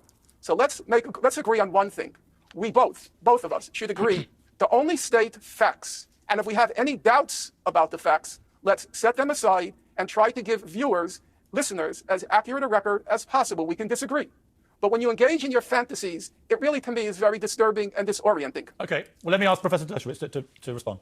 Well, first of all, let's get the facts straight. I was Arthur Goldberg's law clerk. Arthur Goldberg was the United States representative to the United Nations. He asked me to come down. I actually moved in with him at the Waldorf Astoria Towers and worked with him on 242. Yes, I confused the name Carrington with something else, but I worked closely. In fact, I was partly responsible for changing the words. I'm sorry. I worked on the matter. I didn't work with Lord Carradine. I worked with Arthur Goldberg. And together we managed to get rid of the word Palestinian before refugees in order to make sure that the resolution applied both to Palestinian refugees and to this is Jewish pure refugees. science fiction, which I could easily prove. Now you're interrupting me. So let me finish. This is a detail. It's a fact. Now let's talk about what happened involving the Gaza Strip. I agree there's a statute of limitations. I'm opposed to any biblical claims on Israel. I believe Israel has a political and moral claim to the land. There have always been Jews living there from the time of Jesus and Muhammad to 1948. And wisely, the British decided for a compromise plan for division. And that plan was accepted by the Jewish and Zionist leaders. It was rejected by the Palestinians. And then, as you know, Israel tried to give the entire Gaza Strip over to Egypt, back to Egypt during the Camp David Accords. It almost caused a breakdown in the Camp David meetings because the Egyptians didn't want it, and Israel very reluctantly held on to it. And then in 2005, Israel abandoned the Gaza. And only when rockets and a bloody coup occurred did Israel respond by having border controls. Let me tell you one thing. They weren't strong enough. If there had been better border controls, Hamas would not have been allowed to bring in concrete, which it used to build tunnels, to bring in weapons, which it used to murder all these people on October 7th. So Israel was not strong enough. It should have had far better border controls, as other countries had in comparable situations. And so, one more point. It's hard to enact really good border controls when your borders are just like expanding, though, you know, willy-nilly. That's what it is. Just like, because they have some ambitious borders, you know, and sometimes they extend quite a bit. Toynbee and Benny Morris both are regarded as kind of one-sided historians. There are claims that dispute both of them, particularly Toynbee. Toynbee was an overtly anti-Zionist historian who didn't believe that the Jewish people had any claim to Israel. There's also a statute of limitations on that. And so let's move forward. And moving forward means... Wait, what does he mean there's a statute of limitations on, like... This is such a dumb fucking conversation. I think Norm did a pretty good job of, like, casting aside the historical claim, like the statute of limitations on what kind of like historic claim you can lay to a piece of land by saying if I am to believe, and this is the never-ending argument with Zionists and anti-Zionists, which is that if you have a statute of limitations that extends to the claim that like Jews historically deserved that entire land, including Judea and Samaria, which is known as West Bank, okay, that like, if that's the historic claim, then what about the fucking Palestinian people that currently are existing there, that have a very real, very valid fucking historic claim to all of historic Palestine? Like, that's ridiculous. How am I supposed to fucking not see that very real, very valid, very ongoing evisceration of the Palestinian population and think much broader, in much broader terms, as though like your claim is stronger? It's so dumb. Means potentially a solution where Hamas is no longer in control of Gaza. Remember, too, you're absolutely right, Norman. Terrorism began way before Hamas. Terrorism was an essential part of the Palestinian leadership. The U.S. Damn, I thought he was going to say about for the Israeli government, like in its formation. I thought he was going to be like, yeah, we did terrorism. King David Hotel, baby. Olympic Nope, I was wrong. massacres that occurred way before Hamas, the terrorism on airplanes, the blowing up of airplanes, the hijacking of airplanes. The problem is that the world rewarded terrorism, and it's rewarding them again by allowing Hamas. It is. The world is rewarding terrorism. That part is true. That part is true. It's just Israeli terrorism is what the world is rewarding, which is why Israel keeps getting crazier and crazier in its actions and expanding greatly on the targets that it declares, defensible murders. The infrastructure that Pal refugees weren't just shot. Every time a violent crime was committed, the IDF would do reprisal operations throughout the 50s where they go to suspect villages and shoot up a dozen civilians. They just mentioned Ariel Sharon. Wouldn't you know? Oh, the Kibbutz massacre. During Operation Shoshana was a reprisal operation that occurred in October 1953 when Israeli troops under Ariel Sharon attacked villages of Kibbutz and the West Bank, which was then under Jordan's control, and killed Palestinian civilians. Israeli forces massacred more than 69 Palestinian villagers, 2/3 of which were women and children. 45 houses, a school, a mosque were destroyed. The attack followed cross-border raids from the West Bank, and Israel framed the Kibbutz massacre as a response to the Yehud attack, in which an Israeli woman and her 2 children were killed. The act was condemned by the U.S. State Department, U.S. Security Council, and by Jewish communities worldwide. The State Department described the raid as shocking and used the occasion to confirm publicly that economic aid to Israel had been suspended previously for other non-compliance regarding the 1949 Armistice agreements. It's shocking, like the top of the hour ad break is shocking to you if you haven't been in here long enough and you haven't seen that this is just like the modus operandi. You know what I mean? At the top of the hour, there's a 3-minute ad break. If you no longer want to see those ads, all you need to do is subscribe for $5 or for free. It'll be shocking to you to recognize that there's a 3-minute ad break at the top of the hour, right? If you haven't been paying attention. But there is one, and here it is, as a matter of fact. Don't let it catch you off guard. Subscribe for $5 or for free, and there won't be problems like that. Anna bought 5,000. Thank you for the 5 gifted subs, allowing 5 people to no longer see the ads at the top of the hour. Rich, from that guy talking about terrorism when Irgun killed 2 British sergeants and hung their booby-trapped bodies in a eucalyptus grove near Netanyahu. You killed that one like Dershowitz allegedly killed his wife? Yes. A millionaire crying that working a 9 to 5 is harder than streaming. Brother, do you have a fucking Motorola Razr phone? That was already that was fake discourse from 3 weeks ago. Are you tweeting this? Are you writing in the chat from your Motorola Razr phone? What's happening? I'm gonna unban this guy. This guy's awesome. Okay? We can't be banning people like this. We need to be unbanning them. My man's like, remember when a lot of people maliciously clipped you out of context to make it seem like you said a 9 to 5 job is much easier than Twitch streaming, which is a position that I don't know if you hold or not, and I'm not even going to ask you if you hold that position at all. But even though that was 4 weeks ago, do you feel like Keemstar is an honest arbiter of the truth? No, I rebanned him just to unban him. To free hundreds of people, legitimately, many convicted, not all convicted, many convicted, in exchange for a small number of completely innocent hostages. You can't compare completely innocent hostages with convicted murderers. Okay, look, Norman, respond to that. But also, I also want to move on. Yes. Once you've responded to it, also move on, if you will, to the issue of settlements. Because one of the things I find hardest to have any sympathy with Israel about is the continued expansion of settlements. I agree. And in particular, the West Bank. And I think we may find some. Is he under the camera? Is he unwrapping a chocolate or something? What's going on there? I feel like there's a very specific rapper. It sounds like a very specific type of rapper. Consensus here. But first of all, Norman, your response to what Alan Dershowitz just I can't believe your base put you through that for nothing, Lamar. Useless. What? My base? said, but also then move it to settlements. Yeah, well, I would like to try to. Actually, I can bring it up to the settlements on the case of Gaza. Yeah, it sounds like I a would like Werther's to just continue original. where I left off with, so to speak, at the risk of being boring, the timeline. I said in 1970 there were atrocities committed in Gaza against the people of Gaza by the headed by the agricultural minister at the time, Ariel Sharon. In 1987, as you perhaps remember, Piers, the first Intifada broke out. It was overwhelmingly, here I quote Benny Morris from his book Righteous Victims, it was an overwhelmingly nonviolent civil resistance to the Israeli occupation. By 1990, 3 years after the beginning, or really 2 years, because it began on December 7, 1987, by 1990, Israel started to institute, again, I'm sticking strictly to Gaza, what it called a closure policy. And the closure policy was basically to seal off Gaza, okay? By 2002, 2003, if you read Baruch Kimmerling, he was a senior sociologist at the Hebrew University of Jerusalem, he described Gaza as, quote, the largest concentration camp ever. Now, you might say Baruch Kimmerling was a person of the left, and I will grant that. But then we have Giora Eiland. Gera Iland at the time was the head of Israel's National Security Council. He said in March 2003, and now I'm quoting him, he described Gaza as a huge concentration camp. So you can say there is a consensus among knowledgeable people, sociologists at the Hebrew University, head of the National Security Council, that Israel had turned Gaza into a concentration camp. In 2006, there was an election in January 2006. Hamas wins the election basically on the platform of reform, because the Palestinian Authority is proverbially corrupt. It comes into power. Immediately as it comes into power, Israel institutes this brutal economic blockade on Gaza. And at that point, there have been various descriptions. I'm sure, Piers, you wouldn't disagree. You wouldn't call The Economist a left-wing magazine or anti-Semitic. It described Gaza as, quote, a toxic dump. And at that point, it had slowly, just to give you one example, Piers, and your listeners, because they should have a sense of what this blockade looked like. Israel's explicit policy was to keep Gaza on the precipice of economic catastrophe. That's how they described their policy.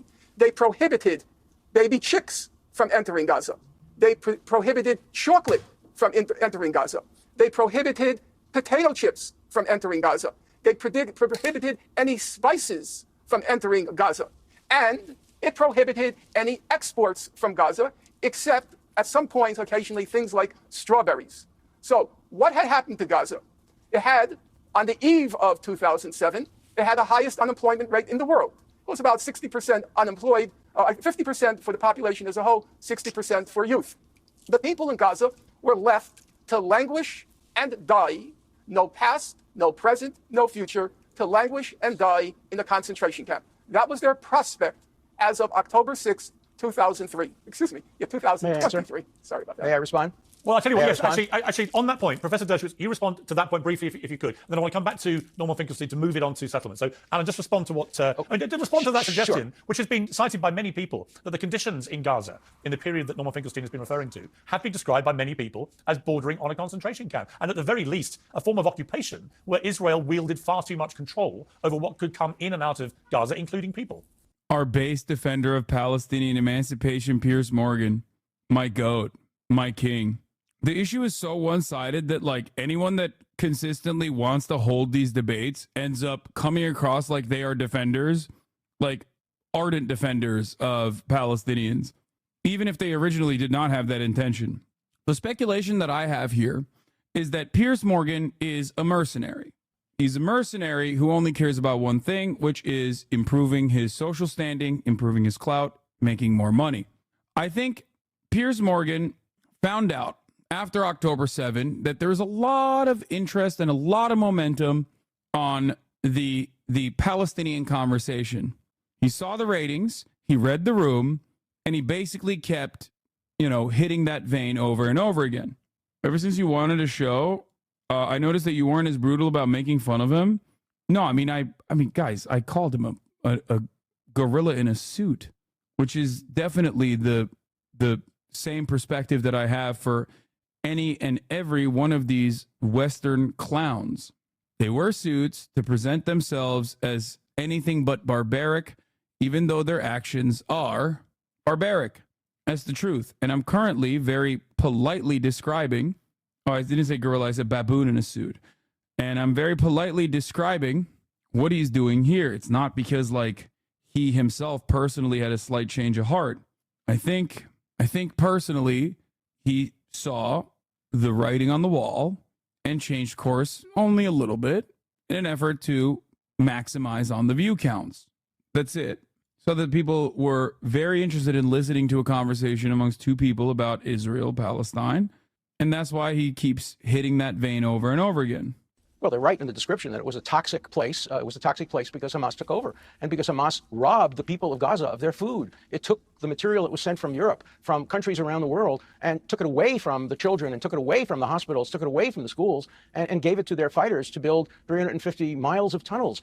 Imagine what could have been done with all the resources that had been sent to Gaza. There was plenty of food in Gaza, except that Hamas was using it. There was plenty of material to build hospitals in Gaza, but instead Hamas was using it. It's Hamas that turned it into a toxic place. When Israel, in fact, actually occupied it, it was in much better shape than when Hamas took it over. And so it's Hamas's fault. Hamas turned Gaza into this horrible place. And let's remember, Israel has been prepared to give up Gaza over and over again. It tried desperately to give it back to Egypt during the Camp David. It tried desperately. Yeah, dude, it's Hamas that has been bombing the hospitals and the schools for the past 6 months every single day.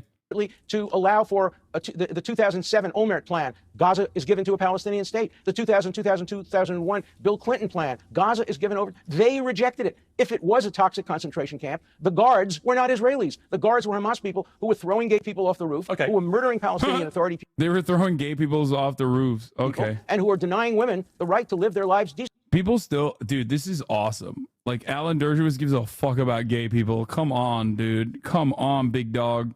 Yeah. Recently, Okay. yes, More women. Gaza was a terrible place. Completely the fault of Hamas. Can we reach a point of agreement on the issue of settlements? I suspect we can. So Norman Finkelstein, I don't want to keep responding. I don't want you to keep responding to each other about that. What I would like you to do. Okay, give me one sentence, but then please address the issue of settlements. The United Nations Conference on Trade and Development, the World Bank, the International Monetary Fund, 1,000 humanitarian and economic organizations have all reached the same conclusion. It's very simple. The main cause of the disaster in Gaza is Israel's illegal blockade of that parcel of land. Full stop. That's wrong. That's wrong. Did that ever happen? Throwing gay people off the roofs? No, that's a ISIS thing, but it works really well. I think ISIS did that one time, and it works really well for people that it's just Islamophobia. Because you're like, oh, ISIS did that. So that's like definitely what all Muslims do. That's definitely what Hamas is doing.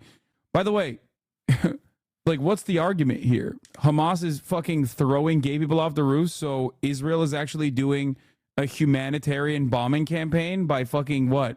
Blowing the gays themselves? Like, blowing up the gays themselves? Like, what the fuck do you mean? Like, it's so fucking stupid. There is no argument there. It just doesn't make any sense. That's wrong. That's false. Who's wrong? Who's wrong? That is wrong. The World Bank is wrong. The International Monetary Fund is wrong. They're all wrong. Yes. Are they all anti-Semitic? Is that what's going on? I didn't say that. I didn't say that. They're wrong. No, they're just wrong. So why are they all wrong? Any of them? Because the blockade was completely lawful. It was designed to prevent the importation and then the use of rockets against Israel. It's perfectly lawful for a country to engage in a blockade. That is, you're not. Let me finish. You can't have a double. Israel is exposed to a double standard, but we're not letting you impose a double standard on me. No, I'm going to finish my statement, and you're not going to interrupt me. So understand me. The military occupation was lawful. The blockade was lawful. Every country has the right to defend itself from rockets, from terror tunnels, from people coming over the border, murdering and kidnapping people. Those are all lawful. I'm telling you that as an expert in international law and the law of war. If you want to dispute me, get an expert who knows something about international law. Not a polemicist like Professor Dershowitz. That's so awesome. The only thing Professor Dershowitz is an expert in is lowering the age of consent laws, okay? He's only an expert in knowing what the age of consent laws are in each individual state, and also, furthermore, an expert in constitutionally advocating to lower the age of consent laws by making the most idiotic argument towards abortion. If 16-year-olds can get abortions without their parents' consent, they can consent to an abortion, they can consent to being fucked, is what Alan Dershowitz's constitutional argument was, famously. Just reminding everybody that, you know, just never forget that. He has defended that as recently as like a couple years ago, for the record. Oh, he said 15 actually. Fuck. Well, I'm not an expert in remembering Alan Dershowitz's weird, perverted fantasies. He's also an expert at pulling his pants down for a massage. He's an expert in being friends with Jeffrey Epstein and receiving massages with the pants on at all times, he said. Yeah. Okay, Professor Dershowitz, just as a matter of fact, I teach the laws of war. I've been teaching it for the last 5 years. To my understanding, you're biased. Okay, Professor Dershowitz, let's agree. I'm completely ignorant. Let's take that as a point of departure.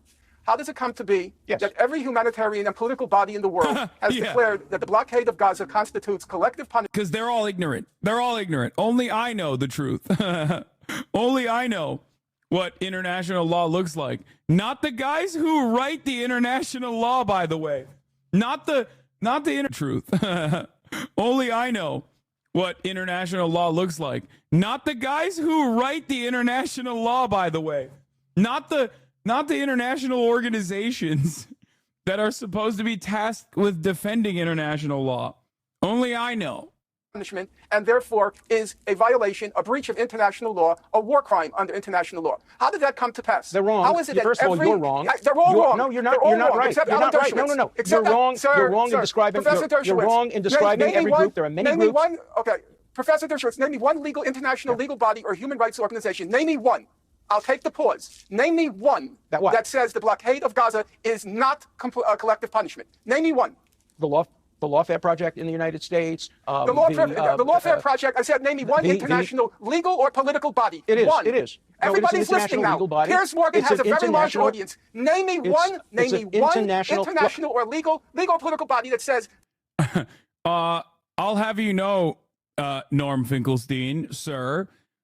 The Friends of Israel's Not Doing a Genocide Project is actually a very reputable think tank based out of Langley that is being supported by American citizens that also have, Israeli nationality, but American citizens nonetheless. And they have declared, as the internationally renowned humanitarian organization, that what Israel is doing is pretty pog. Okay? That's right. The Lawfare Project. Founder Brooke Goldstein is an American nonprofit think tank and litigation fund that works to protect the human and civil rights of Jewish and pro-Israel communities worldwide. The project funds legal actions to protect free speech and civil rights, challenging anti-Semitism and discrimination against Jews. The world's only international pro-Israel litigation fund. Bro, I mean, I was joking when I said, like, the Friends of Apartheid Foundation, but it's not even fucking off base, dude. He's like, the UN? Wrong. The United Nations? More like united in their defense of Islamist fundamentalism, actually. That's awesome. In June 2017, the Lawfare Project, the law firm Winston & Strawn, filed a lawsuit against San Francisco State University on behalf of a group of SFSU students and members of the local Jewish community, alleging that the public school had fostered a climate of anti-Semitism marked by violent threats to the safety of Jewish students on campus. The suit alleged that the school has violated the plaintiff's constitutional rights. In addition to the federal lawsuit, the Lawfare Project of Winston & Strawn filed a second lawsuit in February 2018. So what happened? What happened with the lawsuit? Why does this not have a conclusion? They fucking prepared a lawsuit against the Irish Occupied Territories Bill, which enacted would criminalize trade with Israeli settlers. It argued that the bill violates European Union trade regulations. Remember, Israeli settlers. Like, you have to keep doing trade with Israeli settlers living in occupied West Bank. Seems like the arbiter of truth and justice, if I do say so myself. Seems like this is the international community finally sticking it to the man. The blockade of Gaza is legal. Name me one. It is legal, and every organization that I have been associated with, the Lawfare Project, the project run by a woman named Leitner, and International Project, have all concluded that the blockade is legal. Also, the Israeli Supreme.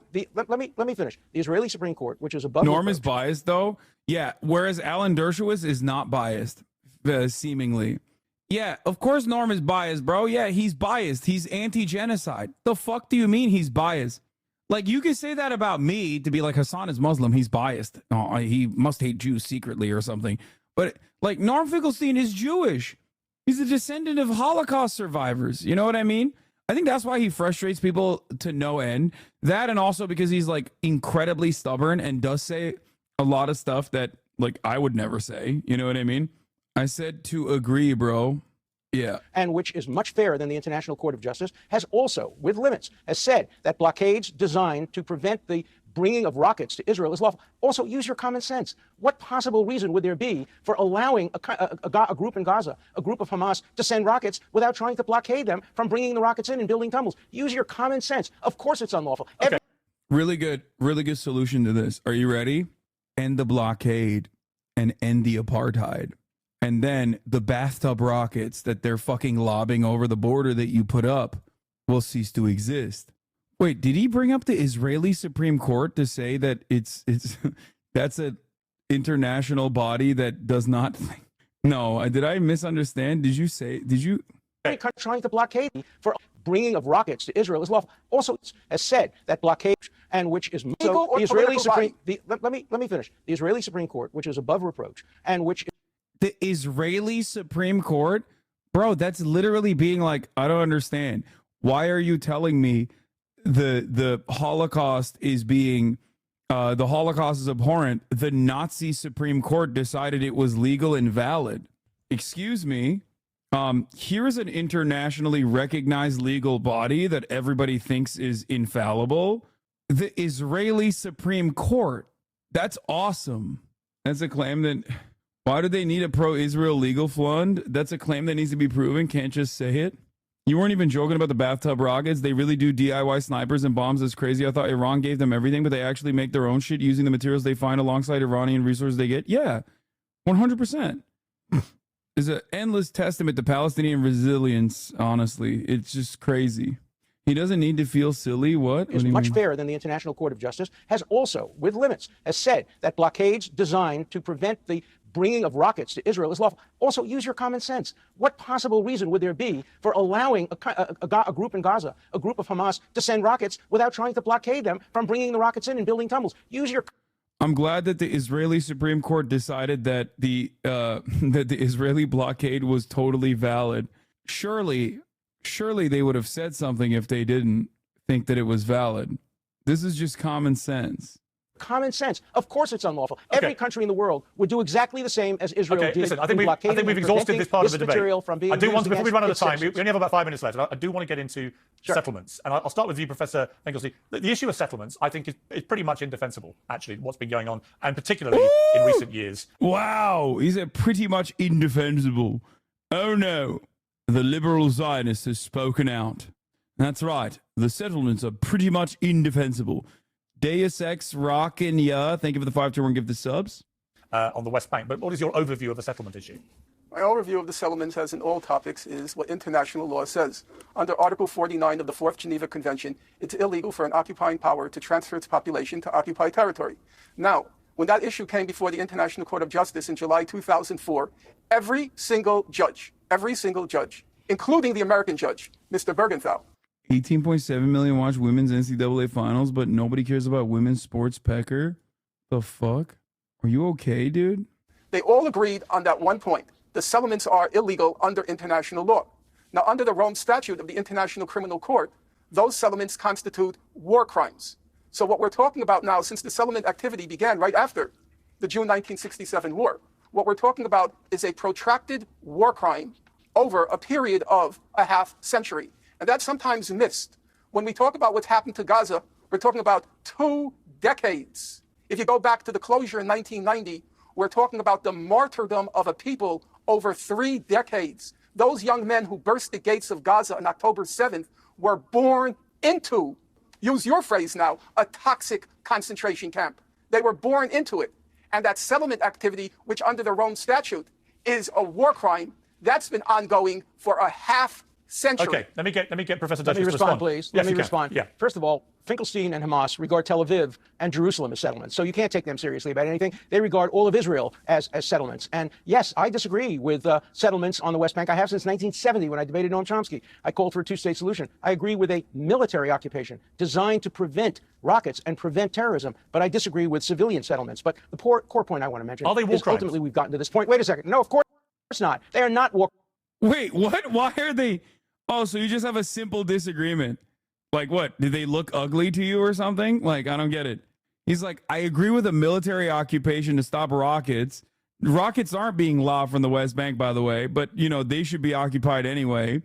I also don't, I disagree with the settlements because like what? There aren't enough or something? I'm confused. It's like, I disagree with the settlements because there should be way more settlements. Crimes at all. They are disputes over what constitutes the UN Resolution 242. If the UN says they're illegal, where does that leave it? The UN says a lot of things. The UN, if you... Oh, they're wrong. The UN is wrong. Excuse me. I would like to go back to my previous point. The Israeli Supreme Court. Now that's an infallible institution. The ultimate facilitator of truth and justice. Okay, fuck the UN. They're Hamas. Let me refer you to my to my completely unbiased, impartial international legal institution, Settlements or Poggers Fund. That's right. It's comprised entirely of Christian Zionist funders from Dallas, Texas, And they have declared that the Israeli settlements in the West Bank are actually not illegal and very cool. I disagree with them, of course, but aesthetically, I think they should be using brutalist architecture and not whatever the fuck they're using right now. The UN also called Israel Zionism racism. The UN has no authority to define international law. The UN can give advisory opinions. Let me finish. So remember who appoints the justices. Countries appoint the justices. So when Lebanon appoints a justice, it's Hezbollah's appointing the justice. The International Court of Justice is an Hezbollah justices. Hezbollah judges, dude. Hamas judges. Legitimate court. It is. Dude, every argument from an Israel defender inevitably devolves into just like unrestricted, unadulterated racism. Okay? It's fucking awesome. It's always just like, can you really trust Arabs? I mean, they are fucking freakish terrorist monster, barbarian rapists. Like, even when they are internationally renowned legal scholars and shit. You know what I mean? That's awesome. It's just pure bigotry. It's not a real court, but I want to get to the core point. It's not a real court. It's run by Hamas and other Arabs. Wait a minute, let me finish, please. Let me finish. What Finkelstein is finally saying is that these people, he called them martyrs. I was at Beirut. Yeah, by the way, that was Benny Morris's argument too. Remember when he was like, excuse me, they put a Syrian in charge. You can't trust the Arab mind. The Arab mind is fickle. They're very clever dogs, those Arabs, basically. So like that's the renowned scholar of Israeli history saying that, okay? The blockade stops rockets. Funny, June 2009, Haaretz investigation showed that the security establishment calculated a humanitarian minimum for food entry. After much denial and 3 years of legal battle, Gisha uncovered a COGAT presentation with calculated red lines for food items. A leaked cable from the U.S. Embassy in Israel said the policy was to keep Gazan economy on the brink of collapse without quite pushing it over the edge.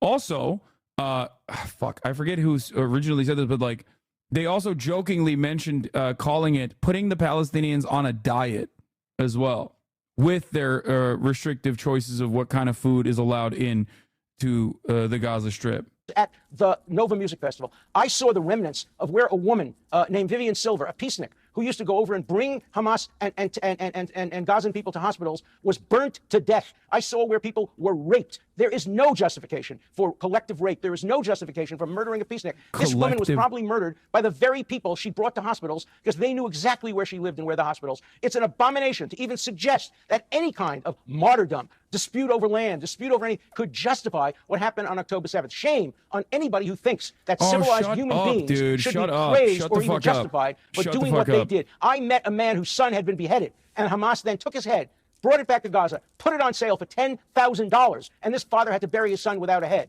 That's what Hamas did. And not only Hamas, but people, ordinary civilians in Gaza, came over the border and participated in these rapes and murders. And shame on anybody who doesn't unequivocally condemn it. There is no justification for what happened on October 7th, no matter what the history is. Dov Weisglass, the senior advisor of the government, said that in 2006. History is disputed, but I want to hear Norman Finkelstein say unequivocally, no matter what the history is, there is no justification for the massacres of October 7th. We'll end with Norman Finkelstein's response and answer that question. My response is exactly the same one I gave you the very first time I met you, Piers. There were atrocities. Yeah, who the fuck has $10,000 in Gaza to purchase a head, by the way? I don't know what the fuck that's about. Large atrocities that occurred on October 7th. I think it's indisputable. You then asked me, would you consider it terrorism? I then replied to you, I think atrocities denote terrorism. However, I said I take the same attitude towards the perpetrators of those atrocities as the abolitionists in the United States took towards the Nat Turner Rebellion. Nat Turner. So you justify them, so you praise them, so you glorify them, and you honor them. That's the reality. Shut up, bitch. Let him finish. Can I finish? Yeah. He's cooking. Nat Turner and the slave revolt committed horrible atrocities. The abolitionists said horrible things happened, but they never condemned No, they Nat don't Turner. happen. They are perpetrated by people. Was, you're justifying what they did was, Finkelstein, allow me to finish. This is the lowest point Piers, you've ever gotten to, and you've gotten to low points, but this is the lowest point you've gotten to, comparing these rapists. Bro, trust me. If there's another thing that Alan Dershowitz is an expert in, it's low points, okay? My man has a fucking entire career filled to the brim with low points. OJ, Jeffrey Epstein, being on the Lolita Express, allegedly murdering his wife, advocating to lower the age of consent advocating to lower the age of consent from a constitutional argument. So I don't know what the fuck he's talking about here. Low points. This is your low point, bro. You have debased yourself professionally for years, and he's actually been rewarded handsomely for it too. And these tell him to murderers, stop. Well, I think Alan, let him the lowest point in your let history. him finish what he's trying to say. Sure. Thank Okay, you. let me have By the way, last word. Nat Turner's rebellion. Okay, in Nat Turner's rebellion, they committed horrible atrocities, including beheading babies. That's a fact. However, the And you're abolitionists, justifying that. they did And you're not, justifying that. They did not. Please, Piers, can you please tell him? To I think let stop? him finish the point he's making, and then you respond. Okay, thank you so much. However, the abolitionists did not condemn the perpetrators. The abolitionists kept saying, "We told you so. We told you so. We told you so." If you treat people like that, what happened with the slave revolt inevitably would happen. And I say, if you lock 2 million people in a concentration camp for 20 years, half of whom are children who were born into that concentration camp, don't react with shock and dismay and disbelief and indignation at what happened on October 7th. I have spent the last 20 years of my life studying what's been done to the people of Gaza. And each time I reread what I wrote, I'm more firm than ever before. I will not condemn those people, even as I acknowledge that massive, unspeakable atrocities occurred on October 7th. Okay, Alan Dershowitz, your final Let me have my response. last point. Norman Finkelstein, you would not condemn the Nazis, Hitler, Goebbels, and Goering, because they too went through suffering after the end of the First World War. They too tried to justify what they did as inevitable because of the inflation, because of living under terrible conditions. They inevitably voted for Adolf Hitler. They inevitably built gas chambers. They inevitably built concentration camps. And you, Norman Finkelstein, who claim your parents are Holocaust survivors, you, Norman Finkelstein, by your logic, would justify every single one of the 6 million Jews who were murdered because the Germans who did it don't deserve condemnation because they were victims of the Versailles Treaty at the end of the World War I. That's the situation you're in, Norman Finkelstein. It's despicable. Okay. Well, we started, I think, in a reasonable show. I hope that Pierce doesn't fucking end it there. Come on, bro. Pierce like, all right, good take. Moving on. And we ended in a place where the final word is despicable, which is a shame. But I understand that passions run high. I think you both argued your case extremely eloquently and with great verve. And I personally have sat and I've learned a lot, which is what I hope to do with these debates. So thank you both very much indeed for joining me. Professor Finkelstein, Professor. He said, bro, you would have defended the Nazis. It's like, bro, you're defending the Nazis right now. Sweatshirt just came in, very comfy. Let's go. Poggers. I appreciate it. Thank you. Thank you, Piers. Thank you, Piers. As always, you were very fair. I respect it, and I feel obliged to acknowledge it. I appreciate that. I try to be. Thank you both very much indeed. Thank you. I agree. BBC News has confirmed a ceasefire. Yeah, let's move on to some real ceasefires that have happened. Okay. J. Cole, who has now officially apologized to Kendrick Lamar for the diss track, which is crazy. What brand did you use for clothing? What do you mean, what brand? It's my brand. Anyway, it's Jover for the coal heads. It's Jover for the coal miners. Okay. It's Jover. Kendrick Lamar, for those of you who don't know, popped off on J. Cole, Drake, and wait, who was the third person? It just, it was Kendrick opening up against someone like J. Cole. I mean, I feel like Drake is a little bit more understandable. And then you're in black people's business, tread carefully. No, this is fucking far beyond. Come on, dude. Both of these rappers have incredibly, these rappers have a lot of white people in their fan bases, okay?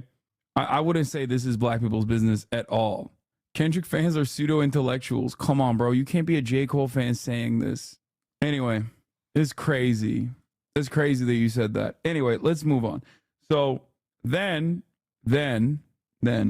J. Cole releases a diss track, okay? He releases a diss track against Kendrick Lamar. In this diss track, it's called 7 Minute Drill. And we'll listen to it as well. Yeah, turn it up. Yeah, turn the vocal up.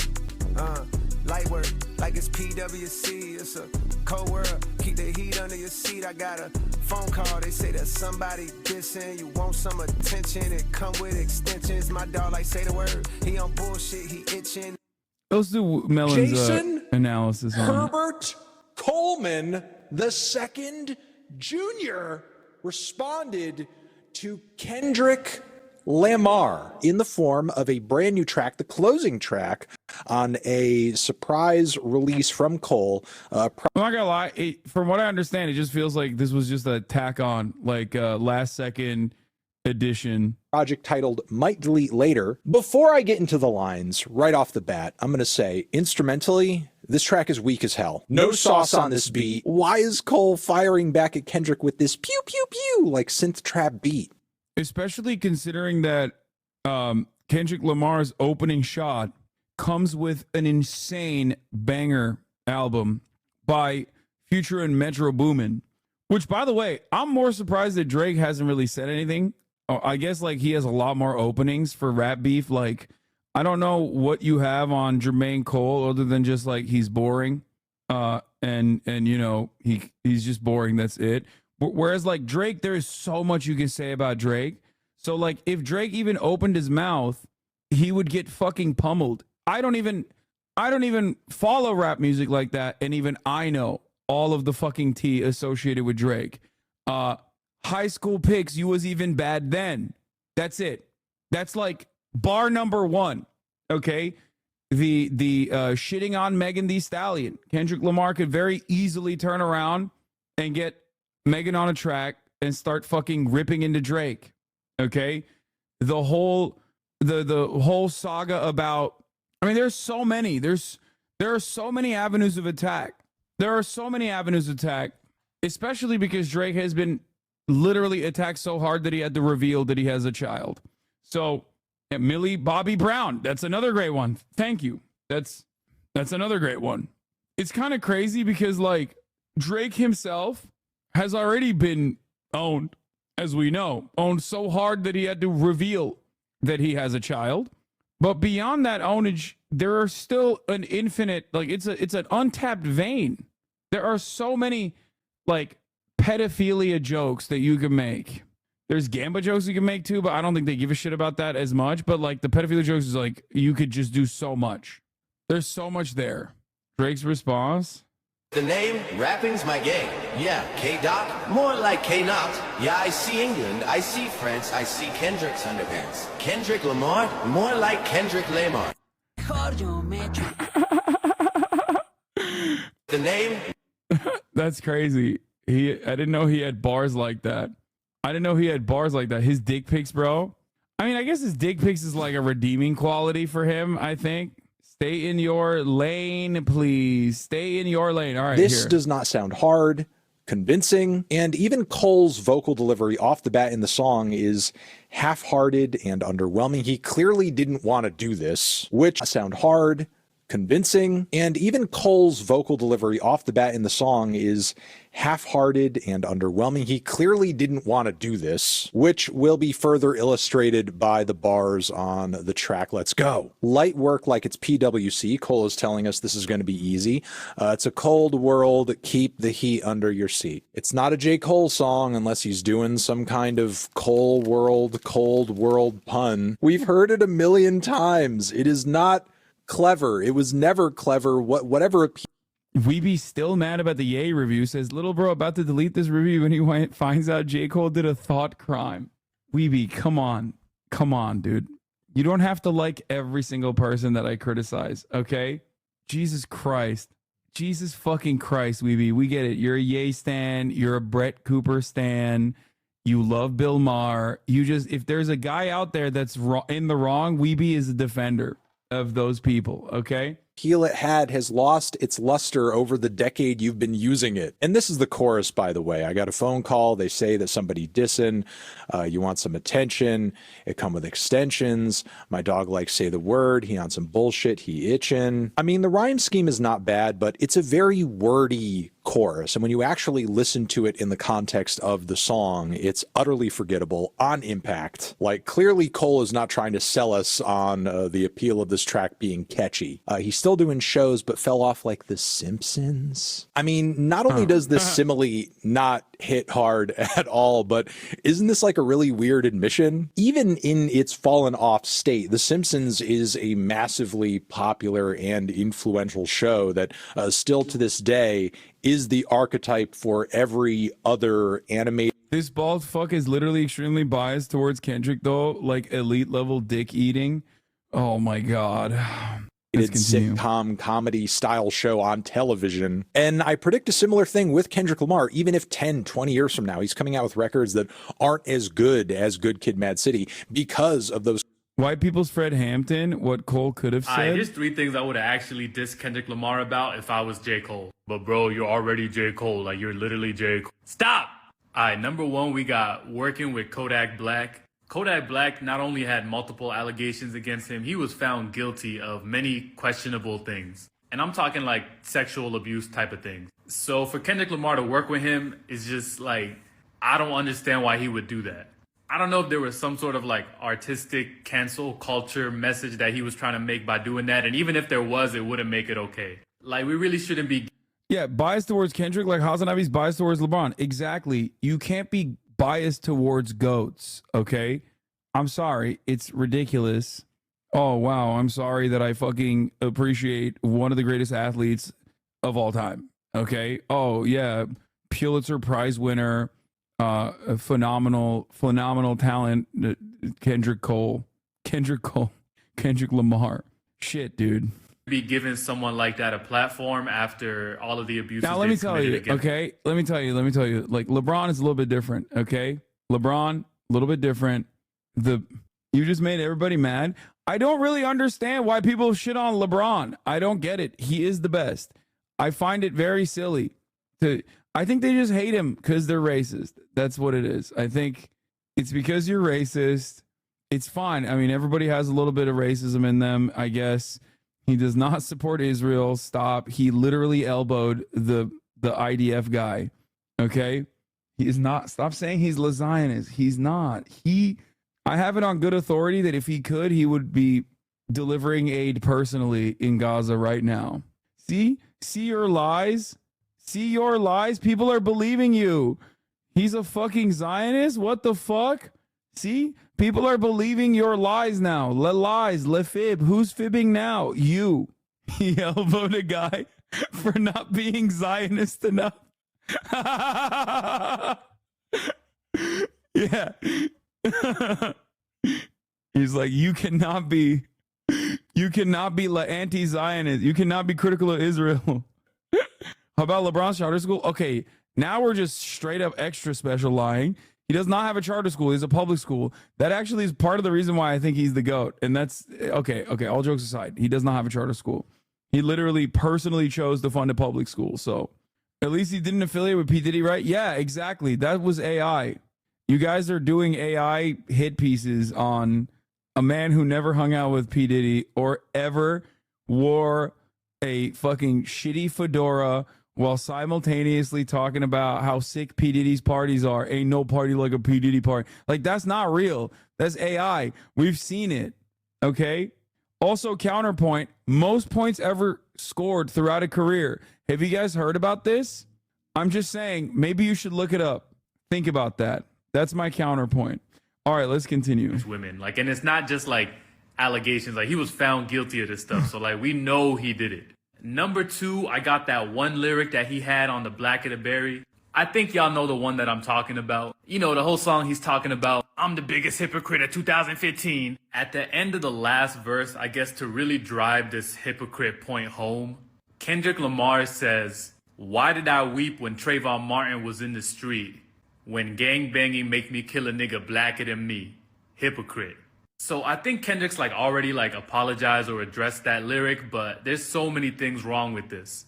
Kendrick is basically equating the violence that the state commits against us. Oh, typical J. Cole fan, bro. It's just boring and wordy. Don't care. All right, let's continue. Those classic influential moments in his back catalog. People are probably still going to listen to his new stuff, even me. Your first shit was classic. Your last shit was tragic. Good Kid, Mad City, classic. Mr. Morale, tragic. How? It was one of Kendrick's boldest, most experimental, most adventurous albums yet. Your second shit put dudes to sleep, but they gassed it. T-Pab! Being boring is like the core criticism you could make of most of J. Cole's catalog. So in a yeah, him saying that Kendrick Lamar is boring is kind of a wild thing to say, because like I feel like in all of my experience, once again, not a big music listener, but every coal miner I've ever encountered out in the wild will always stop rolling their roller backpacks to immediately inform me that like actually I don't have the intelligence required to appreciate J. Cole.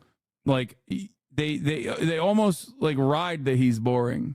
Like they like that he's boring. It's like a thing, you know? It's like a point of pride almost.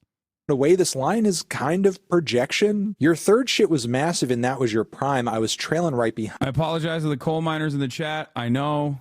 It's fine. I'm sorry that you got bullied for listening to J. Cole while also simultaneously rolling your roller backpack to school. It's fucked up.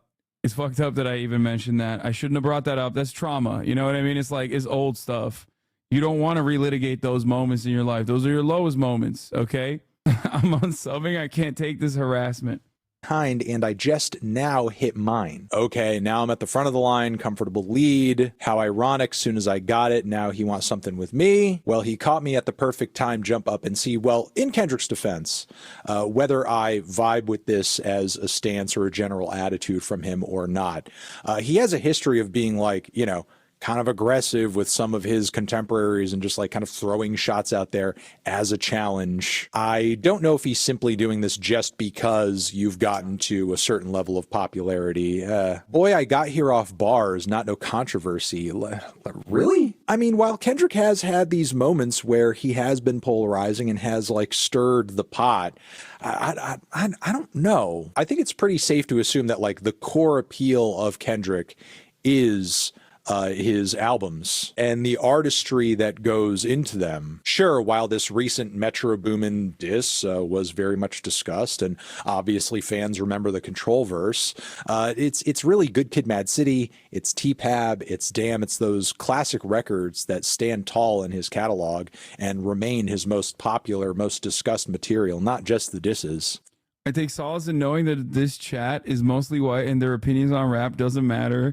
In parentheses, J. Cole is from North Carolina. I am obligated to defend. Oh, no. Further down, he says that Kendrick averages one hard verse every 30 months, and that if he wasn't dissing, then we wouldn't be discussing him. Which, I don't know if Cole has gone on hip-hop Twitter at all lately, but even when Kendrick has not dropped, people are talking about Kendrick. And even when that dude farts or posts a random picture to his, burner Finsta account, people are talking about it. Closes the verse out with a meme reference, boring chorus, and then we go into verse 2, which has a beat switch into a Conductor Williams instrumental that frankly is way better than the beat the song kicks off with. Like if Cole was going to give us a diss track or a response track, it should have been with this instrumental off the bat. However, when we go deeper into the second verse here, the tone is changed a little bit. A lot of Cole's references to the diss are like, I don't want to respond, I'm a guy of peace, but if I have to, I will, I'll get violent. I mean, he does say your arms might be too short to box with the god. Kendrick Lamar. Famously short king. 5'6". Criteria is criteria. But yeah, he goes on also about my text flooded with the hunger for a toxic reply. I'm hesitant. I love my brother, but I'm not going to lie. I'm powered up for real. That shit would feel like swatting a fly. Okay, so what is Cole saying here? That like this response isn't actually the diss? This isn't him like really coming at Kendrick in the way that he could if he wanted to? I mean, maybe that's true, but it just kind of feels like cope. Because if you could go harder and if you really could like snuff Kendrick out lyrically, I would think that even like the little tastes here that you gave us or the shots that you put out there preliminarily would be a bit stronger and would amount more to like, your last album was tragic and your second album was boring. And what is this Eminem ass bar over here? Fly pebbles at your dome, we the Stone Temple Pilots? Now I gotta imagine J. Cole vibing to STP in his 90s rock mix, like, way down here on a Sunday afternoon forward. It's crazy because he said it was a warning shot and then literally backed down. Like that makes it so much worse.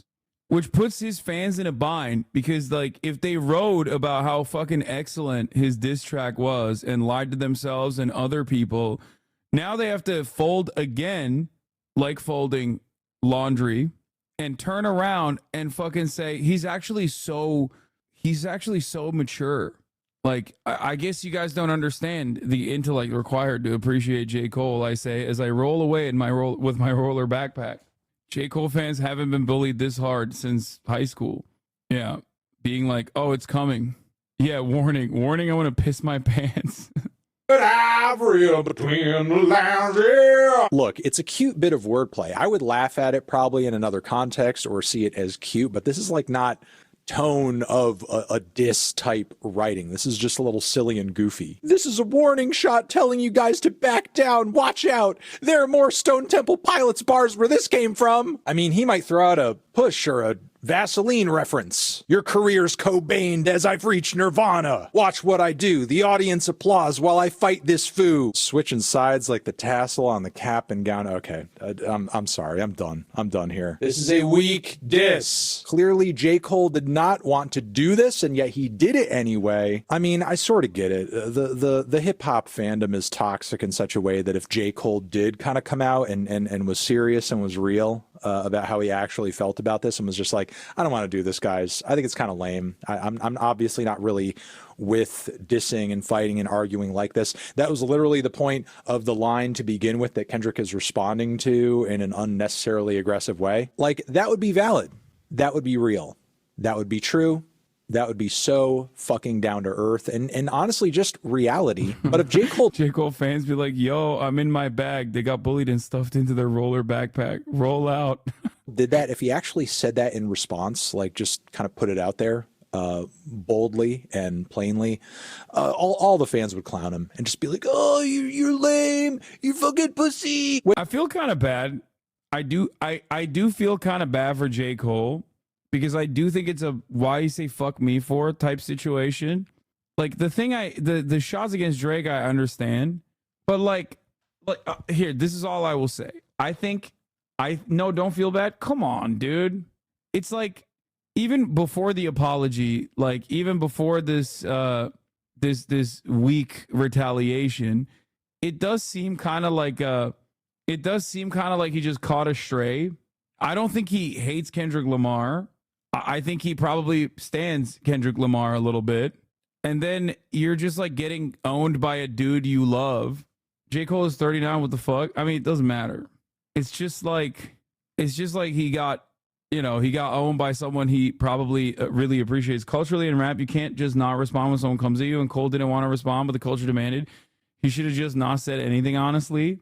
With a lot of the cats now, like the J. Coles of the world or Drakes of the world, where are you guys at now? Same place. It's all love from the moment I did the verse to after the verse.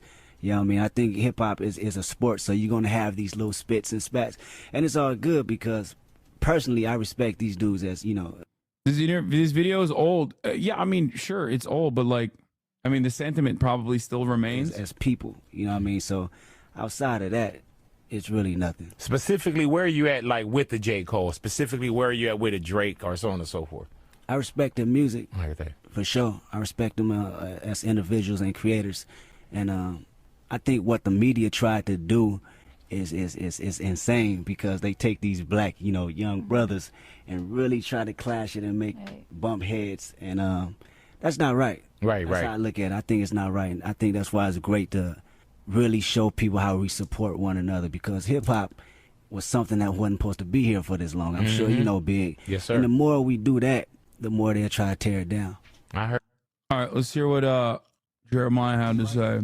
So I'm so proud of that project, except for one part. It's one part of that shit that make me feel like, man, that's the lamest shit I ever did in my fucking life, right? And I know this is not what a lot of people want to hear. I know I can hear my niggas up there right now like, nah, don't do that. But I got to keep it 100 with y'all, right? I damn near had a relapse, right? Because y'all heard some shit that happened 2-3 weeks ago, however long it was. Y'all heard that bazooka that was dropped on the motherfucking game, right? So all of this time of me moving on my own accord, for the first time I was tested. Why am I tested? Because I got the world and I got my niggas like, what you gonna do, Cole? My niggas like, boy, I must have had 1,000 missed calls. Oh my fucking God. Text flooded. I couldn't even answer my shit. Nigga, it's... He didn't even say anything that bad. Like, he just said he was boring. Like, it's crazy how he's like apologizing. That's crazy. wartime, right?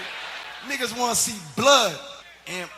And I was conflicted because, one, I know my heart, you know what I mean? And like, I know how I feel about my peers, these two niggas that I just been blessed to even stand beside in this game, let alone chase their greatness, right? So I felt conflicted because I'm like, bro, I know I don't really feel no way, but the world want to see blood. I don't know if y'all can feel that, but the world want to see blood.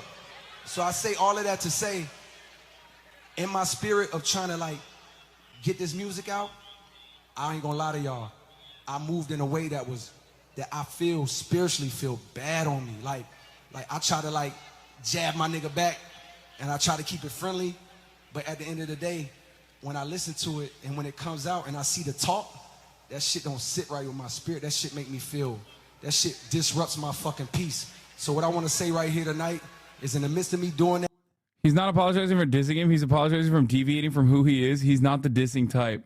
That's crazy, dude. That and in that shit, trying to find a little angle and downplay this nigga's fucking catalog and his greatness. I want to say right now tonight, how many people think Kendrick Lamar is one of the greatest motherfuckers to ever touch a fucking microphone? Oh no. Dreamville, oh no. They're all fucking celebrating it too. That's crazy. Jesus Christ, dude. Dude, it's worse now that I saw the Kendrick video. Lamar, correct? As do I. So I just want to come up here and be like, publicly be like, bruh, that was the lamest, like, goofiest shit. And I say all that to say, it made me feel like 10 years ago when I was moving incorrectly.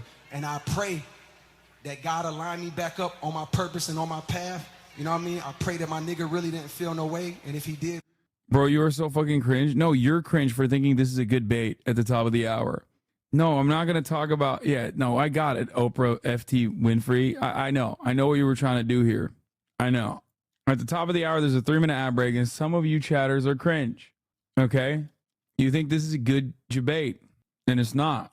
That's the real Oprah, by the way. It's crazy. She's a fan.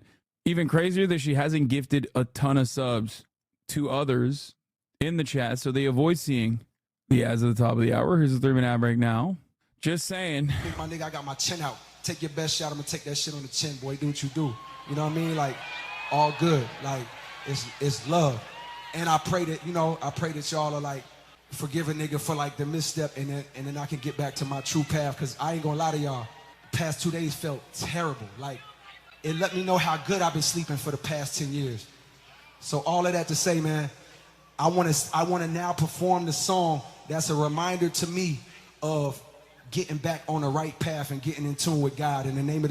Okay, this actually I'm excited about. Video of what this. Academic said he sent Drake the video of J. Cole apologizing, and Drake said, "I can't believe you would say some shit like that to me. You must not know me." Did. Said, well, please don't do no shit like this. Please don't apologize or do no weird shit. I've defended you. I've argued. Oh, that's so sick. Okay, this will actually be interesting and fun. Okay, this will actually be interesting and fun. I love that DJ Academics is like also pumping Drake. God, oh my God, the #1 Drake Glazer of all time. Because I've liked your music for over a decade. Please don't do no shit like this. And it's the only thing I'll say. Drake blasted me. He said, I can't fucking believe you would pull up and say some shit like that to me. You must not know me, nigga. It's like investigative reporting, okay? Push bodied him so hard, he bullied him into being a dad. Yeah. And his retaliation was like, oh, I wasn't hiding a child. I was hiding the world from him or some shit. Facts, you are hiding a child. Let that boy come home. Deadbeat motherfucker playing border patrol. Ooh, Adonis is your son, and he deserves more than an Adidas press run. That's real. He just doesn't stop. He doesn't stop after that. He just keeps going and going and going. And it's so crazy that he just Oh my God. Love that baby, respect that girl. Forget she's a porn star, let her be your world. Yeah. How dare you put yay in my verses? I'm selfish, I want all of the curses. I'm pre-booking the churches, me versus 3 hearses. If we all go to hell, it'll be worth it.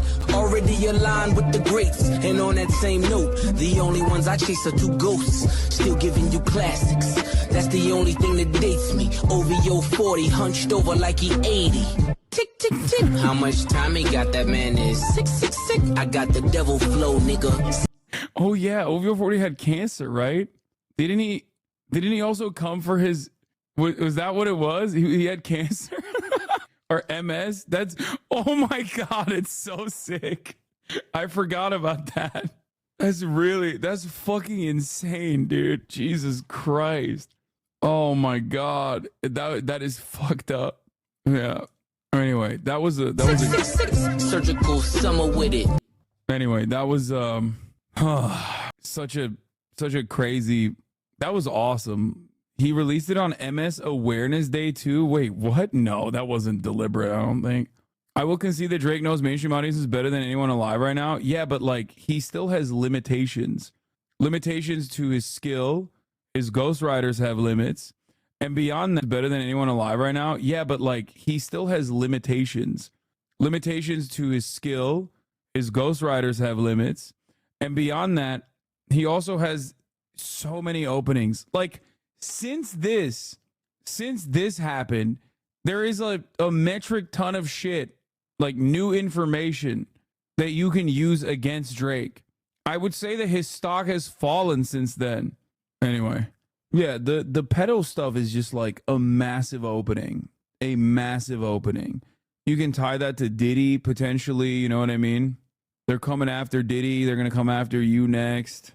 Like, I'm just saying, there's a lot of stuff. There's so many openings for Drake. But yeah, cool. You think the Bobby Althoff stuff had an impact on him? What do you mean, like an impact? I personally think Drake has a gambling problem. Okay?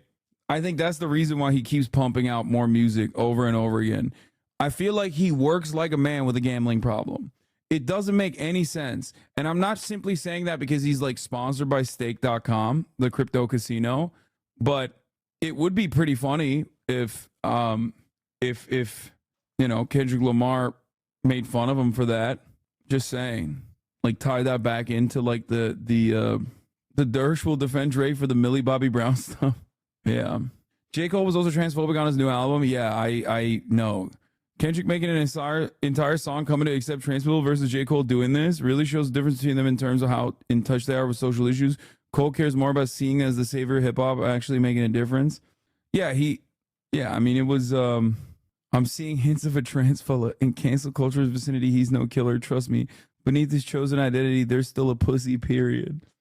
I can't believe people are saying that is like a Tom McDonald bar. I mean, Tom McDonald is, come on. Like, in order to shit on J. Cole, you don't have to, they plead the fifth. I'm seeing hits of a trans fella in cancel culture's vicinity. He's no killer. Trust me. Stop. Tom McDonald is still infinitely worse. Start the track with Aiden's voicemail glazing up Drake's hog. Oh my God. I don't think he's transphobic. I just think he has that lyrical brain rot that made him think that was a bar. I don't think J. Cole is gonna fucking be like a right-wing grifter, for the record. I think you guys are going above and beyond. I think it's funny to think that. What is this? We need Logan Paul and KSI to come in and save the rap game. I think it's crazy I'm the one who they labeled as controversial when Cardi B is the role model for 12-year-old girls. Is the title true or not? Because the eclipse just happened hours ago, or is it just for views, no hate? What is the title? The rapture is upon us. Brandon's America Eclipse Watch. Do you think I genuinely think that the rapture is upon us, chatter? Is that a real fear that you have? I think there's a lot of non-black people having black people conversations, just saying. Come on, dude. I think a fucking like 2-day rap beef between J. Cole and Kendrick Lamar, considering that as black people conversations is like insane. We're not having like a conversation about Dr. Umar, okay? There are an insane amount of white people in both fandoms. Yeah, like the BBC reported on it, dude. It goes way beyond, I think, at that point. And he tweeted out, talking wrestling now, stay out of white people business, bro. Reminder that Randy Orton is almost your age. He's 44. Okay, dude. You knew that wrestling is fake? Wait, what? It's not fake, bro. What do you mean? It's real. What? What are you guys talking about, bro? Wrestling is fake? The fuck do you mean? We got to run that back. That was such a good clip. Holy shit. I love the cap popping off when he gets kicked. Look at this. The cap flew off, dude. Oh, that's so awesome. Scripted as fuck. Oh, I have to say, not gonna lie, Hasan, you have the smartest, most stupid community ever. I know. They just can't have fucking fun ever. Like everything has to be analyzed from the framework of, is this moral, from the ethics of being a fucking no fun leftist. Y'all just suck so much. Prime kind of fell off. They always have it stocked up at my local discount store. Did it? Bro, my cousin in Turkey has a son. Okay? I forget how old he is. He's like a little baby or some shit. I don't know. I think he's not a baby anymore. He's like 10 maybe. He fucking is always demanding to drink Prime. Okay? Not the cousin that's here right now. His sister. Like, you guys are crazy, dude. Prime didn't fall off. They just up production and output. That's why the shelves in the US are no longer empty. Yeah. I think Prime is insanely popular. Have you seen Tim Pool on John Oliver yet? Wait, what? Tim Pool on John Oliver? The fuck? Is redneck anime? It's annoying how much Twitch reviewers think they're above wrestling fans. You're both in pajama pants with cartoon characters on them all day watching scripted content. Embrace it. True. Randy Orton helps a woman. Man helps up lady on ground. Powerful. My 6 and 7-year-old are obsessed with Prime. The nutrition facts and the ingredients aren't bad. Not the energy drinks, though. The sports drinks like Gatorade, no artificial colors. Yeah. It is a redneck anime / soap opera. It's awesome. I had a whole arc. Some of the old heads remember. I had a whole arc where I learned about wrestling. First, I enjoyed it from the perspective of looking at all of the very problematic, but enjoying all the very problematic aspects of old school wrestling. We've also covered the obviously really shitty parts of wrestling, like the sexual assaults and whatnot. We've also covered the labor rights aspect of wrestling. We've covered wrestling quite a bit on this broadcast, honestly. But yeah, I mean, it's just the crowd chanted Gatorade during the Logan match. The thing about Logan Paul is that he does a lot of stupid shit, but he is, in my opinion, an objectively good wrestler. He is very good for WWE. He is. If he just stayed on that, if he just only did that, thank you, Anonymous User, for the 5, get the subs. If he just did only that and none of the other fuck shit that he does, people would be willing to forgive him, I think. Cage Cam 1, thank you for the 10 tier 1 gifted subs. This photo from the Eclipse is funnier when you realize that the pyramid is Bass Bro Shop. It's beautiful. Inshallah, brother. Mashallah. Always remember that 25 years ago in 1998, The Undertaker threw Mankind in a steel cage in Hell in a Cell. Speed died. Y'all know I got RK by Randy Orton. I'm be honest, everything is real, man. I got a fat headache right now. My neck is it's very stiff. It's crimped up. I got a bad wind knocked out of me, but y'all, I'm gonna just be in the hospital for one day. I'm gonna be okay. I'm not dead, so I don't want to think nobody's dead, but I got RKO'd by Randy Orton, so my head is hurting so bad, man. But dude, honestly, Speed is also a fucking freak. He has, I mean, look, I'm not exactly a fan of him. I'm not 10 years old. Having said that, however, he is so fucking freakishly talented. He's an incredible athlete. Although he is mad annoying, for sure. I'm 32 years old. Come on. There's no way I'm going to fucking find his content consumable, nor even, palatable. But he is unimaginably athletic. I have seen him just casually do a full flip before. I don't know if you guys have that. I don't know if you guys have seen that video. He's out of control. Put Randy Orton in an octagon. It wouldn't last 30 seconds. What is happening? Actually, what is happening? Are you guys okay? Yeah, man, it's fucking fake. Why are you guys being so goddamn annoying? Look at this, look at this, look at this. And he's in the fucking, ugly ass Yeezy loafer slippers too. Look.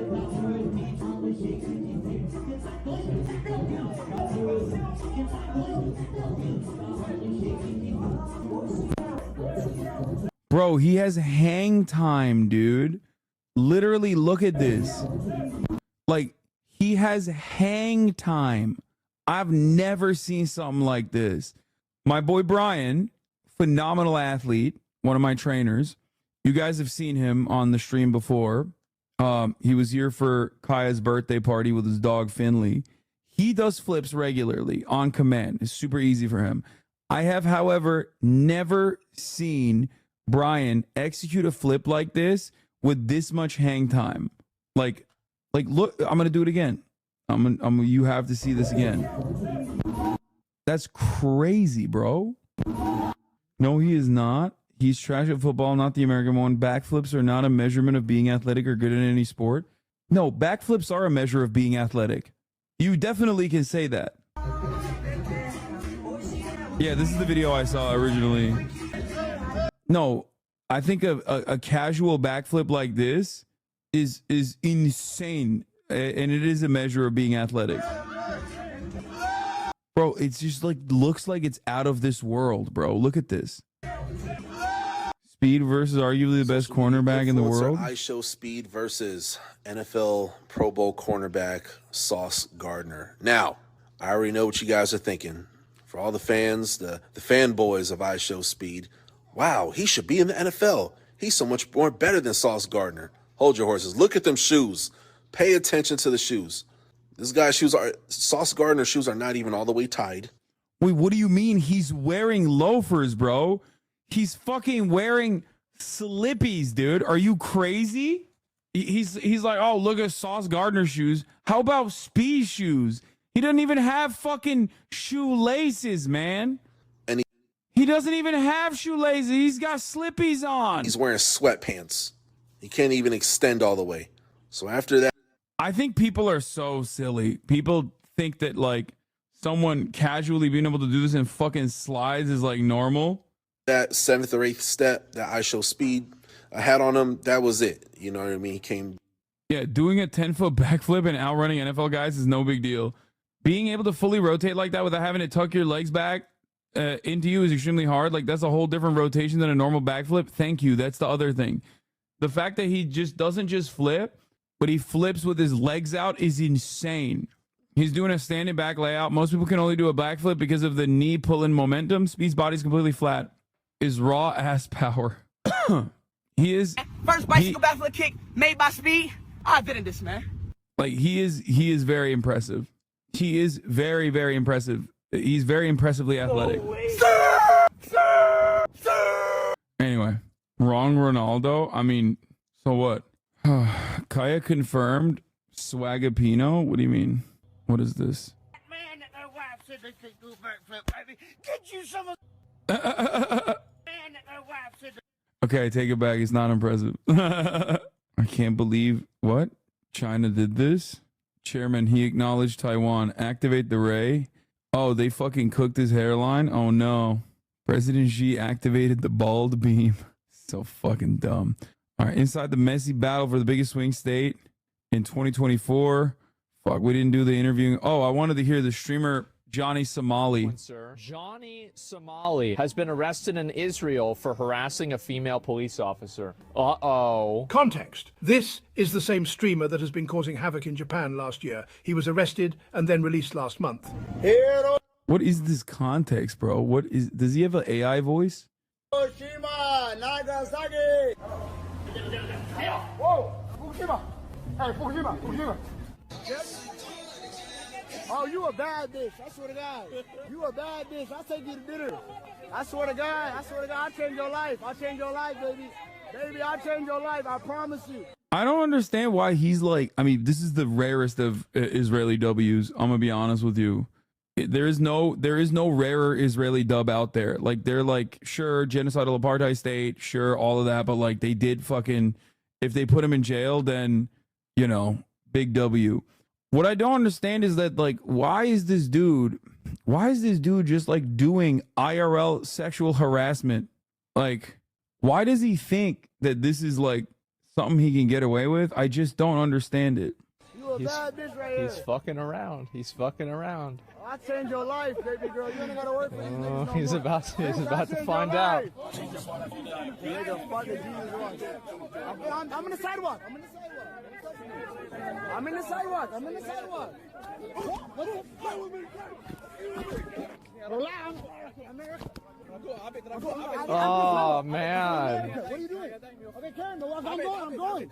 Oh man. Film me. This is the same dude. Brother, you watch the other kick streamer doing internet sexual harassment and creation / distribution of CP. Kick streamers are not the brightest. I know, but it's like, dude, there has to be a level of like self-preservation involved.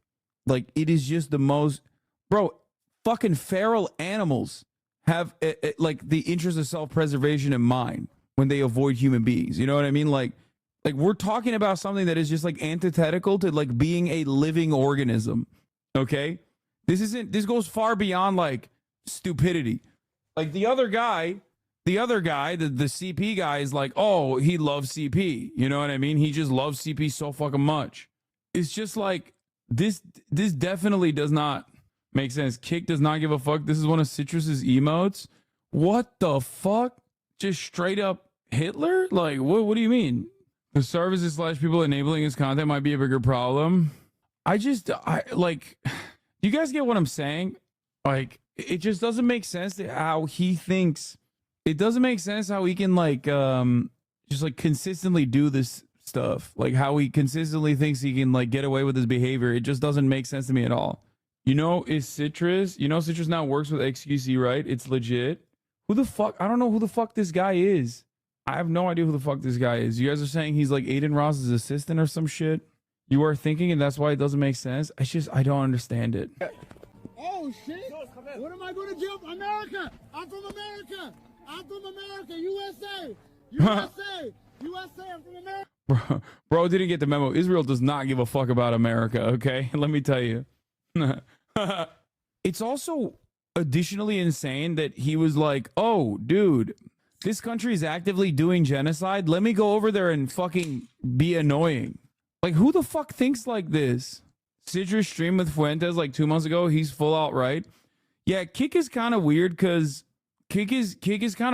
like back in the day, these guys used to do this exact same shit on YouTube, right? Like I remember because they all fucking hated me back then too, where like Nazis would collaborate with like centrist content creators and whatever all the time.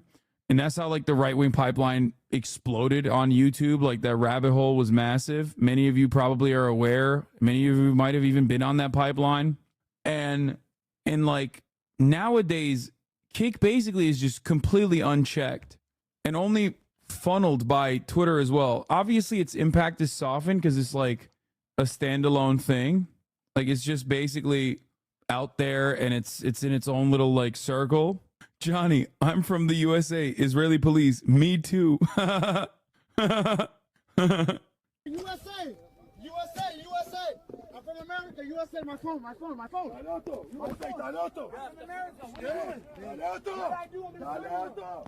Oh man. Yeah. What are they saying? Is that like a slur? I don't know. Fucked, yeah. I mean, I don't know why you would go over and do that. What an idiot. He deserves it. Yeah. Anything bad that happens to him, I won't care. That's the truth. I don't think anybody will. He goes in there and he's doing it on purpose. He's trying to make people mad, and then he does. Oh my God. He's like openly trying to like grab her ass. Like who behaves like this? Yeah, I mean, at least he's annoying the IDF instead of random Japanese people, but like the IDF is gonna pack him up real quick. Here's Train talking to Aiden, telling him he needs to chill with some content. The downfall of Kick? Wait, what the? So right now, like the conversation of why are you sending me a fucking Destiny clip, bro? What the fuck? This community is so goddamn cooked. It's like bad the worst.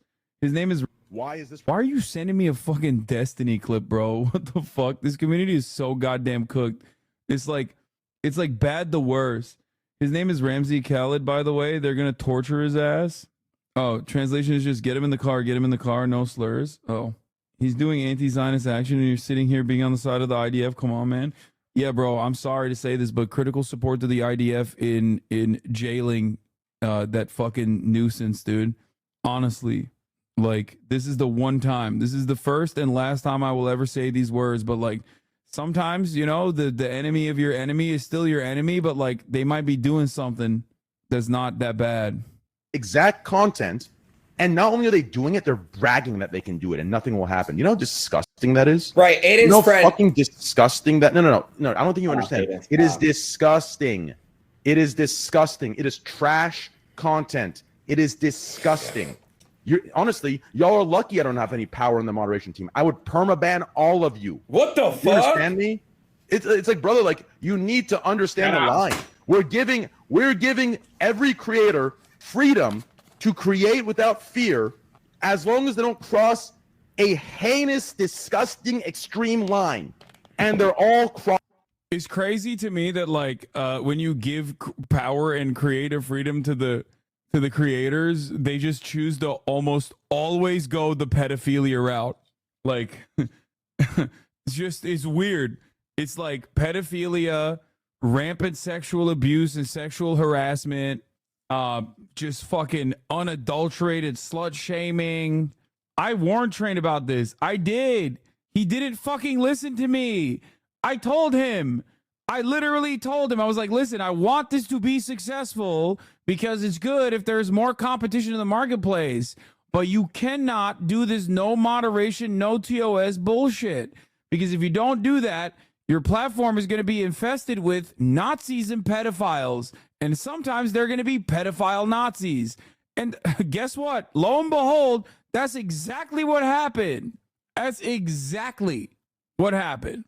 Kiki's ruining Gen Alpha Brains too. What the fuck is this? What the fuck? Put your hand in my food again, and I'm throwing all of your phones. Hey, you're not touching our phone. Don't put your hand in my food again. Do not do that. You don't do that to people. Who do you think you are? Who do you think you are? Stop filming me. You're nobody. It's a live stream. You can't stop. Bro, on God, for real. Lady, yo, you're fucking capping. Ma'am. I'm 14. Oh, Jesus Christ. How the fuck? How? Bro, you are 9. What are you doing? Guess how long his ban is? I don't know. 10-day ban? Okay, well, you cucked yourself because you immediately leaked it. You can't stop it. Who the fuck? Now you're not touching my fucking phone. Touch my phone, I'm gonna actually do something. Are you gonna beat me up? Is that a Fenerbahce shirt? Chat? I can't tell. Fenerbahce is that a Fenerbahce shirt? Touch my fucking phone. Touch my phone, I'm gonna actually do Bro! It looks like it. Fenerbahçe. 1907'de doğdu aşkımız, sarıyla lacivert akar kanımız. I have a Fenerbahçe family. I don't really give a shit about sports. Don't yell at me. I don't give a shit about football, but my whole family's Fenerbahçe, ride or die. Don't even fucking start with this Galatasaray bullshit, dude. Okay, all right, here we fucking go. Here we go. That team walked off in field in the protest the other day. They did. Are you gonna beat me up? Back the fuck up. Back the fuck. I will. I want to go. Yo, what is this, bro? Does he think he's that fucking fetal alcohol syndrome kid with the fucking bouncer? Are you gonna beat me up? Back the fuck up. Back the fuck. I will. I want to go. That's crazy. What's the fetal alcohol syndrome kid? What's his fucking name? Bro, they brought his ass up on the fucking podcast I did with Graham Stephan too. Oh my god. What is it? It's Jack Doherty. Yeah, that's the one. Arkadaki sarı lacivertli formalı Türk nasıl karışmamış? Abi biliyorum dedim ya, Fenerbahçe forması giyiyor. Do you? Alright, hold up. Do you? Don't do that again. Hold up. Yeah, shut the fuck up. Let's go. This is in Miami. Most kick streamers are in South Florida. Yeah. It's going to be real funny when Ron DeSantis does a statewide ban on kick streaming. There's a clip of this little kid hitting a blunt too. I mean, the amount of power demonstrated by that lady in not just kicking this little shit's teeth in is phenomenal. Can you pull the chat on who they think that would win the fight, little boy or grown women? I think the grown woman would beat his ass. That's literally just Nick Merckx. If you remember a thing when he was 13. No, I don't think Nick Merckx would do this kind of shit when he was 13. The blunt is what got him banned, by the way, not the hands in the food. it is kind of crazy that you guys are so fucking tapped into this nonsense. I guess people do watch this shit. Because, like, I am legitimately shocked that you guys know what the fuck's going on in this side of the world. Wubby covered it. Nah, they watch other people talk about it because they addicted to drama. Yeah, I think, like, sir, you know Costco Boys lore? Yeah, because Costco Boys are the fucking goats. What do you mean? That's so funny. You guys are like, oh, dude, you know the fucking Costco Boys lore? Yeah, dude, because the Costco Boys are actually awesome. They love eating double chalky chocolate chip cookies. Like, they're sick. Yeah, they're Costco guys, you know? Of course they're going to have the double chocolate chip cookie. Those guys are, yeah, a beacon of light, dude. Honestly, I don't cover the Costco guys enough, in my opinion. In my humble and honest opinion, I do not think I cover the Costco guys enough, and I should be covering them more. What is this? Class at next year? The second I see a video of someone on the street with a mic or being recorded interacting with the public, I skip it because it gives me anxiety. I don't know how people watch this shit. Northern lies on the opposite There's side. people who have, like, fucked up their life, but when you look at what they were doing to fuck up their life, you're like, I bet that was kind of fun while it lasted. But then there's always, like, the dude in high school who's like, how much will you pay me to drink poison? And then someone is like, $5. And he's like, deal. And you're like, how did he die? He drank poison for $5. Like, that's what looking into the eclipse is like. Everybody knows you shouldn't look into the eclipse. Oh, God. It's just like these boomers, man. They just don't want you to have fun, okay? They don't want you to unlock the secret powers that come from looking directly at the eclipse. Staring directly at the sun. Tucker Carlson opens at a Kid Rock concert? What the fuck? Oh my God, the Welcome, fall-off. thank you. You may be asking, what am I doing here? And I would not ask that question, honestly. It's just, like, that's his crowd. Kid Diddler Rock? I feel like that's so perfect for Tucker. That makes the most sense, honestly. Many people should be asking, how did this not happen beforehand? you know, I don't really know. Thank you. So I wound up here tonight because I was having dinner at my house with Kid Rock, and a few months ago, and he said, and I think he likes my house because you can smoke in my house. But he said, you know, you should come and Joey C, the dwarf psychic at Kid Rock, is the one who said the statutory line, Kid Rock, make sure he died for it too. What the fuck? Kid Rock killed him. I mean, he wrote the line. It is funny that these guys are like, Tucker Carlson was hanging out with your buddy. Who's my buddy? Tucker Carlson to kill Tony last night. Tucker Carlson had no idea. How'd you set it up? This is how I set it up. I'm hanging out with Tucker. We're talking about the club. He's like, I think it's amazing what you've done here. I go, you want to come to the club? Kill Tony's on tonight. Does he have any idea what you're talking about? No idea. He goes, how much can comedians make doing comedy?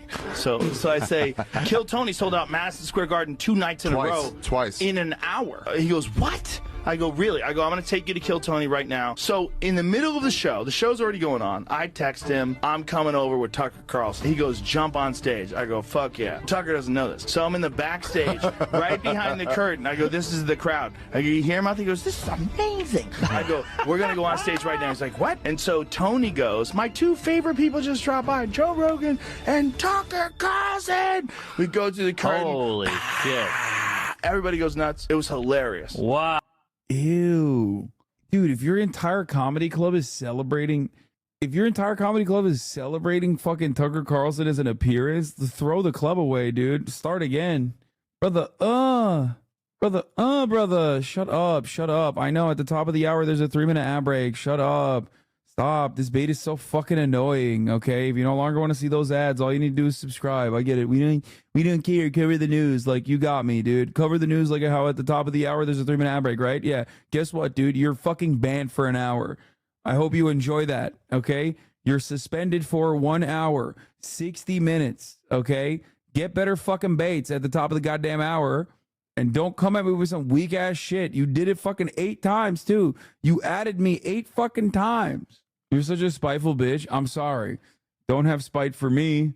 Don't have spite for the top of the. Don't have spite for me. Have spite for the top of the hour ad break and subscribe to avoid it for $5 or for free with a Twitch Prime by connecting your Amazon Prime account to your Twitch account. You get 1 free Prime subscription a month. Use it on your favorite broadcaster. Hopefully that's me. I feel like we celebrate Tucker agreeing to come on the show to be clowned on. First of all, if you think this community would celebrate Tucker Carlson coming on the show, you're wrong. They would be fucking going crazy mode. Nandre, oh my God, that's a fire suggestion. You fucking freak. This is from 3 months ago, too. Inside the White House with President Joe Biden by Architectural Digest. God damn, that sounds awesome. Can we ban second message ad baits? It's too meta. It was way better when we had to weave it in. Yeah. Ken Patterson goes, my grandma hates you. What's up, fuck nigga? You good? Hell yeah. Let's go. Cam Patterson and Tucker Carlson high-fiving. This is it's crazy. My grandma hates you, nigga.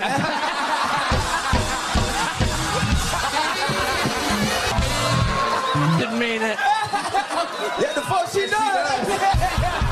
Yeah, she does. Ugh. Is it crazy? I don't know who Kill Tony is. No, it's not that crazy.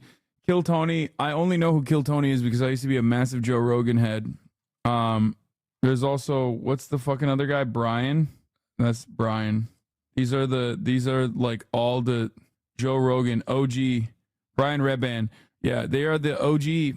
They're the OG orbiters of Joe Rogan in the extended Joe Rogan cinematic universe. Yeah, Kill Tony and Brian Redband episodes equals skip episodes for me and my peak listening. Same. That's so funny. I did listen to Kill Tony because I did listen to Kill Tony a little bit. I mean, Tony Hinchcliffe was my least favorite part of Kill Tony, though, which I think many Kill Tony fans will probably also agree. It's cool to have like seasoned veteran stand-up artists, like stand-up comedians, basically refine openers and their bits. Like their tight fives, basically, or not even tight fives. I think it's like 2 minutes or whatever. So I think the concept is really good. Like his whole shtick, Kill Tony, is Tony Hinchcliffe's show, comedy show / podcast, where you bring in randoms usually, or he used to bring in randoms usually, people who are amateurs, no experience whatsoever, and they would roast their like open mics. But it's also good because it's like open mics. A big problem with open mics is when you're first starting off, like if you want to do comedy, you have to fucking be in front of an audience. That's the only way to refine your bits. There's no other way to do comedy other than to just do it, right? And you're going to suck at first too. There is no like special secret sauce that allows you to be like naturally funny. So Hasan the stand-up knower, yes, I do know a lot about stand-up. Dude, I'm fucking telling you about Kill Tony. Come on. So in order to get good, you just have to be in front of an audience. There's nothing else you can do. You have to make an audience laugh. And Kill Tony is actually really valuable for that reason. Not because like actual stand-up comedians, like seasoned veterans, get to like critique your 1 minute bit, but also it's really valuable because you get to have a massive audience that you're appearing in front of. Because most of the open mics are so fucking sad. If you've ever been to an open mic for a friend, if you've done it yourself, it's so bad. It's just literally other comics that are waiting in line to get in front of the same fucking audience full of comics waiting in line. And they pay like $5 to do it too half the time. It's so depressing. So this way you actually do have an entire fresh audience. There's plenty of comedians in there too, but you have a real audience that will laugh at your jokes. And it's not just comprised of like straight up fucking other shitty open mic comics. I love the non-PC culture they harbor, free for all. Yeah, I mean, that's just normal. That literally is every fucking...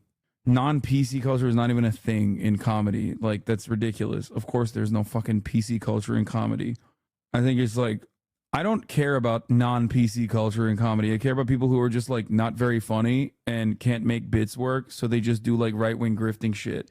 Like Steven Crowder. You know what I mean? It's very bottom of the barrel. And the more someone is a shitty comic, the more someone is a hack comic, the more they'll get duped by people like that. No disrespect to Joe Rogan. He's massive and he's very important for the comedy scene in general, whether we like him or not. But ultimately, his skill set makes him so easily susceptible to the likes of Milo Yiannopoulos and others, where he thinks that like, oh, they are being kind of funny and being kind of clever. Non-PC is fine, but punching down on the same group is what gets old. Chappelle. Yeah, I mean, we're talking about just like a comedy, a place where comedy is made. There's no PC there. It's crazy. The other show that I used to like a lot is, I mean, obviously the what was it? The Roast. Before it went on Comedy Central, it was, I think, in the Belly Room. And I would go and watch it sometimes in person. Brian Moses. I think I'm saying it right? No, Jeff Ross isn't like, no, Roast Battle was Brian Moses and Jeff Ross as well. But on Comedy Central, it was on, Jeff Ross was like brought on, I think. Your biases towards the people you like are insane. You can like them. It doesn't really mean they're objectively good at stuff.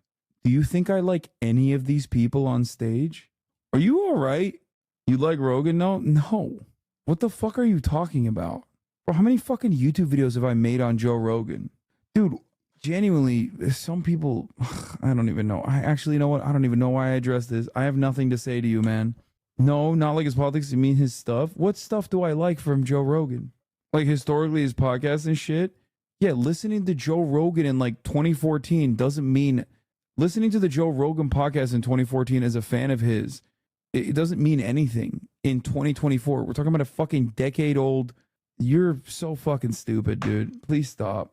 Oh. As a communist, I don't support YouTube, so I don't know how many videos you have on there, but I wish you had less. Is that why you support me on Twitch, an Amazon-owned website? I feel like, and this is not even a joke, I feel like a lot of people do unironically think like leftism means like you just have to be a humorless fuck. You know what I mean? No humor whatsoever, and you just literally have to wipe out the part of your brain that allows you to understand nuance and context, and you have to constantly be antagonistic, and it's actually not your misunderstanding and your bad, it's actually the other person's bad that they opened themselves up to even be misunderstood by you. Actually, that's like half of the motherfuckers are leftists for that reason, I think, just to be able to do that. Just let the negative be. They're trying to scare you. They're coming at us with all this bullshit all at once. Oh, this big eclipse. You better wear your glasses so you don't go blind. Nobody's ever went blind ever fucking looking at an eclipse. That's right, baby. Tell him how it is, partner. He's so right. Never happened. Show me the proof. Show me the evidence. When the hell have you ever had all these warnings about an eclipse in your entire lifetime? It's never happened, man. Shutting down schools for days on end and bringing in police and National Guard and the idiots in Niagara call. You think you're not constantly antagonistic? I am. But I think I'm antagonistic to those who deserve it. So you said this just now. Whose side are you on, honestly? In a situation between me and that previous chatter, do you think you agree with me on that issue? Or do you think you agree with that chatter on that issue? Quick. Think quick. And if it's me that you agree with on that issue, especially because I'm literally currently explaining to people how they shouldn't be constantly antagonistic towards those that don't deserve it or whatever. Why did you decide to be antagonistic towards me? Hurry up. Call a state of emergency. They didn't call that for the eclipse. They called that because they didn't want a big bunch of people over there protesting. I am definitely staying here till after the eclipse. See what happens on that day. I just got here. You're so fucking stupid, chatter. Jesus Christ, what a fucking idiot. I just got here. Why the fuck did you chirp then, dumb fuck? Why did you fucking chirp then? You just got here. Wasn't really taking a side yet, to be honest. Shut up, bitch. You said you think you're not constantly antagonistic. What do you mean? What the fuck do you think that is? Staying here till after the eclipse. See what happens on that day. Yeah. I have a video to show you that's going to open up some of the most annoying discourse we've ever seen, and it'll be clipped and become a thing, but not in a way that is focused on you, just an annoying debate. I will not send it tonight. Just let me know next time you're really bored and want to start a dialogue with the world. Wait, what is it? What is it about, M. HUD? It's so weird. Chat will come in here and be like, you're a fucking piece of shit. And then when I repeat that energy back at them, they're like, whoa, why you say that? Why did you say it like that? Yo, chill, bro. I didn't mean it. I was just like coming in. Okay, morality? I don't fucking understand. I need to know now. What? In April 1791, he charged up Beacon Hill to get a good look at the solar eclipse and wrote, hurt my eyes much by observing this same eclipse without a glass. 5 months later, he was still complaining that he was almost blind and his eyes never fully recovered. I wonder if my eyes got fucked up from looking at the eclipse today. I don't think they did, but who knows? Let's do it. Let's do the fucking annoying. You did what? I did. I looked at it. I mean, I looked at it for like a second. I can't see shit without my glasses, though. That's the problem. So I'm already fucking blind. You seriously looked at it with no protection? Yes, I did. I don't think you guys understand. If you weren't under totality, then you indeed damaged your retinas. Bro, chatters, I have looked at the sun before, okay? You can't actually look at the sun. Your eyes protect yourself from looking at the sun. And we didn't have even remotely anything close to the totality. The problem is if you look at the sun, thinking that you can look at the sun, so your eyes don't fucking, I guess, flex to look at the sun. I'm explaining in a stupid way. Your eyes don't flex like you are looking at the sun directly and shield it because it's under almost totality. And then the sun still is powerful and it zaps your fucking retinas. This is a man who's been getting free food at hundreds of places for 4 years and doing it in a taunting way to his haters. The discourse will be on whether he has the morally right to do or it's a victimless crime. Free time. This is for all the haters. What state am I at to do or it's a victimless crime? Free time. This is for all the haters. What state am I at? What the fuck is this? My way for a double Whopper. What is it? It's a number 2 with no mayo. Just ring up whatever he needs and I'll come over to the customer recovery, okay? It's a number 2 with no mayo, no salt in the french fries. Anything else? It was a large drink, large fry. Now we're good. We're back in order. Okay. I need fry now, Here please. to go. To go. Okay, I got it. Thank you. Hey, He's full screen on his Rumble chat. What? Oh, fuck. I can't believe I was... Dude. Bro! I'm not blind. I swear I'm not fucking blind, bro. Oh, my God. Oh, my God. Oh, my God. Okay. Okay. Fuck. Shouldn't have looked at the Eclipse, dog. It's not the Eclipse. It's just like my brain is zapped. The Eclipse zapped my brain, chat. It's not the Eclipse. I'm just fucking stupid, okay? I'm a stupid person. I'm not a smart person. I'm a dumb person. I hope that clears I hope that clears it up for you. Just use my number if you know it. What's your BK order? I will never order from BK. BK sucks. So this guy will learn the name of the manager who's there in the afternoon and go in the next day saying they agreed to do a remake meal, and most people are so disarmed by him being kind of dumb and sounding polite, and they just do it. He's even done it at Red Lobster. Oh, wait. So he actually ends up paying for the Whopper one time, and then that's it? Oh, he just lies and said they would do it? Okay. Hey, you might have to fill yours. They're like ordering $60 orders over there.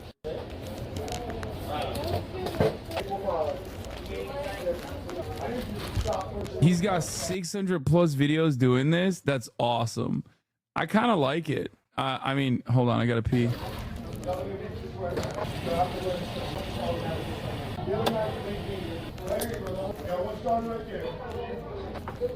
I'm making it.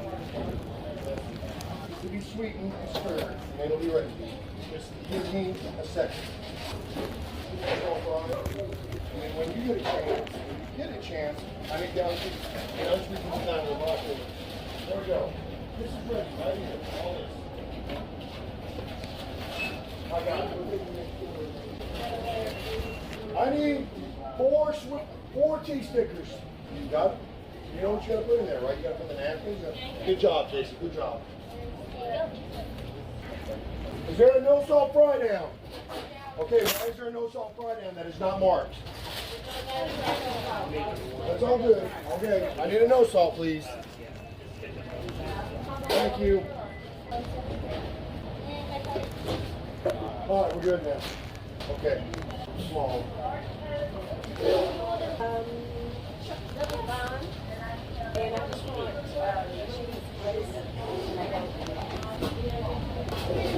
Yes, 184. Another fry. If I wanted 5 minutes of dead air, turn into a J. Cole album. What the fuck is this?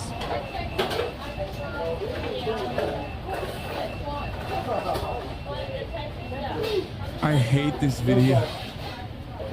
There they come right now. What is it? What are you watching? You're watching a legend.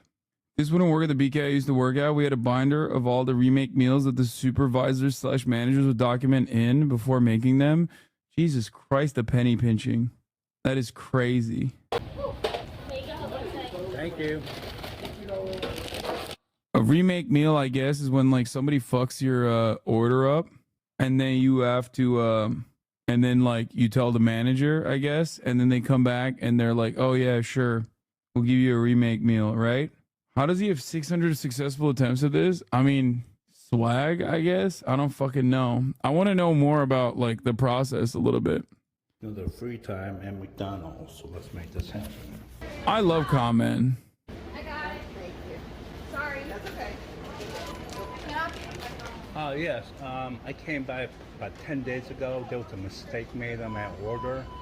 I was supposed to get a number 6, and instead I got a egg McMuffin. So you need a sausage, egg, and cheese McGrill. Yes. That's what you're missing, right? Yes. That's it?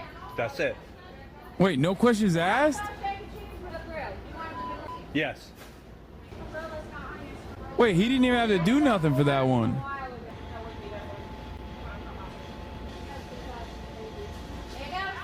Thank you. That's it? Damn, his thumbs are busted. They don't have time to argue, bro. Free time. Okay, this one was even better. Let's see what the free time at KFC. We're sitting. I wish you would talk more because he's beautiful when he talks. Kaya, come here. In state, you click on that. Please give me a subscribe and a thumbs up and hit the notification bell. Thanks for your time. Hi. Hello. Hello, baby. Hello, beautiful. As someone who used to work at McDonald's, yeah, we don't give a shit. We don't want to deal with an argumentative customer. It costs us nothing. Time. Yeah. Why spread this even more? Wait, what? This is fucked up? Who gives a shit? Please don't talk about music or artists that you don't know or listen to, considering you don't even listen to music and you just follow whatever narrative your colleagues push. You just biting content from shit you got no info or idea about is very cringe, even though I got love for you. Oh my God. I apologize to the J. Cole heads, man. You guys are, I know it's been a tough couple of days for you. I know it's been a tough couple of days for you. Okay. I know your feelings are hurt right now. You wish that Jermaine Cole popped off way harder, and then he apologized. He made you look bad after you tweeted. Ondan değil, sadece müzik seviyorum. A Turkish J. Cole head. It's okay, man. He's not big 3. It's just big me. That's what it is. Hello, sir. What can I get you? Hi. I spoke to a Betty. Yeah. About doing a remake. Huh? I talked to a Betty about doing a remake. Yeah. So what's the name? Mike Wilson. And that was for what? It was for a 2-piece. Yeah, let me look. He also, like, here's why he's kind of good at what he's doing. He keeps it small. You know what I mean? Like, he's not going in and being like, I need a bucket. You know what I mean? Like, it's nothing over, like, fucking, it's always like a $10 max situation. I've yet to see him like I've yet to see him ask for something that's like so much that it would be, you know, it would be a little bit harder to go about it without, you know, looking for more proof. Smart. Look that up. And what's that supposed to be in? A leg and a thigh or what? Yes. Okay. Original. Here's your tray. Could I get French fries and a coleslaw? It only comes with one side. Oh, okay. What side do you want? Coleslaw? French fries. French fries? You need ketchup? No. No ketchup? No. See, not even ketchup, bro. He doesn't even want ketchup. Like that's, I've never seen the insides of one of these places. I usually just DoorDash. Okay, dude. This isn't BK. This is KFC. Have a good day. Thank you. You're welcome. Thank you for your time. I think it's fine. I mean, I don't think this is that immoral. Like, I don't even know if there will be that big of a conversation surrounding this. I feel like it's fine. Who cares? You know, he's just getting his licks in. I don't even know who hates him. Like he's making it seem like people are out to get him or something. Like if this is for all the haters, what state am I at? You know what I mean? He's not yelling at the workers. Therefore, I don't give a flying shit. I don't even think the workers will give a Why would the workers get in trouble? If you live in the city of Dallas, Texas, there is a massacre that is about to happen on the city of Dallas. Y'all, we don't have time to be playing. We don't have time to be worried. It's so downhill. We don't have time to be playing no more. It's so serious. I was really concerned because I thought she was talking about some type of mass shooting that was going to happen in Dallas. Y'all, she was talking about the eclipse. She thinks that a massacre is going to occur somehow from this eclipse. Christians really need help. Like, as a Christian myself, we need help. That girl is going crazy. Oh, I mean, this is literally like, okay, Kaya, place. I feel like nationalist Christians in Dallas are insane. I feel like we're devolving. This is like a worse situation overall than like being a medieval peasant. Y'all peeps are out here like the moon governs everything and people go crazy on full moons. A lady, I think it was in Florida, was arrested for shooting at cars because the eclipse told her to. Did you watch the speed dating follow-up? Wait, there was a follow-up? No, I did not. Hi, Mom. Currently filming a YouTube video. And one of the challenge cards was call your mum and tell her about the other person. So I'm with Nick right now. Yeah. Good seeing you. All right, so Drinks. Yeah. What are you thinking? I think I might do tea and wine. Okay, because I might as well do both, right? Yeah, exactly. Yeah. Should we start with the tea? I met Nick a few weeks ago on a video. It was a Tinder swiping in real life video, which was an interesting experience. Okay. Oh, thank you. It's gonna be really hot, I feel like. Yeah, these are the same people from yesterday. It's a follow-up, I actually saw chatters. her walk in, and I immediately, like, my eye caught her, I guess. The lineup was going, and it was taking quite a while. And I was like, okay, I think that's the person I'm gonna try and swipe on, and we'll see if we get lucky. We were asked to reshuffle at one point, and I kind of stayed where I was. And he came to like the second spot, and that was where I was at the second spot. And so I was just really hoping that the two people that were right in front of us would both go, because otherwise the whole thing would get messed up again. One of us would be way at the back, one of us. So yeah, it was. Damn, she had her sights set. It actually set. did work out like that. We both swiped yes, and kind of throughout the video, we just talked. We went on a date, and that's basically how we met, was on a YouTube video, so kind of interesting. Okay, cheers. Cheers. I'm not gonna start with that because it'll be too hot. That's okay. Well, let's see. Yeah, that's what. All right. You want to grab it? Shall I pull it? Yeah, you pull it. You start. Okay, this is a perception box question. Okay. Ooh, what do you imagine other people assume about you? Wow, that's a lot to unpack, because I feel like I think a lot about, I overthink, you know, about my own self-perception, and I usually assume kind of the worst, and which is not always the best thing, you know. I always assume that people, I mean, I think people like me, but I don't always assume that people's perception of me is super high or like all the time. I just judge myself a lot, you know. What about you? A lot of people kind of assume I'm just like happy all the time, because I think I give off a pretty happy energy. Yeah, I would say you do. You do give off Yeah. a happy energy. Yeah, and like I am generally quite a happy, bubbly person, but I also have so many feelings, so. Oh, I mean, I'm kind of the same. Like, a lot of people are like, oh, you're so happy, dude. Like, you must never feel sad. If only you knew what was going on You up must there. never feel sad or anxious. And I'm like, really? That's what you think? Yeah. We got each other's number and we kind of were texting, but we didn't have a ton of free time. And we're like, we definitely need to hang out soon. So we eventually did, and we even like filmed a TikTok about it and posted it on our channel. We went to like the flea market, and it was like so funny because we got recognized, and I was like, what? That's really weird. And then we were together last night because it made sense locationally, okay, guys? It made sense locationally, okay? So, yeah. Next God, question. a challenge card already? Already. Oh, no. Oh, God, okay, all right. Together, pick a song to dance to. What if I made you dance to How would you feel about that? I could dance that. Do you have a song that you That I particularly enjoy? Let's see. Some girls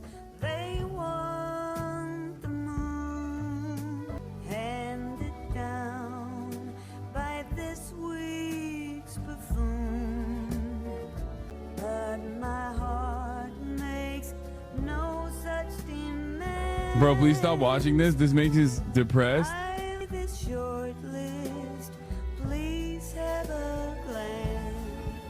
Wonder what music they're gonna replace that with. It better be.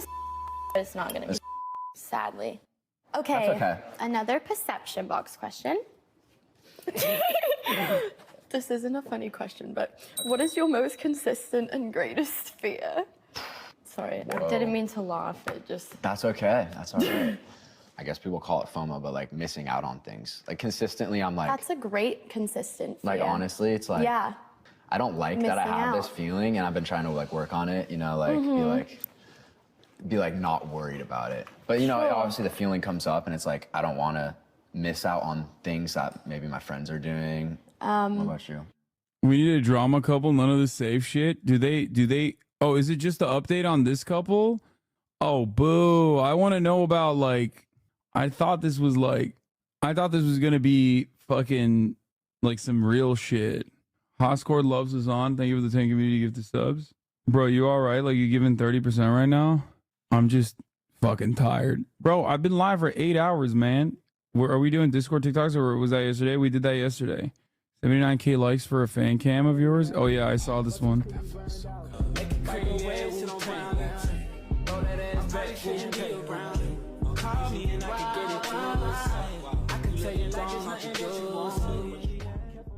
Yeah, I'm tired, chat. You know what? I'm gonna call it a night at 8 hours, half day today, half measures. I've fallen off. I'm washed. I apologize. We'll do the Tim Pool on John Oliver tomorrow. Oh man. All right, everybody. Here we go. The most difficult job in the world. Yet another day.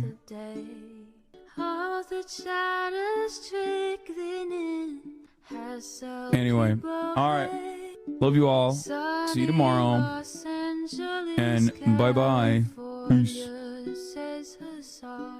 The starlock to the starlock to the topic just begun. Starlock to the topic just begun. There he is again.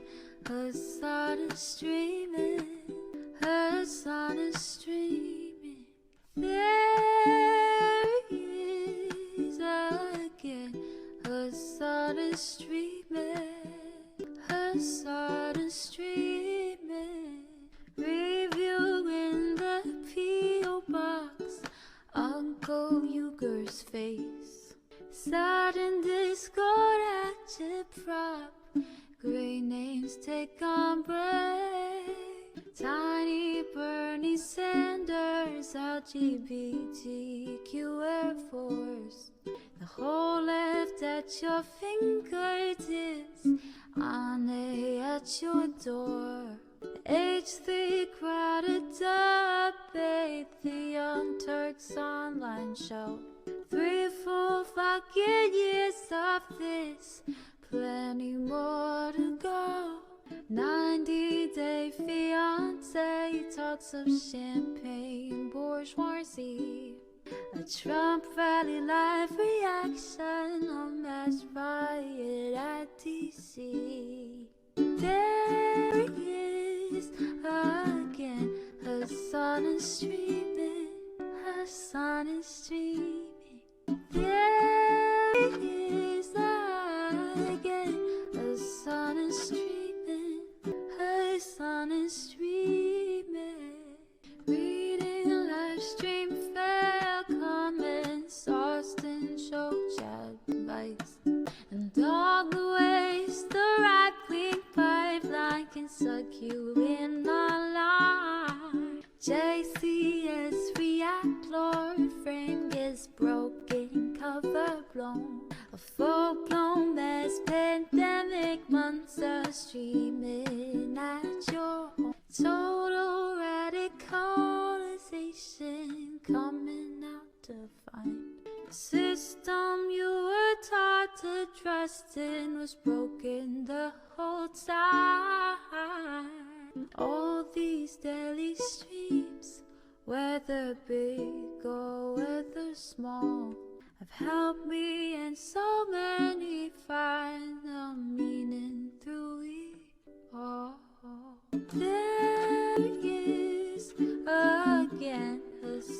is streaming.